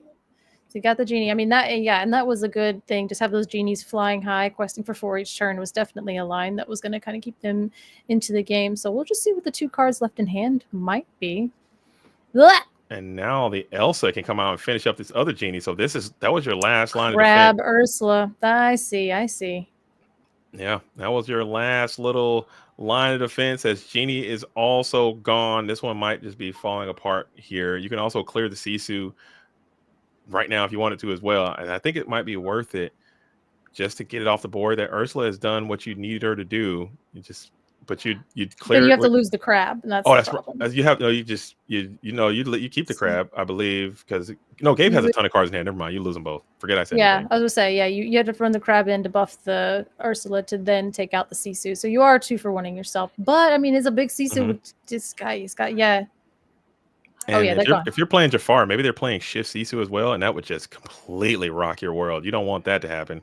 So I think you got to make that trade, because going to next turn, get a Shift Sisu out of nowhere, you're going to be on your back foot, and you might not be able to recover from that type of. I love how you're playing around everything. You're like, there's Shift Sisu in here, there's Bell in here, we don't know. This crazy bananas. things. When someone throws Jafar in their decks, crazy things can happen. You can't trust it. You have no idea. And you have so many cards. Going 2-for-1 there, probably not the worst thing. As we get into that 6 ink turn, we're only going to use 5 of them to bring out Elsa into Lucifer. I take that as you get a little +1 back. 1 card remaining in hand. Gabe's still in a pretty comfortable controlling position, looking for a Hypnotize here to take that last card to get some maximum range out of this Prince John before he goes to Nowhere Town. Once you get to top decking, it just gets really weird. Crab would be pretty nice here if you had it. You might have another crab. I mean, yeah, definitely kind of forced them to take that line where you did get rid of the crab, which is almost like you're almost fine with that, unless one of those million cards in hand is another crab. And there it is. Every single time they all there never was a time he didn't have it. As crab comes on down to base boost, this Elsa will clear the Elsa in combat, going up to 4 damage, still Prince John hanging out. Do you have the Hypnotize to finish off the game essentially, or a sudden just gonna go a little questy quest? That's fine. Yeah, Prince John is probably not doing much anymore with the 1 card in hand that they seem to be death gripping. And I mean, you are playing against Ruby, so Maui might be okay, well, never mind. You got a fox come down. I'm actually taking back this Elsa. Honestly. I take the Elsa. I would. And I don't think Gabe agrees. We're just going to try to preserve this Prince John, who was pretty safe. I think Maui was the only hard punish to clear that Prince John. But just having that Elsa being able to come down next turn and maybe exert something else and clear another character, I think might have been too irresistible.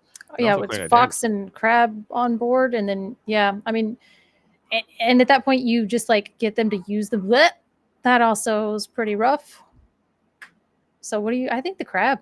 I take the crab. Yeah, just get the crab off before they can do any type of banish shenanigans. And it looks like the Deucer's going to come on down and get rid of the Elsa here. So maybe you're playing around your own Bell, even though Bell couldn't take out the Deucer. I'm just more, Crab is like shenanigans. Crab is like a big question mark. I know what Elsa can do, but Crab can do everything. Yeah, like even right here, like another Elsa, like right now, would be pretty chill to just go ahead and exert this Madame Medusa. See, now you have Prince John in your hand, which would have been pretty fine on the field. And now the Elsa would be able to exert this Medusa. You can clear that with the Madame M. Fox, and you're so back. Yeah, leaving nothing on board, 1 card in hand. Yeah, but Prince John is back, so we'll see if we can get sudden chill. Oh, we're just gonna Ursula. We're gonna see what it is. Play Ursula. It was the Sisu. Sisu. Look at it. Color. Look at the Sisu. This deck is. I got nothing. Look at it. It was there. It was Sisu all along. Yeah. As you did the great play of taking down that shift Sisu, because if the Sisu would have got shifted on you there in that previous turn, the game would be a completely different game. Different game. Yeah. I was like, well, that's a lot of cards over there. I keep forgetting that. It'll be it would not be the same. It would be much, much different. You have the Sisu who would require a few more cards to be taken down, as we're going to pretty freely quest this Fox. Unless you got some type of hard punish, 2 cards off the tizzy. Finders Keepers here would be quite nice. I mean, at 6 ink, I don't know, with this deck with a 6 ink and like a Sisu, a big Sisu in hand, almost just want to ink it and just Yep. Ink the Finders Keepers? I mean, maybe not the Finders Keepers. Yeah, I'm playing the Finders Keeper if I had it, but the Pirate's Life, I think I don't hate inking that. Just to keep your party train rocking and rolling. You got to be able to engage with this Prince John. Gabe has to know that that's a possibility, but discard. Oh no. We're gambling here. We're big city gambling. Maybe you have 2 discards, so it doesn't matter. Medusa can hit 50% of the board right now. And Sisu can hit the same 50%. Right, yeah. So I think both of those things are. It's a win-win still, but you get the board off. Medusa got hit. Medusa. So now you got to put your opponent on drawing ink, or you're about to sing this sudden chill right here, and that's going to just be the end of the game. You got to have it. One more discard for a complete hand rinse. Do you have it?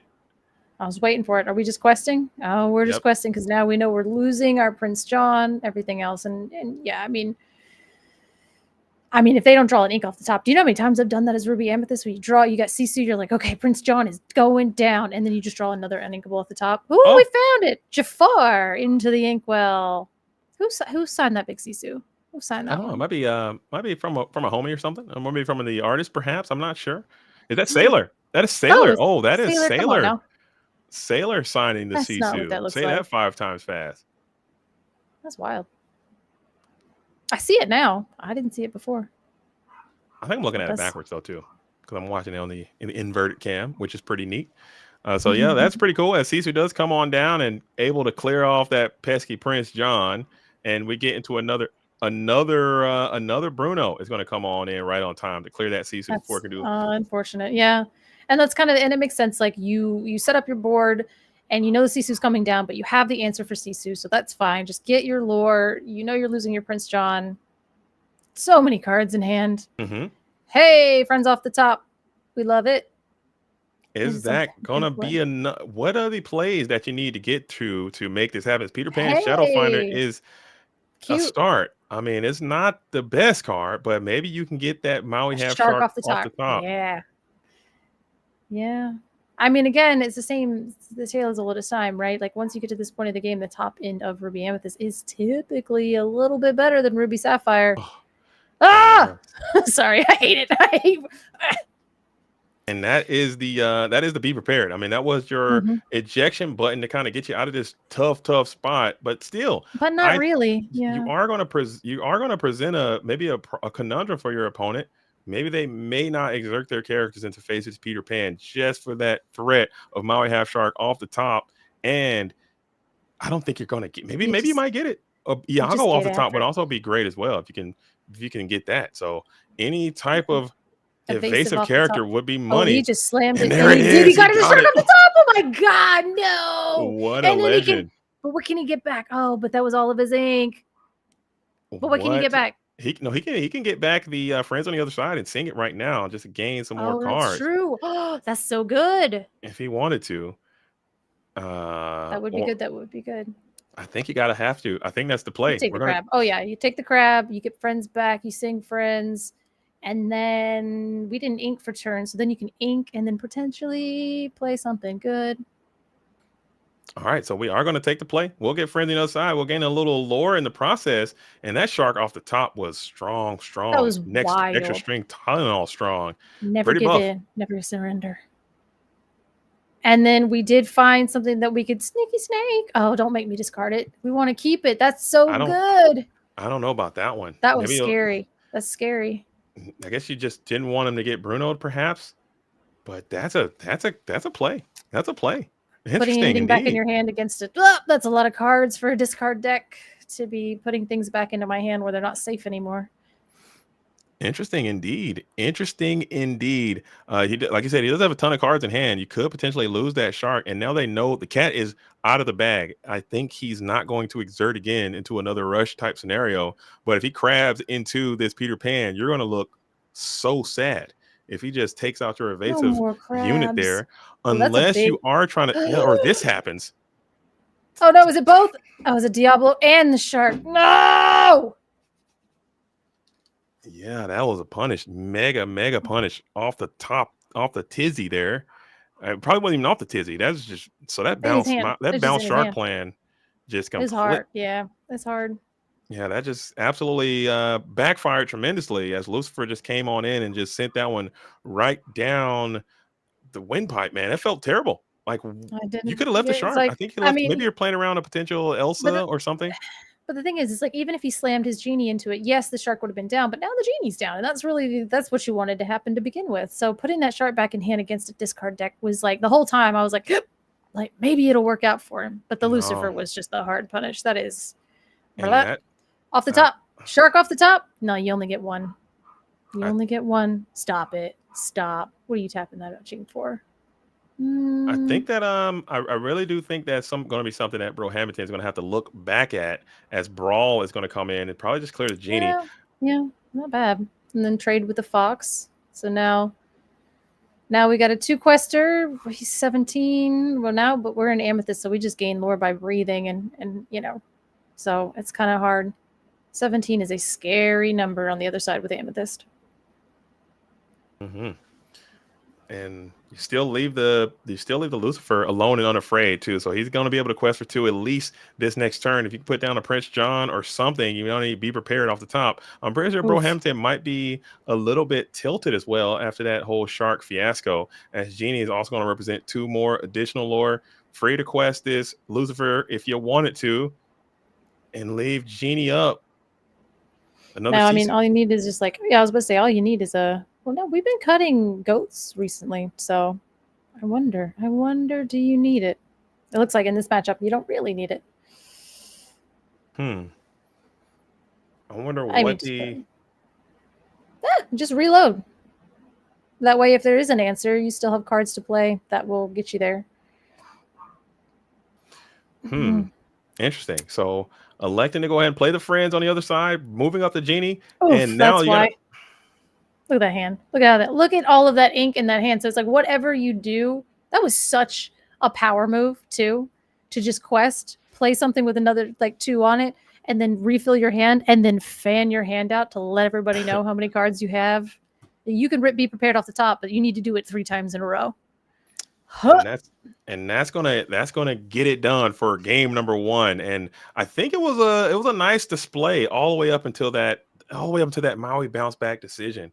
I think that's going to be one that Brohampton might be kicking himself over, taking that one into game number 2. But you're going to have a short-term memory. Dump it quick. Gabe's going to try to do exactly what he did in that previous round. I like this deck a lot. I had the opportunity to play a little bit of this into set 7 as one of those decks that came in strong towards the mid end of the set after Hiram was banned. I think it's a strong deck, especially in this matchup. But I don't know. Maybe we'll get a chance to see a little bit more of Brohampton's deck. Maybe we can see this thing pop off a little bit. Yeah, I feel like this deck was even strong even before Hiram was banned. I ran into it like one of my last rounds at CCS and was just like, oh, and I was playing Ruby Sapphire with Hiram in it, and I'm like, you are doing stuff and things. I'm gonna need you to stop, slow down, and being able to like Hiram is the only thing that kept up with this deck. And then it got banned, and I was like, well, oops, all birds, it is. I don't know. It's this that came on the scene. I think it was a European, I think Finland or Swiss tournament or something. It was a European tournament, and it kind of just took the game by storm.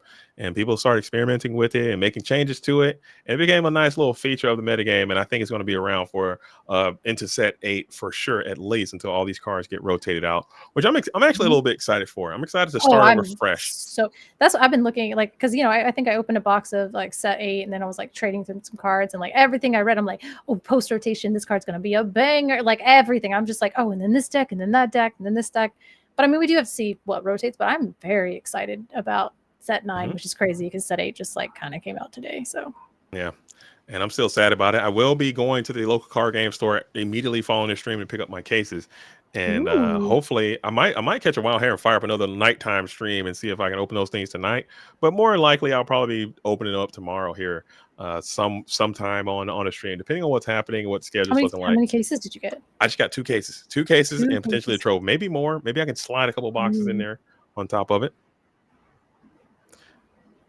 Oh no, we're gonna go together. I can't do it. I might not do it tonight. I think I'm gonna have to come back at it again and do it tomorrow, because a lot of people that kind of hang out at my stream, they're more of a East Coast, and they'll probably be too late. I want to share that with them, so I'll wait until maybe Saturday or Sunday, and then come back at it again or maybe even on Monday. I'm not sure.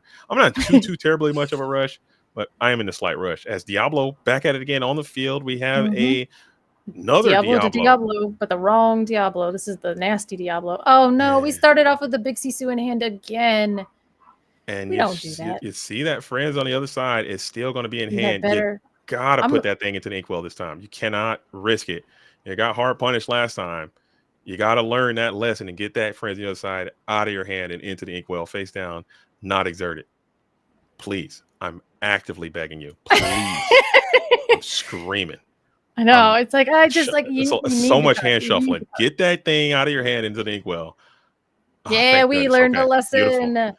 Yeah, keep our cards. I like it. I mean, that's fine. Yeah, that's fine. I mean, the Lumiere, I've seen him do work. I just don't know how I feel about him. But I mean, I guess we curve out. But we already inked hand Sisu. So, but we did have another one. So we curve out. So hopefully you can stop me. You know, that Sisu shift is really where this deck is like gonna come back. Yeah, I think that's a wrinkle that this version typically has that most of them don't, and we're still going to put the Ursula down on 2, not carrying. So I think that might be the hard punish coming in from Gabe. And I think that might be something that Gabe might have to look at and be like, why did I do that? Because I know maybe they drew a song. I don't think it's worth that deployment, in my opinion, but I could be way off base, as you got to just know.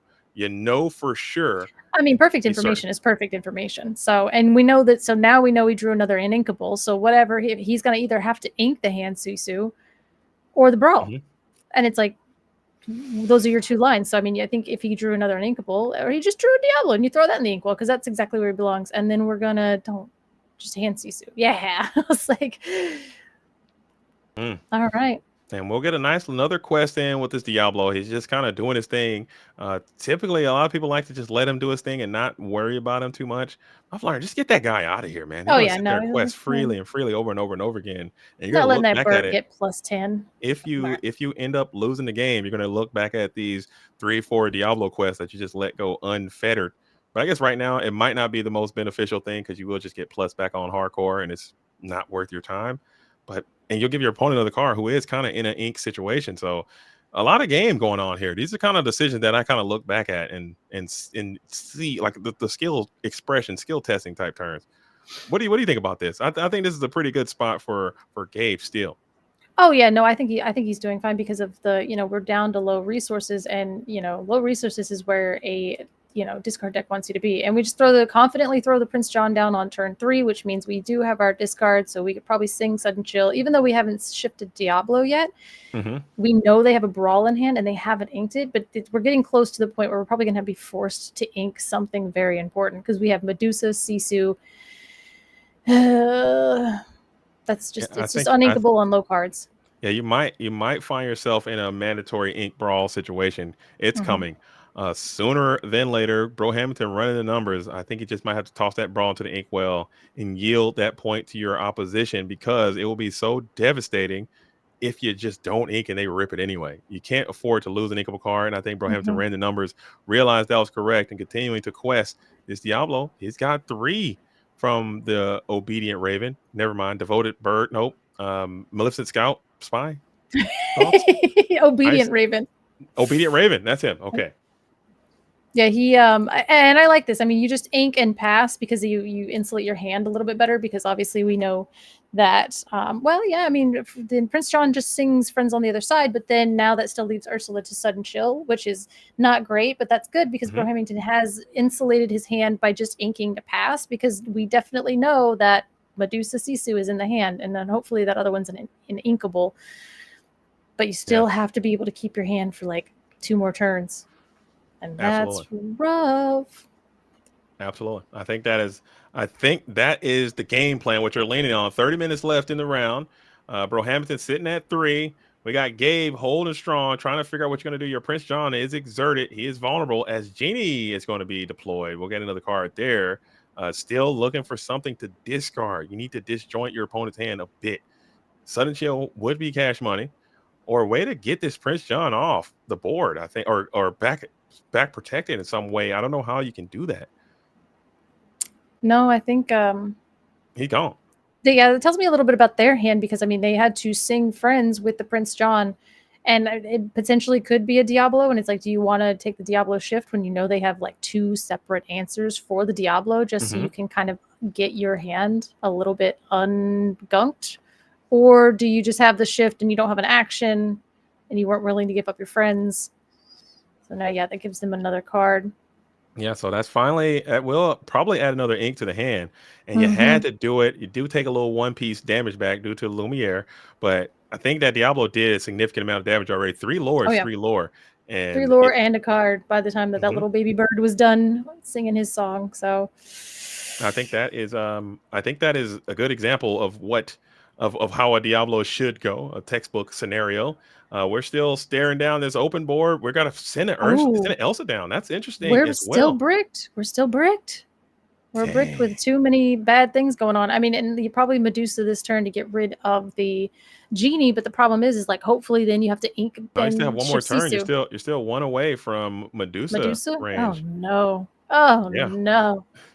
Ugh. So you're still 1 away, and do you just ink and pass? Yeah. Yeah, you took down the Prince John, who was part of the problem, but Lucifer here, and you got to quit. The game is over, I think, if you don't have an action. Yeah, you got it. I mean, that's apparently 4 cards in hand. So I mean, if you do, Lucifer, and then even I know I see 3 cards, but he has a 4 on the die, so you probably want to ask. Never assume. Yeah, I'm pretty sure there should only be 3 cards in hand. Sisu, Medusa, 1 blank. After that, Elsa went down to the Inkwell. He didn't plus anything else since the last turn. Oh, he did get the Diablo, so maybe there is 4. I'm not sure. Oh, we do have the Elsa. So now, but I mean, this is your whole board. 2, 3, 4. Yeah, I mean, you got to take your whole board into this Sisu to get rid of them because he does have.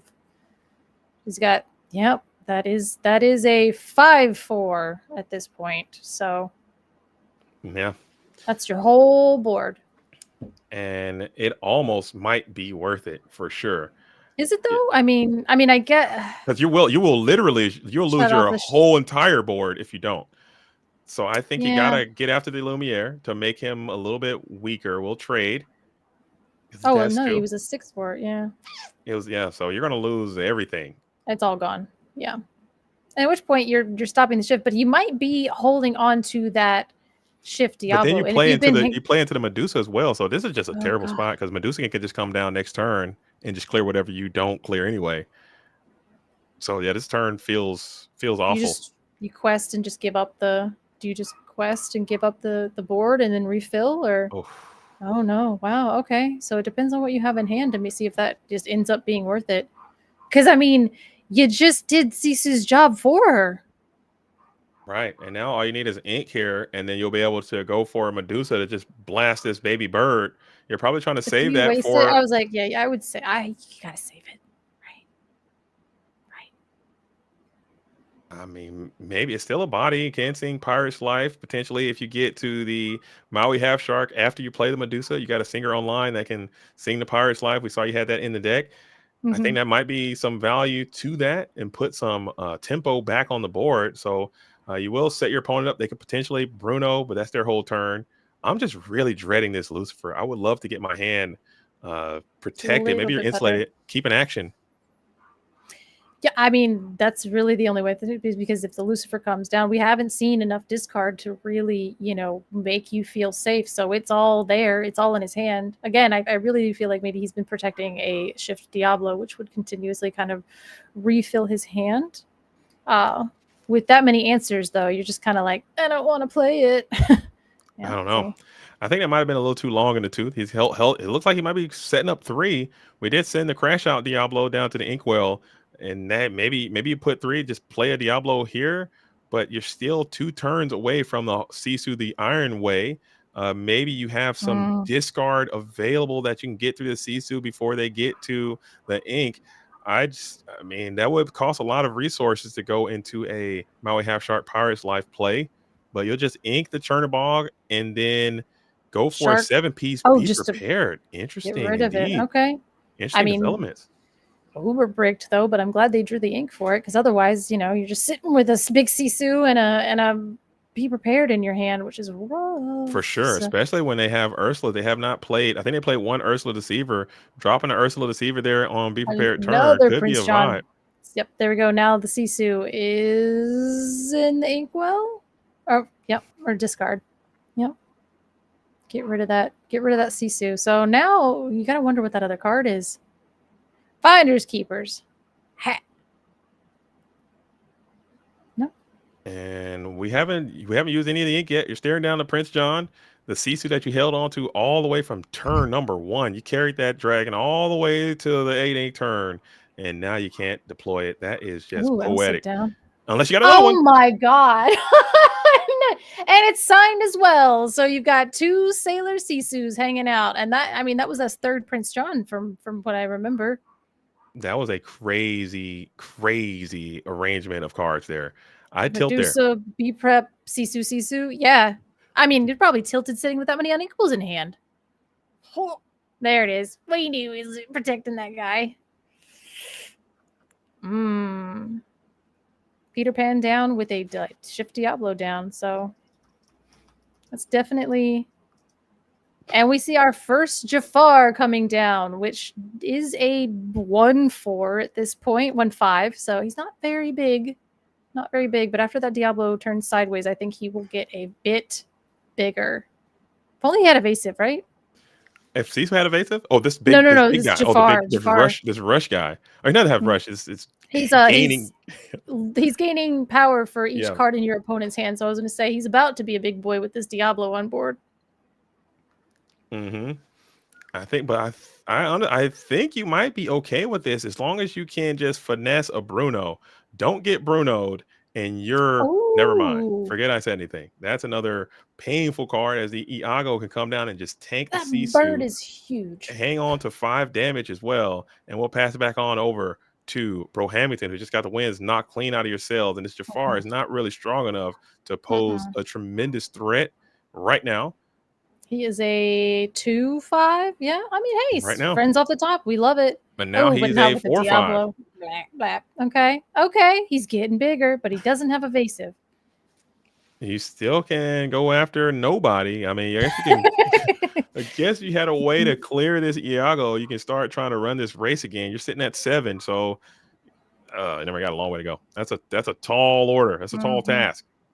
Oops, all evasive is really kind of like, the back end of this deck where you're just like, oh, okay, we're doing fine. We're doing 5. Oh, I forgot it's also evasive on top of being discard gross. Let's go ahead and take a look. What you got? Triple Sisu dueling. Oh, wow. That's a lot of Sisu. That's a lot of Sisu. All Sisu here. I mean, I'll never complain. Third water dragon in your deck, and I'm sure Gabe hates to see that. Yeah, I mean, the Iago sits around, but I mean, you got to have discard. He just gave you so many. You want to play into it. But you can sing it. You can sing the discard. And I mean, you're going to need it to be, you're going to need 2 pieces because if you go Hypnotize or Sudden Chill, I'm just going to kick out the shark at this point. This Sisu is about to go stupid. You played right into it. Congratulations. You played yourself. As we are going to go ahead and send in more. Send in the farm, it seems, as we have a cast of characters. Sisu food. Oh my gosh. And then the Jafar can actually swing into the... Nope, that Iago is just going to live forever, which is unfortunate. But again, yeah, I mean, you got to put that Sisu down but there's so many cards in hand to refill and just like build the board. And again, that's kind of like, if you just have enough resources in hand, you can wipe my board, but I'm just going to come back to get you. I think you got to do it though. I think it's just so much value. Yeah. I think that it's just too strong. And she also poses this very menacing threat, questing for 3. I think that's just a slam dunk, and I'm sure that's the last thing Gabe wanted to see. I was just very surprised to see Gabe continue to add cards to the board to toss that genie on into the field of play as well, knowing the Sisu was inbound that next turn. I think that was a bold and risky endeavor. I think questing with this one cost, questing with this Iago, I suppose, and hopefully that's good enough. But you need to get to some Brunos. You need to get to them stat. But I'm sure he's looking for Lucifer. I'm sure he's looking for Lucifer at this point. Mm-hmm. Lucifer would be pretty good. And at that point, he's just got so many options too. We'll just go ahead and take a peek. Well, Take a just peek, see keep what's going on. sending the Ursula. You know Okay. the Maui half shark was there, and the brawl is now there. Brawl. So you could, in theory, go ahead and play the shark and then brawl. I believe you have enough ink to pull that off. No, you don't. You're going into your 8 ink turn. I guess you could. Next, 9. no, you can. Nah, you just too. That's not. You need one more. You'd have to ink and do that, but you'd completely empty your hand. But you will gain a lore. Your hand for a lore. I think it might be worth it with these boosters floating around. My kingdom for a lore, but I don't know. I know, but no, I mean, you keep the brawl in hand to insulate yourself against Lucifer and then try to get the shark down and then just hold whatever other card there is, that way when they Bruno you, blah. Forget if we said anything, as the Hypnotize is going to go ahead and take, I think I'm sending the brawl. I don't care. I'm sending the brawl. In a magic Christmas land where I get to keep it, then, the shark is a little bit more potent than a brawl. I think next off the top, whatever you get, if you can just play both of these cards, or if you can ink, unless this is a chill. We're gonna go get it. We have not seen a lot of discard from this deck, so digging is definitely gonna be able to land you in a position where you gotta find it eventually. It's gonna be there. Did he get it? No, I didn't see that. But yeah, if you're starved for discard when you're in a discard deck, eventually it's going to pop off and you're going to draw what you need. If he can draw 3 Sisus, then we can get a sudden chill, That's definitely something we could be looking for. All right. Oh, we found a Finders Keepers instead, because why not? That's so good. Yeah. Holy, that's really strong. Yeah, my hand is a lot happier now. That might have been the overwhelming part to try to get back in. I still think I would have just greeted up this Maui half shark and lost the game right there. Because you just played it right into all the Brunos that he has in hand. I'm telling you, I would have just greeted up this Maui half shark and then held the Finders and gambled. Because now that's a lot of lore. you did your Finders Keepers, but Lucifer is probably going to be eating good in the neighborhood, depending on what comes down, as this library is going to hit the field of play, which is a great library. This is a really, really good library. I feel like the library is fine. I mean, it forces a lot of unfortunate situations for Gabe at this point, which it's a very, offensive library, which I do like that. Oh, the shark is into the inkwell. What are we trying to do? Oh, I think he might be trying to empty the hand a bit and just try to put somebody into the library. He thinks the library might be good enough, but this Iago, you never cleared it. Iago can take out I thought he had something for this Iago. The Iago 4, 5, 6. That's not enough unless you crab up. There's a crab. At this point, Gabe's got so many cards in hand. There's got to be a crab in there. But that's the thing, is now you have to choose. Are you going to take the Sisu, or are you going to take out the crab, or the library, or are you going to let this Jafar run wild with the 2 lore that it has on it for some reason? He's just doing his thing. So again, you didn't insulate yourself against Bruno, but that's fine. Yes, Bruno is going to be hard casted though, so you didn't get a chance to get down to Lucifer. Lucifer into Bruno is always going to be a backbreaker. We got 3 cards. We're choosing what's going to hit. Stay tuned to find out. And it's going to be middle card. Nope, side card. It is another shark. Ooh, another shark. Okay. Secondary shark. Well, that means you better start discarding fast, because you just put a big Sisu back in their hand. Yeah. Painful choice. And you can't really play any more of your low strength characters to the board. Talk about a great card. This Iago has been holding it down for turn after turn after turn. Doing some serious work. You'd like to see a Bell potentially get that guy back healthy a bit so he can do some more havoc. Crab punish coming. Crab here will be nice. Clear the library. Also, potentially, you could clear the Jafar. There he is, Crab. Yep. Yeah, definitely.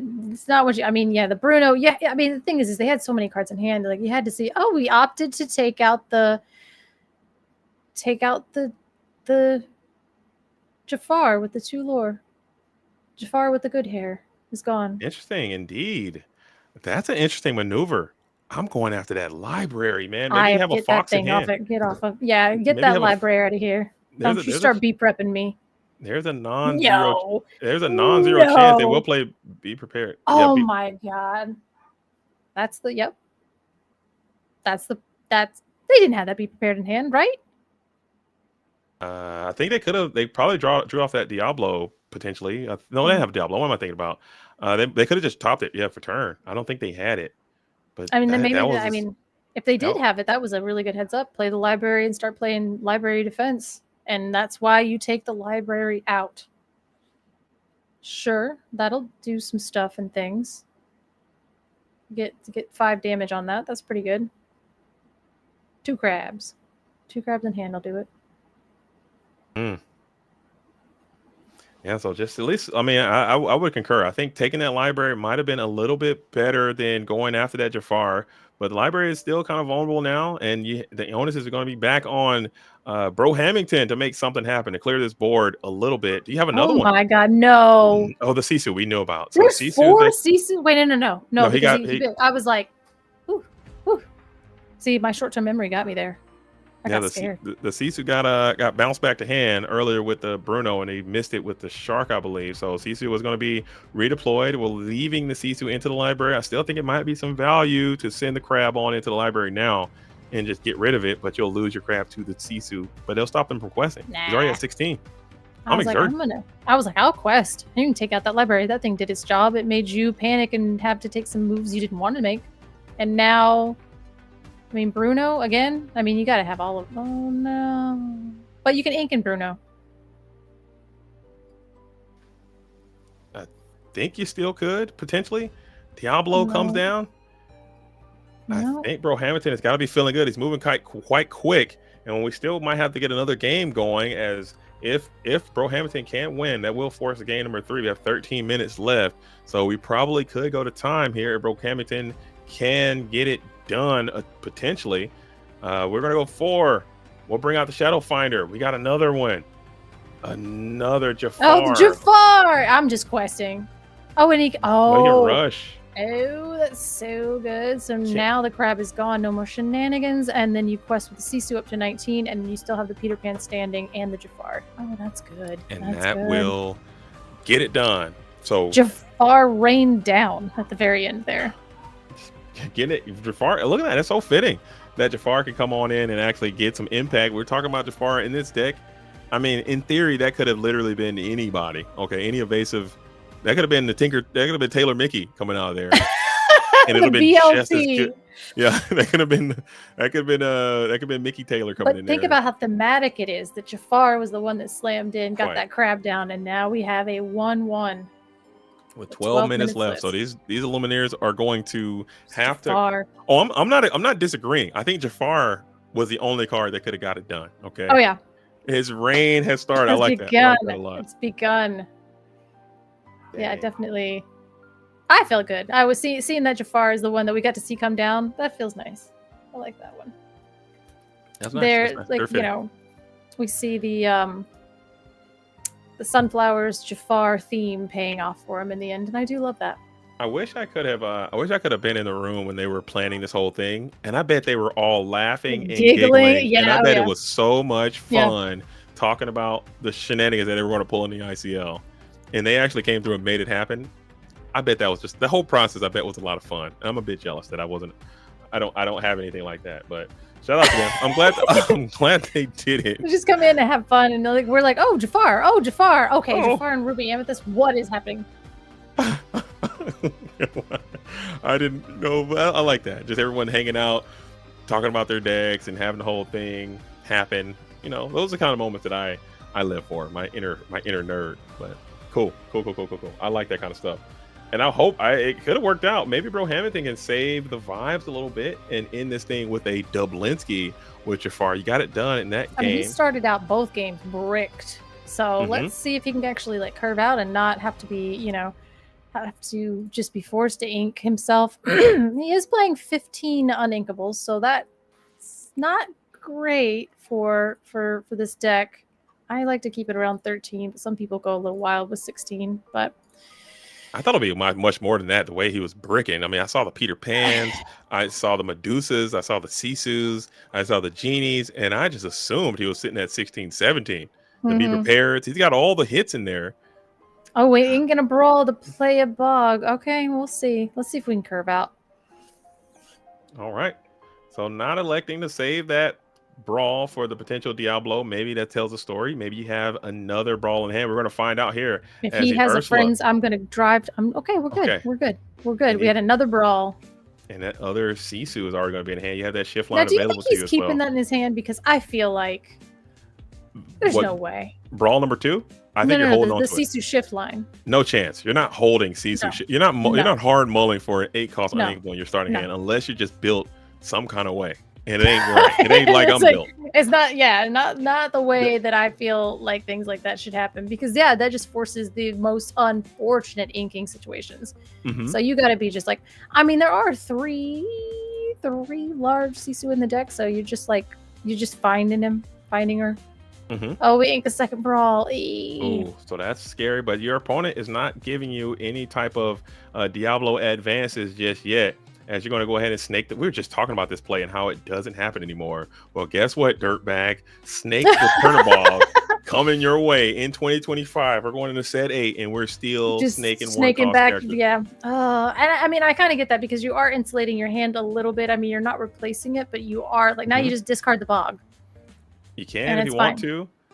I mean, he's Uh-oh. trying to run Oh, the we're doing numbers. the Maybe it's going to tippity-tapping. be the Uninkable. I don't know. I mean, hey, we're keeping that Sisu around. We are death gripping that line. And that was your last Diablo answer, I believe, and unless you're counting that big 8-cost Sisu, if you can make it. Certainly Gabe is going to be watching that thing with great interest as we get another quest in No, we gotta challenge. take out that Ursula. Mm-hmm. We gotta take that. Nope, we're just going to quest. We're gonna go for it. We got 8 minutes left. Wow. Lore is how you win this game. Very true. As Ink we the will bog. Yeah. play the Sisu, Daring Visitor, nope. Emboldened Warrior, nope. Empowered Sibling, Emboldened Warrior, yeah, that's right. Emboldened Warrior, 3-cost Sisu. That's what I love how when you go through the Sisus, you say the Sisu names as if it were like a Nana trying to like go through the list of grandchildren, and you're just like not hitting it, and you're like, those ones are the hardest ones to get. I think the Sisus. All the other ones, they're kind of different. I don't know why the emboldened and empowered destroy me. Yeah, empowered, emboldened, and daring, and then we got a Sapphire one that we don't talk about. We don't talk about that one. The Water Dragon. I think it's Sisu. Yeah. Sisu. The Enchanted is gorgeous, though. I will say that Enchanted with the blues and the silver. We got 2 Finders Keepers. We got Shark. We got that shift line. And there it is, representing Diablo on the way. As you have the Crab, who's up, who can charge up the Ursula. And you did kind of force your opponent into that play, which you did gain a lore and still got through that Ursula as well. So that's a vibe. But at the same time, you could have got a little bit more if you cleared that Ursula to kind of prevent that from happening to you. You could have sacrificed that lore for potentially another card. Potentially, maybe. Because then you would have had to run in the Prince John or the Diablo. So yeah, I definitely, especially when it's an Ursula. It's fine. Yeah, just I'd have taken it. But yeah. Maybe I don't know. We're still rocking and rolling. It could make you vulnerable to a potential Elsa play later on if the snake can't get off the board soon enough. As the library will go down to the Inkwell. You're sitting at 4. You're on your way to this shift Sisu, which you're just dying to get to. Do you just pass here? Because I mean, you got 2 Finders Keepers, a Shark, and a shift Sisu in hand. And if you start like gutting your hand by putting junk on the board, well, no, because you just I don't think you have anything in the play. Yeah, nope, you're good. You gotta. I think that's it. You gotta pass. Just a little ink pass. No need to quest. I think they tried to bait you into challenging into that Prince John. I thought it was a heads up play. Getting that Prince John exerted, gaining that 2 lore, because not 2 lore. What did he do with that Prince John? How did he get exerted? Was it Friends? I think maybe he might have said Friends. Okay, I might have looked away for a second. But either way, just setting him up as some good bait to potentially exert your Sisu to break up the shift. But you're like, I'm not going out like that. Elsa would be, oh my goodness, this is dramatic. No, he's got to find your skippers. Prince John. Yep. Oh, he does. Okay. But still. Okay. I forgot about I was like, he has 2 Finders Keepers, a Shark, and a Shift Sisu. So he did have the action waiting just in case he curved out into that perfect Prince John. But then, now we're going to get to the situation where we can sing Bruno next turn. So now do we take the lore? I'm questing. Yeah, just get as much as you can, because if you don't get that Bruno line, at least you can get as much value out of these low strength characters before the Sisu comes in. So I'm 1,000 billion% playing Finders Keepers here, and I'm Rip that sucker hoping off for right better now. days, Yeah. and hoping my opponent cannot come back over the top with more drama, as you're hoping for a potential. Just another slow turn from Gabe would equal a shift Sisu to clear a vast majority of this board. So Gabe needs to get to Bruno right here, or the game might be different. Let's see how it goes. Yeah, I mean, you'll still be left with a crab on board, which is pretty potent. But I mean, the crab is going to have to help you. Oh, we're just going to tap down the. Oh, okay. We're doing it again. We're gambling. Gabe is a gambler. You got to stay out of that casino, as we are going to put the genie into the field of play. I think I get that. The known Sisu turn. You get your card, and that's kind of what it is. Yes, you're not getting your lore, but you're getting the card, and so you can rebuild after the Sisu, because the crab is still going to be there. No, the crab is going to get banished when you shift the Sisu and challenge the crab. You're going to lose everything. I would say hold the genie and play it after the Sisu, and then build your board with the genie. I don't know. Yeah, I mean, he's got plenty of cards back. He's got such a healthy hand. I mean, that's still a soup. Look, you can have all the cards you want, but that's just. Is he gonna take the crab though, or is he gonna? He's got to take the crab. I think he was gambling. I think he was just hoping to get to some more sudden chills or some more discard or something. You couldn't have got to it. But that's the thing is, like, I think.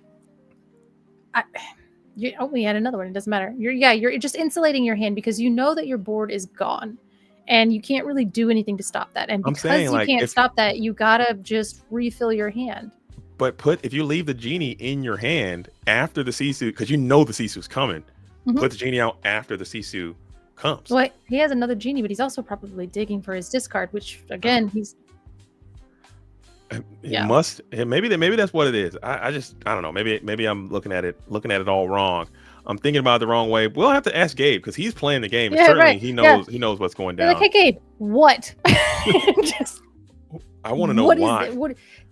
Yeah. Maybe that might tell a story about the hand, or maybe he just wanted to force the Sisu out. He just knew it was coming. As we have the ability to continue to quest for 3, or sing Be Prepared. That's also an option here. Okay, that's as Gabe is sitting at 10. We are 2 minutes left as Maui Hair Shark comes down. Oh, that's good. But I mean, depending on how many cards you have in hand, you might get Bruno'd. But I mean, like 33% chance is better than a 0% chance of keeping your shark. So, and there's no singers. That's a Lucifer. Nope, but just a Bruno. For sure, the Bruno coming down. Just see if it's going to hit. But it's a hard cast Bruno. So, and you've got, again, 33% chance. And they might just be 3 war crimes, and the shark is not even going to be that bad. It's a Jafar. It's Jafar. That's fine. So untap, replay the shark, try it again. Potentially. I think that could be the way to go. Shark comes on down to the field of play, pass back on over to Gabe. These players got to start picking up the pace if they want to finish this game in the parameters of time. I don't think that's a possibility at this point. Brohammond is at 2. Gabe's already at 10, halfway there, but I just don't see this game's going to come to an ending within the parameters of the time, as we are going to go ahead and hit the Prince John again. Maybe hypnotize.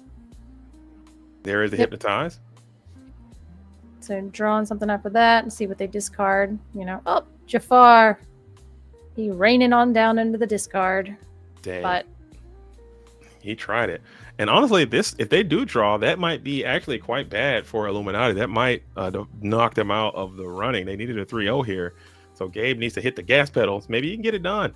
2 more ink, or no, what would you need here? You probably need to get to that Lucifer. Somebody can quest heavy. You need to not get Pirate's Life, and you need to hope for better days, I think. You can't get Sisu either. I know there are 3 Sisus in this deck. Yeah, and that's kind of the position that they're in at this point. It's like, okay, well, if I flood the board, then I can quest out and win, but we're playing against Ruby, which Ruby is like designed to just like take like Emerald down and not let you do anything. And that's a pretty large ink turn just to put a big old bird with a sudden chill. Yeah, I would have loved to see the sudden chill play come off first and then get the bird in second. Just give another card. Maybe you can have a better turn with that bird. As you're gonna just play the Game friends. 1. Yep. Game 1. Tried. Strong. Yeah, this game is Okay. Oh. Yeah, that Iago just really got clobbered there. We'll get another card back. Probably going after either the friends or the be prepared. Either of those could be viable options. We're going to like to go for the friends on the other side. So that Iago really didn't do too terribly much. Up tempo Iago just on the board, maybe trying to put some lore in place to help out, as this Prince John is just a fixture at this moment. Maybe you got some more discard coming your way.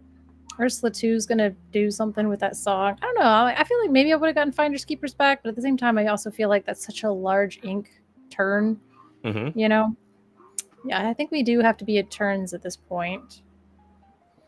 So yeah, so I think this one for sure is looking very draw like. Maybe they could play for another 30 minutes. They could potentially get a decisive winner. I don't know. It's actually too close to call, 30 minutes. honestly. I know. Well, yeah, especially again, we're at the top end part of the deck where it's like, let's see what we got. Oh, that's pretty good. Friends and Peter Pan. You can't even really quest any of your glimmers in this particular position, because you will lose them all. Or so I think you could take a shark in on a quest as well. We'll just flood another Diablo in. Obedient Raven comes on in next to the Devoted Spy, next to the Genie, next to the Little John, Prince John, excuse me. How much lore is that? That's 4, 5, 6. Wait a minute. I ain't heard no bell. No, not yet. How many 6. turns do you have left? Hold up, Gabe might have a little outside win condition here, starting CC to at the formulate. top would just be devastating. Yeah, that would be. And we're gonna sing and look for it. I'd be the first person ever to scoop in turns if that were to happen. Just so shocked. I know it doesn't matter who you sing it with, but yeah, you sing it with that. Get your friends, you see what you get. Yeah, I mean, if you could just rock a Sisu off of that, that'd be terrible. It's possible. There are 3 in the deck. I think we there saw are so one. many in the deck. We saw one come in a bit earlier this game. We saw 3 in the earlier games. So we won't have to worry about it now, as Brawl just clears up that Genie. Take some lore off of the board. I mean, that was a great play. I mean, to make them have it, right? I mean, you would have gotten 6 next turn, so that would have been pretty substantial. But then we're going to double Brawl, so what does it matter? It's fine. And you're gaining a little bit of residual ROI each time you do that. And then Pirate's Life. Look at that. Oh, he's still broken though. He's still a 4 damage. He's shark. Pirate's Life. You imagine if it just heals it. That'd be so sick. Gain 2 lore. You lose 2 lore. I get 1 from shark, and then it heals the shark. They do have a card that magical Pirate's Life. It'll banish though. It gains lore for every damage. Oh, the one with banish. Everyone has a weakness. Yeah, Cheshire Cat's on it. Oh no! Oh, that's We're All Mad Here. Yeah, we have that one. That one. Yeah, we're that one with Cheshire Cat, not the one with Hades on it. Yeah, I like the one with Hades. That one's sick. But yeah, We're All Mad Here, and it has the Cheshire Cat on it. Would have been a sick enchanted though. I think anytime with a Cheshire Cat, like those kind of like abstract effects, I think, which is like the colors of Alice in Wonderland. They can really do good work with those, especially in this new enchanted style that they have. I think that would have been quite nice. I think this is I think this might be one of the final turns, potentially, as we are staring down Oblivion, as Bro Hamilton is gonna. I think whose turn is it right now? Maybe Gabe is thinking about a way to win. No, I think it's gonna just go to a draw. Talk about it right now. It does seem that way. I mean, I don't know if there's a lot of like instant lore gain other than shark in here, and it's not like Gabe is just gonna like try to turn sideways. So this shark is a pretty decent stalemate, but they do have 1 card in hand, so then you could just like spend your turn playing Bruno and then pass with like getting up to 11. That's possible. And I think they're just kind of talking through the logistics of it all right now, seeing if there's a potential line of victory for either player, as Elsa will come on in and exert this bonk of Maui half shark. And I think that pretty much is going to send us all into draw territory. I want to say. That'll do it. Yep. If you don't win, I don't win. Nobody wins. I think that's gonna get it done. The players are still kind of milling about, trying to see if that is going to be in fact the final end of the turn. We'll put the Madam Mim down into the inkwell before packing the cards up. Yep. Quest for 2. Do what Why it do. not? Quest for 3. Get it. Get to Exert 11. 'em. I still have more than And you. And it looks like you got Oh, they don't. Oh no, they don't. Do they pass and that's it? Yeah. Yep. So pass it, Roham. I think Draw. Rohan might get Quest one more. 11 to 11. That is so funny. 11 to 11, and now. Yeah. Oh, we're just on fire. Look Yeah, at us. I think we got an actual draw. Cooked. 1-1. I want to say 11-11. 11 to Roehampton's 11. still playing. I think like he's got. I want to see this. If you can win, if you can gain 10 lore right now, that would be hilarious. I know, right? I mean, if he had a Jafar already on board, he could have done something. But look at him. He's like, I ain't holding no butt. I hate Nobel. Just playing. This is how I would have won the game. Well, you still missed a lore there if you took that line, because Peter Pan could have cleared and you could have quested with your ready. So there you go. Yeah, I mean, it's like at this point, you're like, it's a draw. Yeah. You couldn't even make it like with fireworks, wonder, just a draw. And just Womp womp. No, I'm just kidding. draw. Yeah. It's All just right. So we'll go ahead.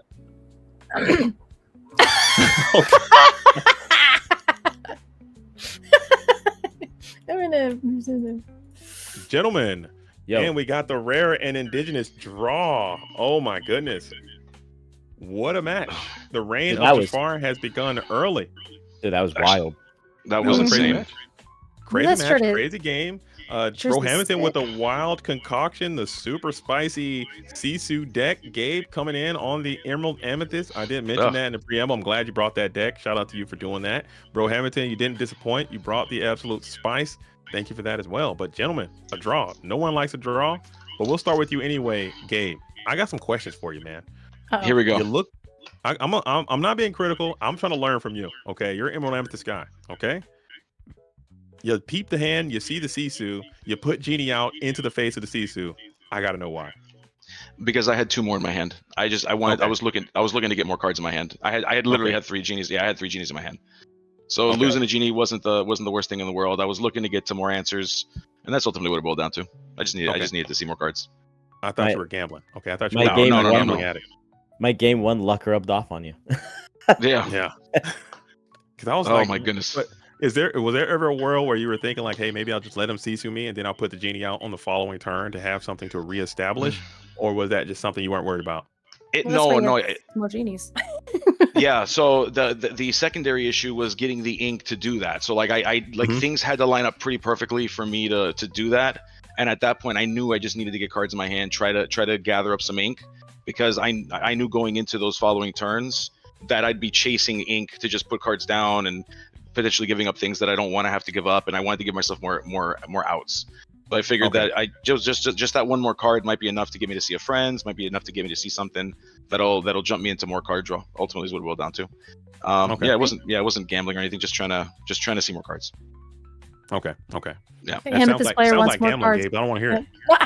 Well, you look at the card. Well, maybe it's a little bit gambling, but no, yeah. I'm just busting your chops, man. I know, brother. You know how it is in the booth, man. I can only make 100%. so many assessments. You got the cards in your hand, so we have to lean on you to make those decisions. Whatever you end up ultimately doing is probably the correct decision in that potential game state. But still, I like this deck a lot. I know this is a deck that you've been playing a lot for set 7. I think this deck can continue to persist on into set 8 and have some new tools added to it. What are some cards that you're looking forward to help enhance this strategy a little bit? Oh, listen, we got that Isma coming with those actions. We love to see him pull the lever, wrong lever. Are some great answers in there. I'm looking. I forgot its name already. There's a new dual link that allows you to Magica, like bounce a card.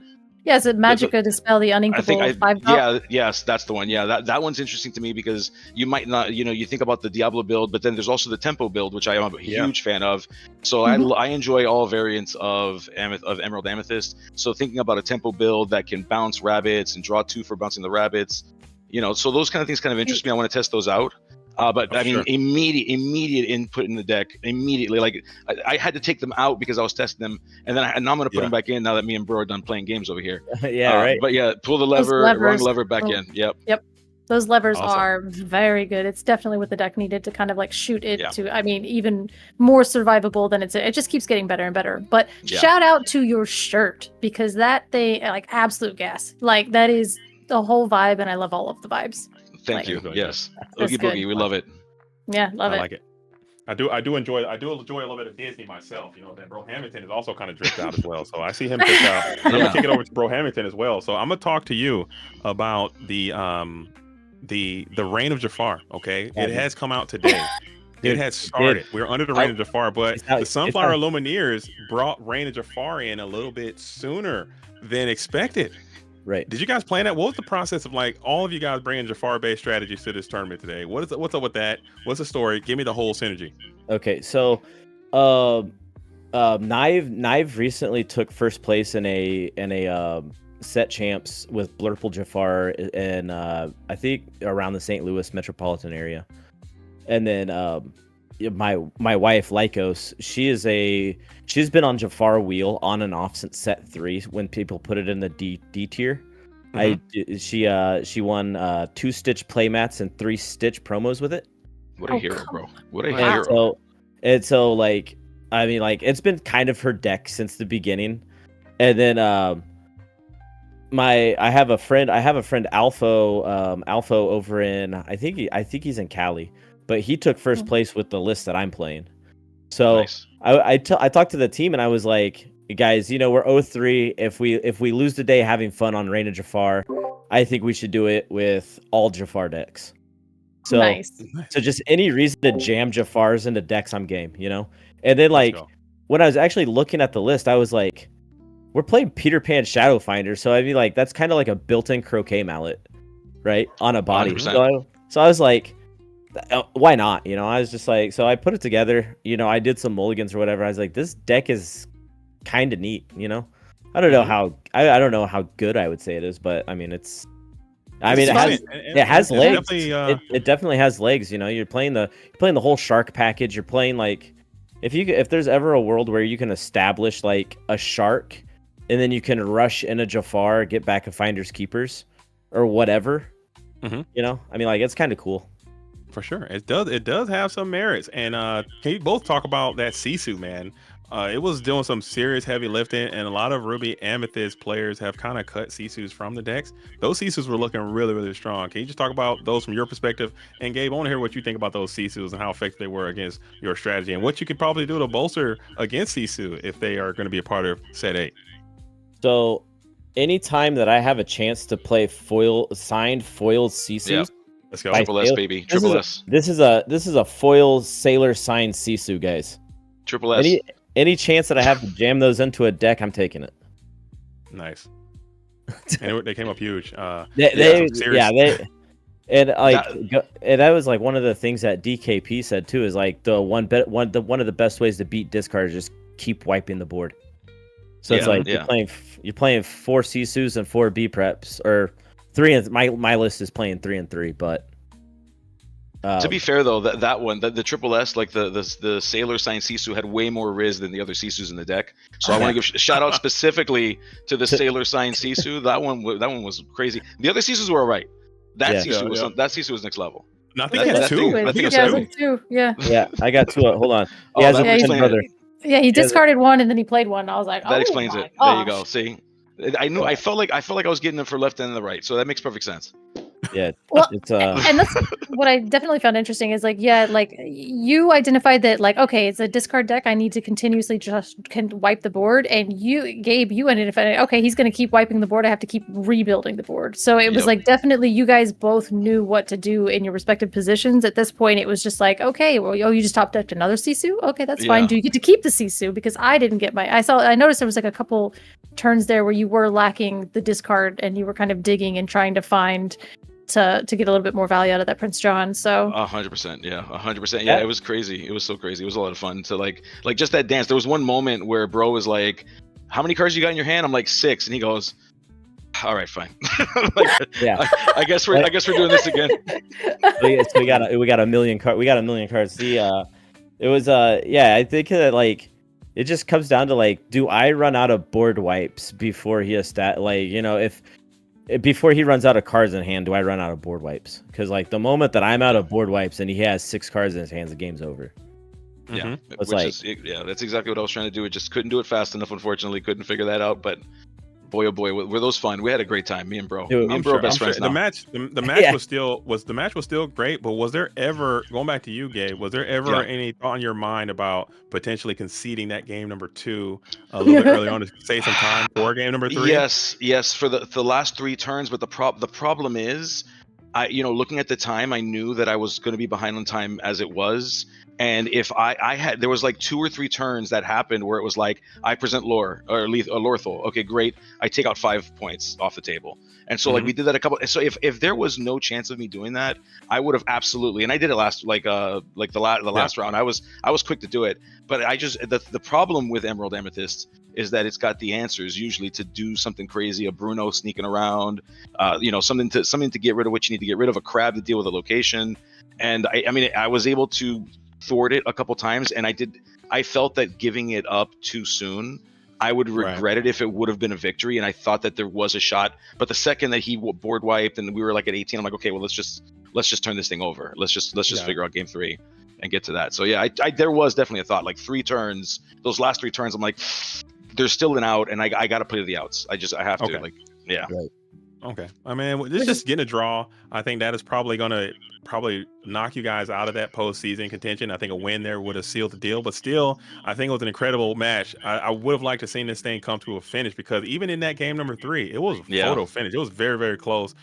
So typically when we get draws, it's like maybe this guy would have got it or that person would have got it. But that one, who knows? It was still a lot of game to be played, and a lot of great. You guys need a little bit more time to figure out. To run that thing through.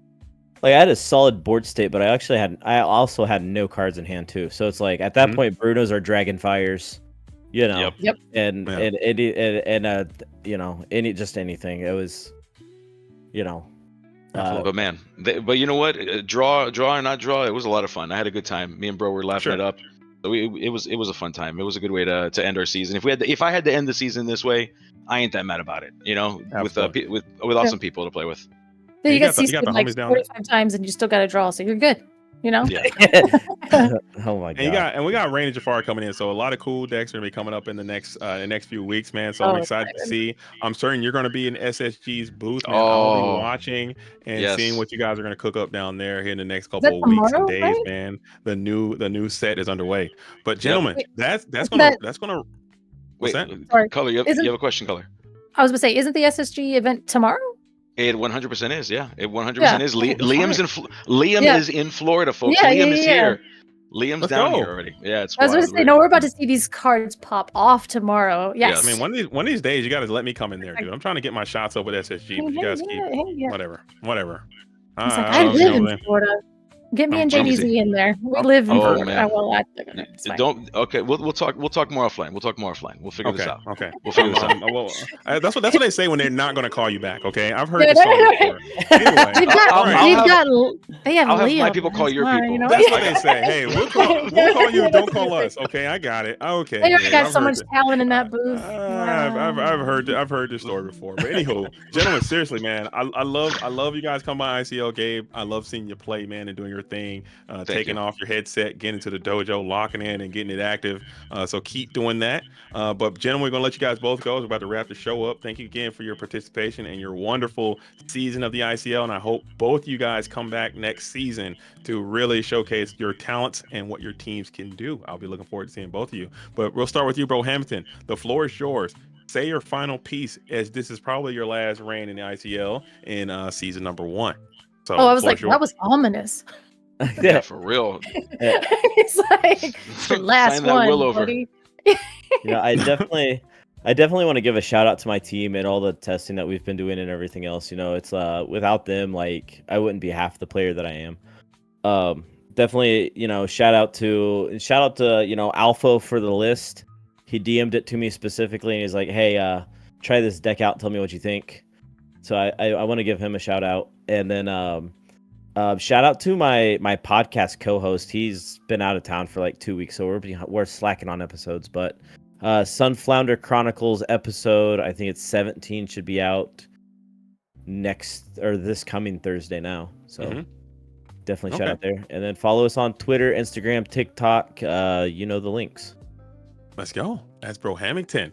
All right, Sunflower Illumineers, and we have Gabe, Illuminati's finest. Talk to him, my bald brethren in arms, man. Can you let us know about Gabe? Talk to us about Voices of the Inkwell. Yes, Voices from the Inkwell. Check it out. New podcast featuring me and Skinner, first to 20. Both of us, which will also, you know us from SSG, the sultry, dulcet tones of SSG, Skinner and myself. We parlayed that into a podcast, having a great time with that. So check it out. While the Sunflounder, give me that shout out again, bro. What's it called again? Sunflounder Chronicles. While Sunflounder Chronicles is currently in a hiatus while they're figuring that out, come check us out and then do both. Like add both podcasts to your diet of information. You should do that. So that's Voices from the Inkwell. Tomorrow we got SSG. If you can't make it to Margate, first of all, you're crazy. You should make it out to Margate. But if you can't make it out to Margate, we're going to have a fantastic time. Skinner, Liam, myself, we're going to be in the booth, in the dojo, as our friend Jet Easy likes to say. We're going to get to see, we saw Diggy Diggy Hole come out of SSG. We saw Zan break Hiram and Fortisphere in SSG.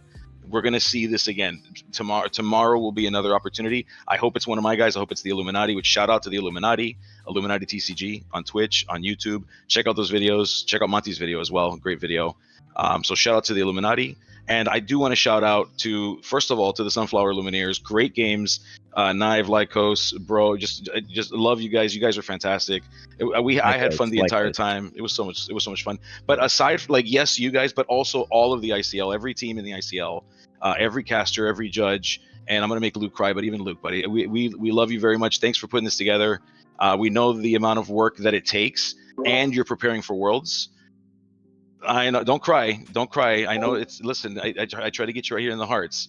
But Luke, first of all, me and Bivens are cool, but don't tell him. I'm kind of rooting for you. Just saying.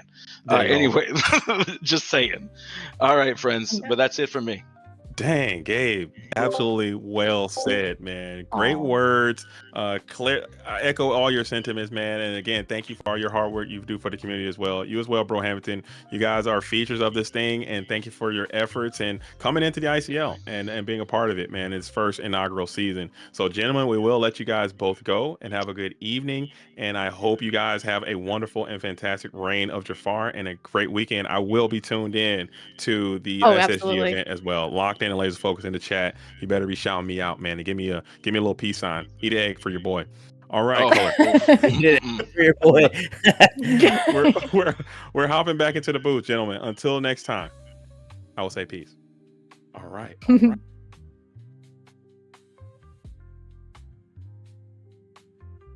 In the booth, and we got it done. Another beautiful night of ICL action coming down the pipes your way, ending in a 2-0-1 fashion. Shout out to both of those teams, and shout out to you, Colors Law. You got to really get that stamina up. That's only 2 rounds, Color. You can't be tired. What? I will say I did have to do all that stuff this morning, and I drove around for hours and hours and hours. So, but I'll be ready. I'll be ready. You gotta stretch it out. Hey, this is the beginning. Your boy JDZ is here doing this every You're time. Also on the West Coast. I'm on the East Coast, and I've been up since 6 a.m. and my child didn't go to sleep until 11:30 last night. Yeah, you're I made the mistake of telling her that she was going to her first day of school this morning, so she just didn't go to sleep, and then she woke up as soon as the sun did and was like, "Hey, let's go." You're back at it again. Parenthood. We got a Parenthood podcast of Lorcana coming soon. Don't touch that dial. But Color, before that happens, can you give some of your shout outs for being here and talk to us about the heroic format? Let's talk to us about allies. Friends on the others. It's allies on the other side. Allies on the other. Dang it. Okay, I was close. Edit. Color. Talk to us about allies from the other side. So tomorrow we are filming our next episode. It's going to be our Reign of Jafar episode with Inc. So we're going to have Garrick on there and a couple of his teammates. So that'll be fun.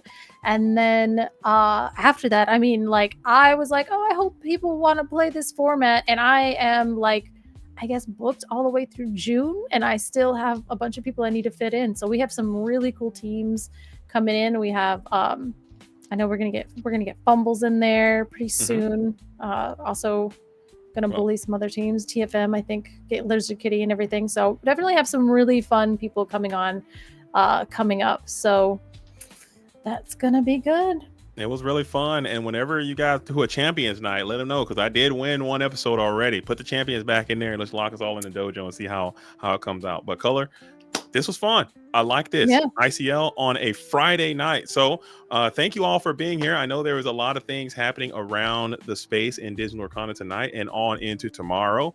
So hopefully you guys are all finding your Jafar product pretty easily and you're making your decks and you're doing your thing. We'll be back at it again on Monday, I believe. Or are we off Monday, Luke? Can you talk to me real quick on what the schedule is? I think we're going to be back at it again on Monday. We're here on Monday. We'll finish the round and then we'll be shifting into Jafar in the near future. So stay tuned. Keep it locked. Don't touch that dial. Don't touch that dial. Keep it locked. Thank you guys for tuning in. I'm JDZ. Make sure you guys check me out on Twitch, on YouTube, on everywhere. JDZ Quest. Follow me. I stream almost every day. But until the next time, peace. All right. Bye. Bye. Did I even get a chance to say goodbye? I think I said goodbye.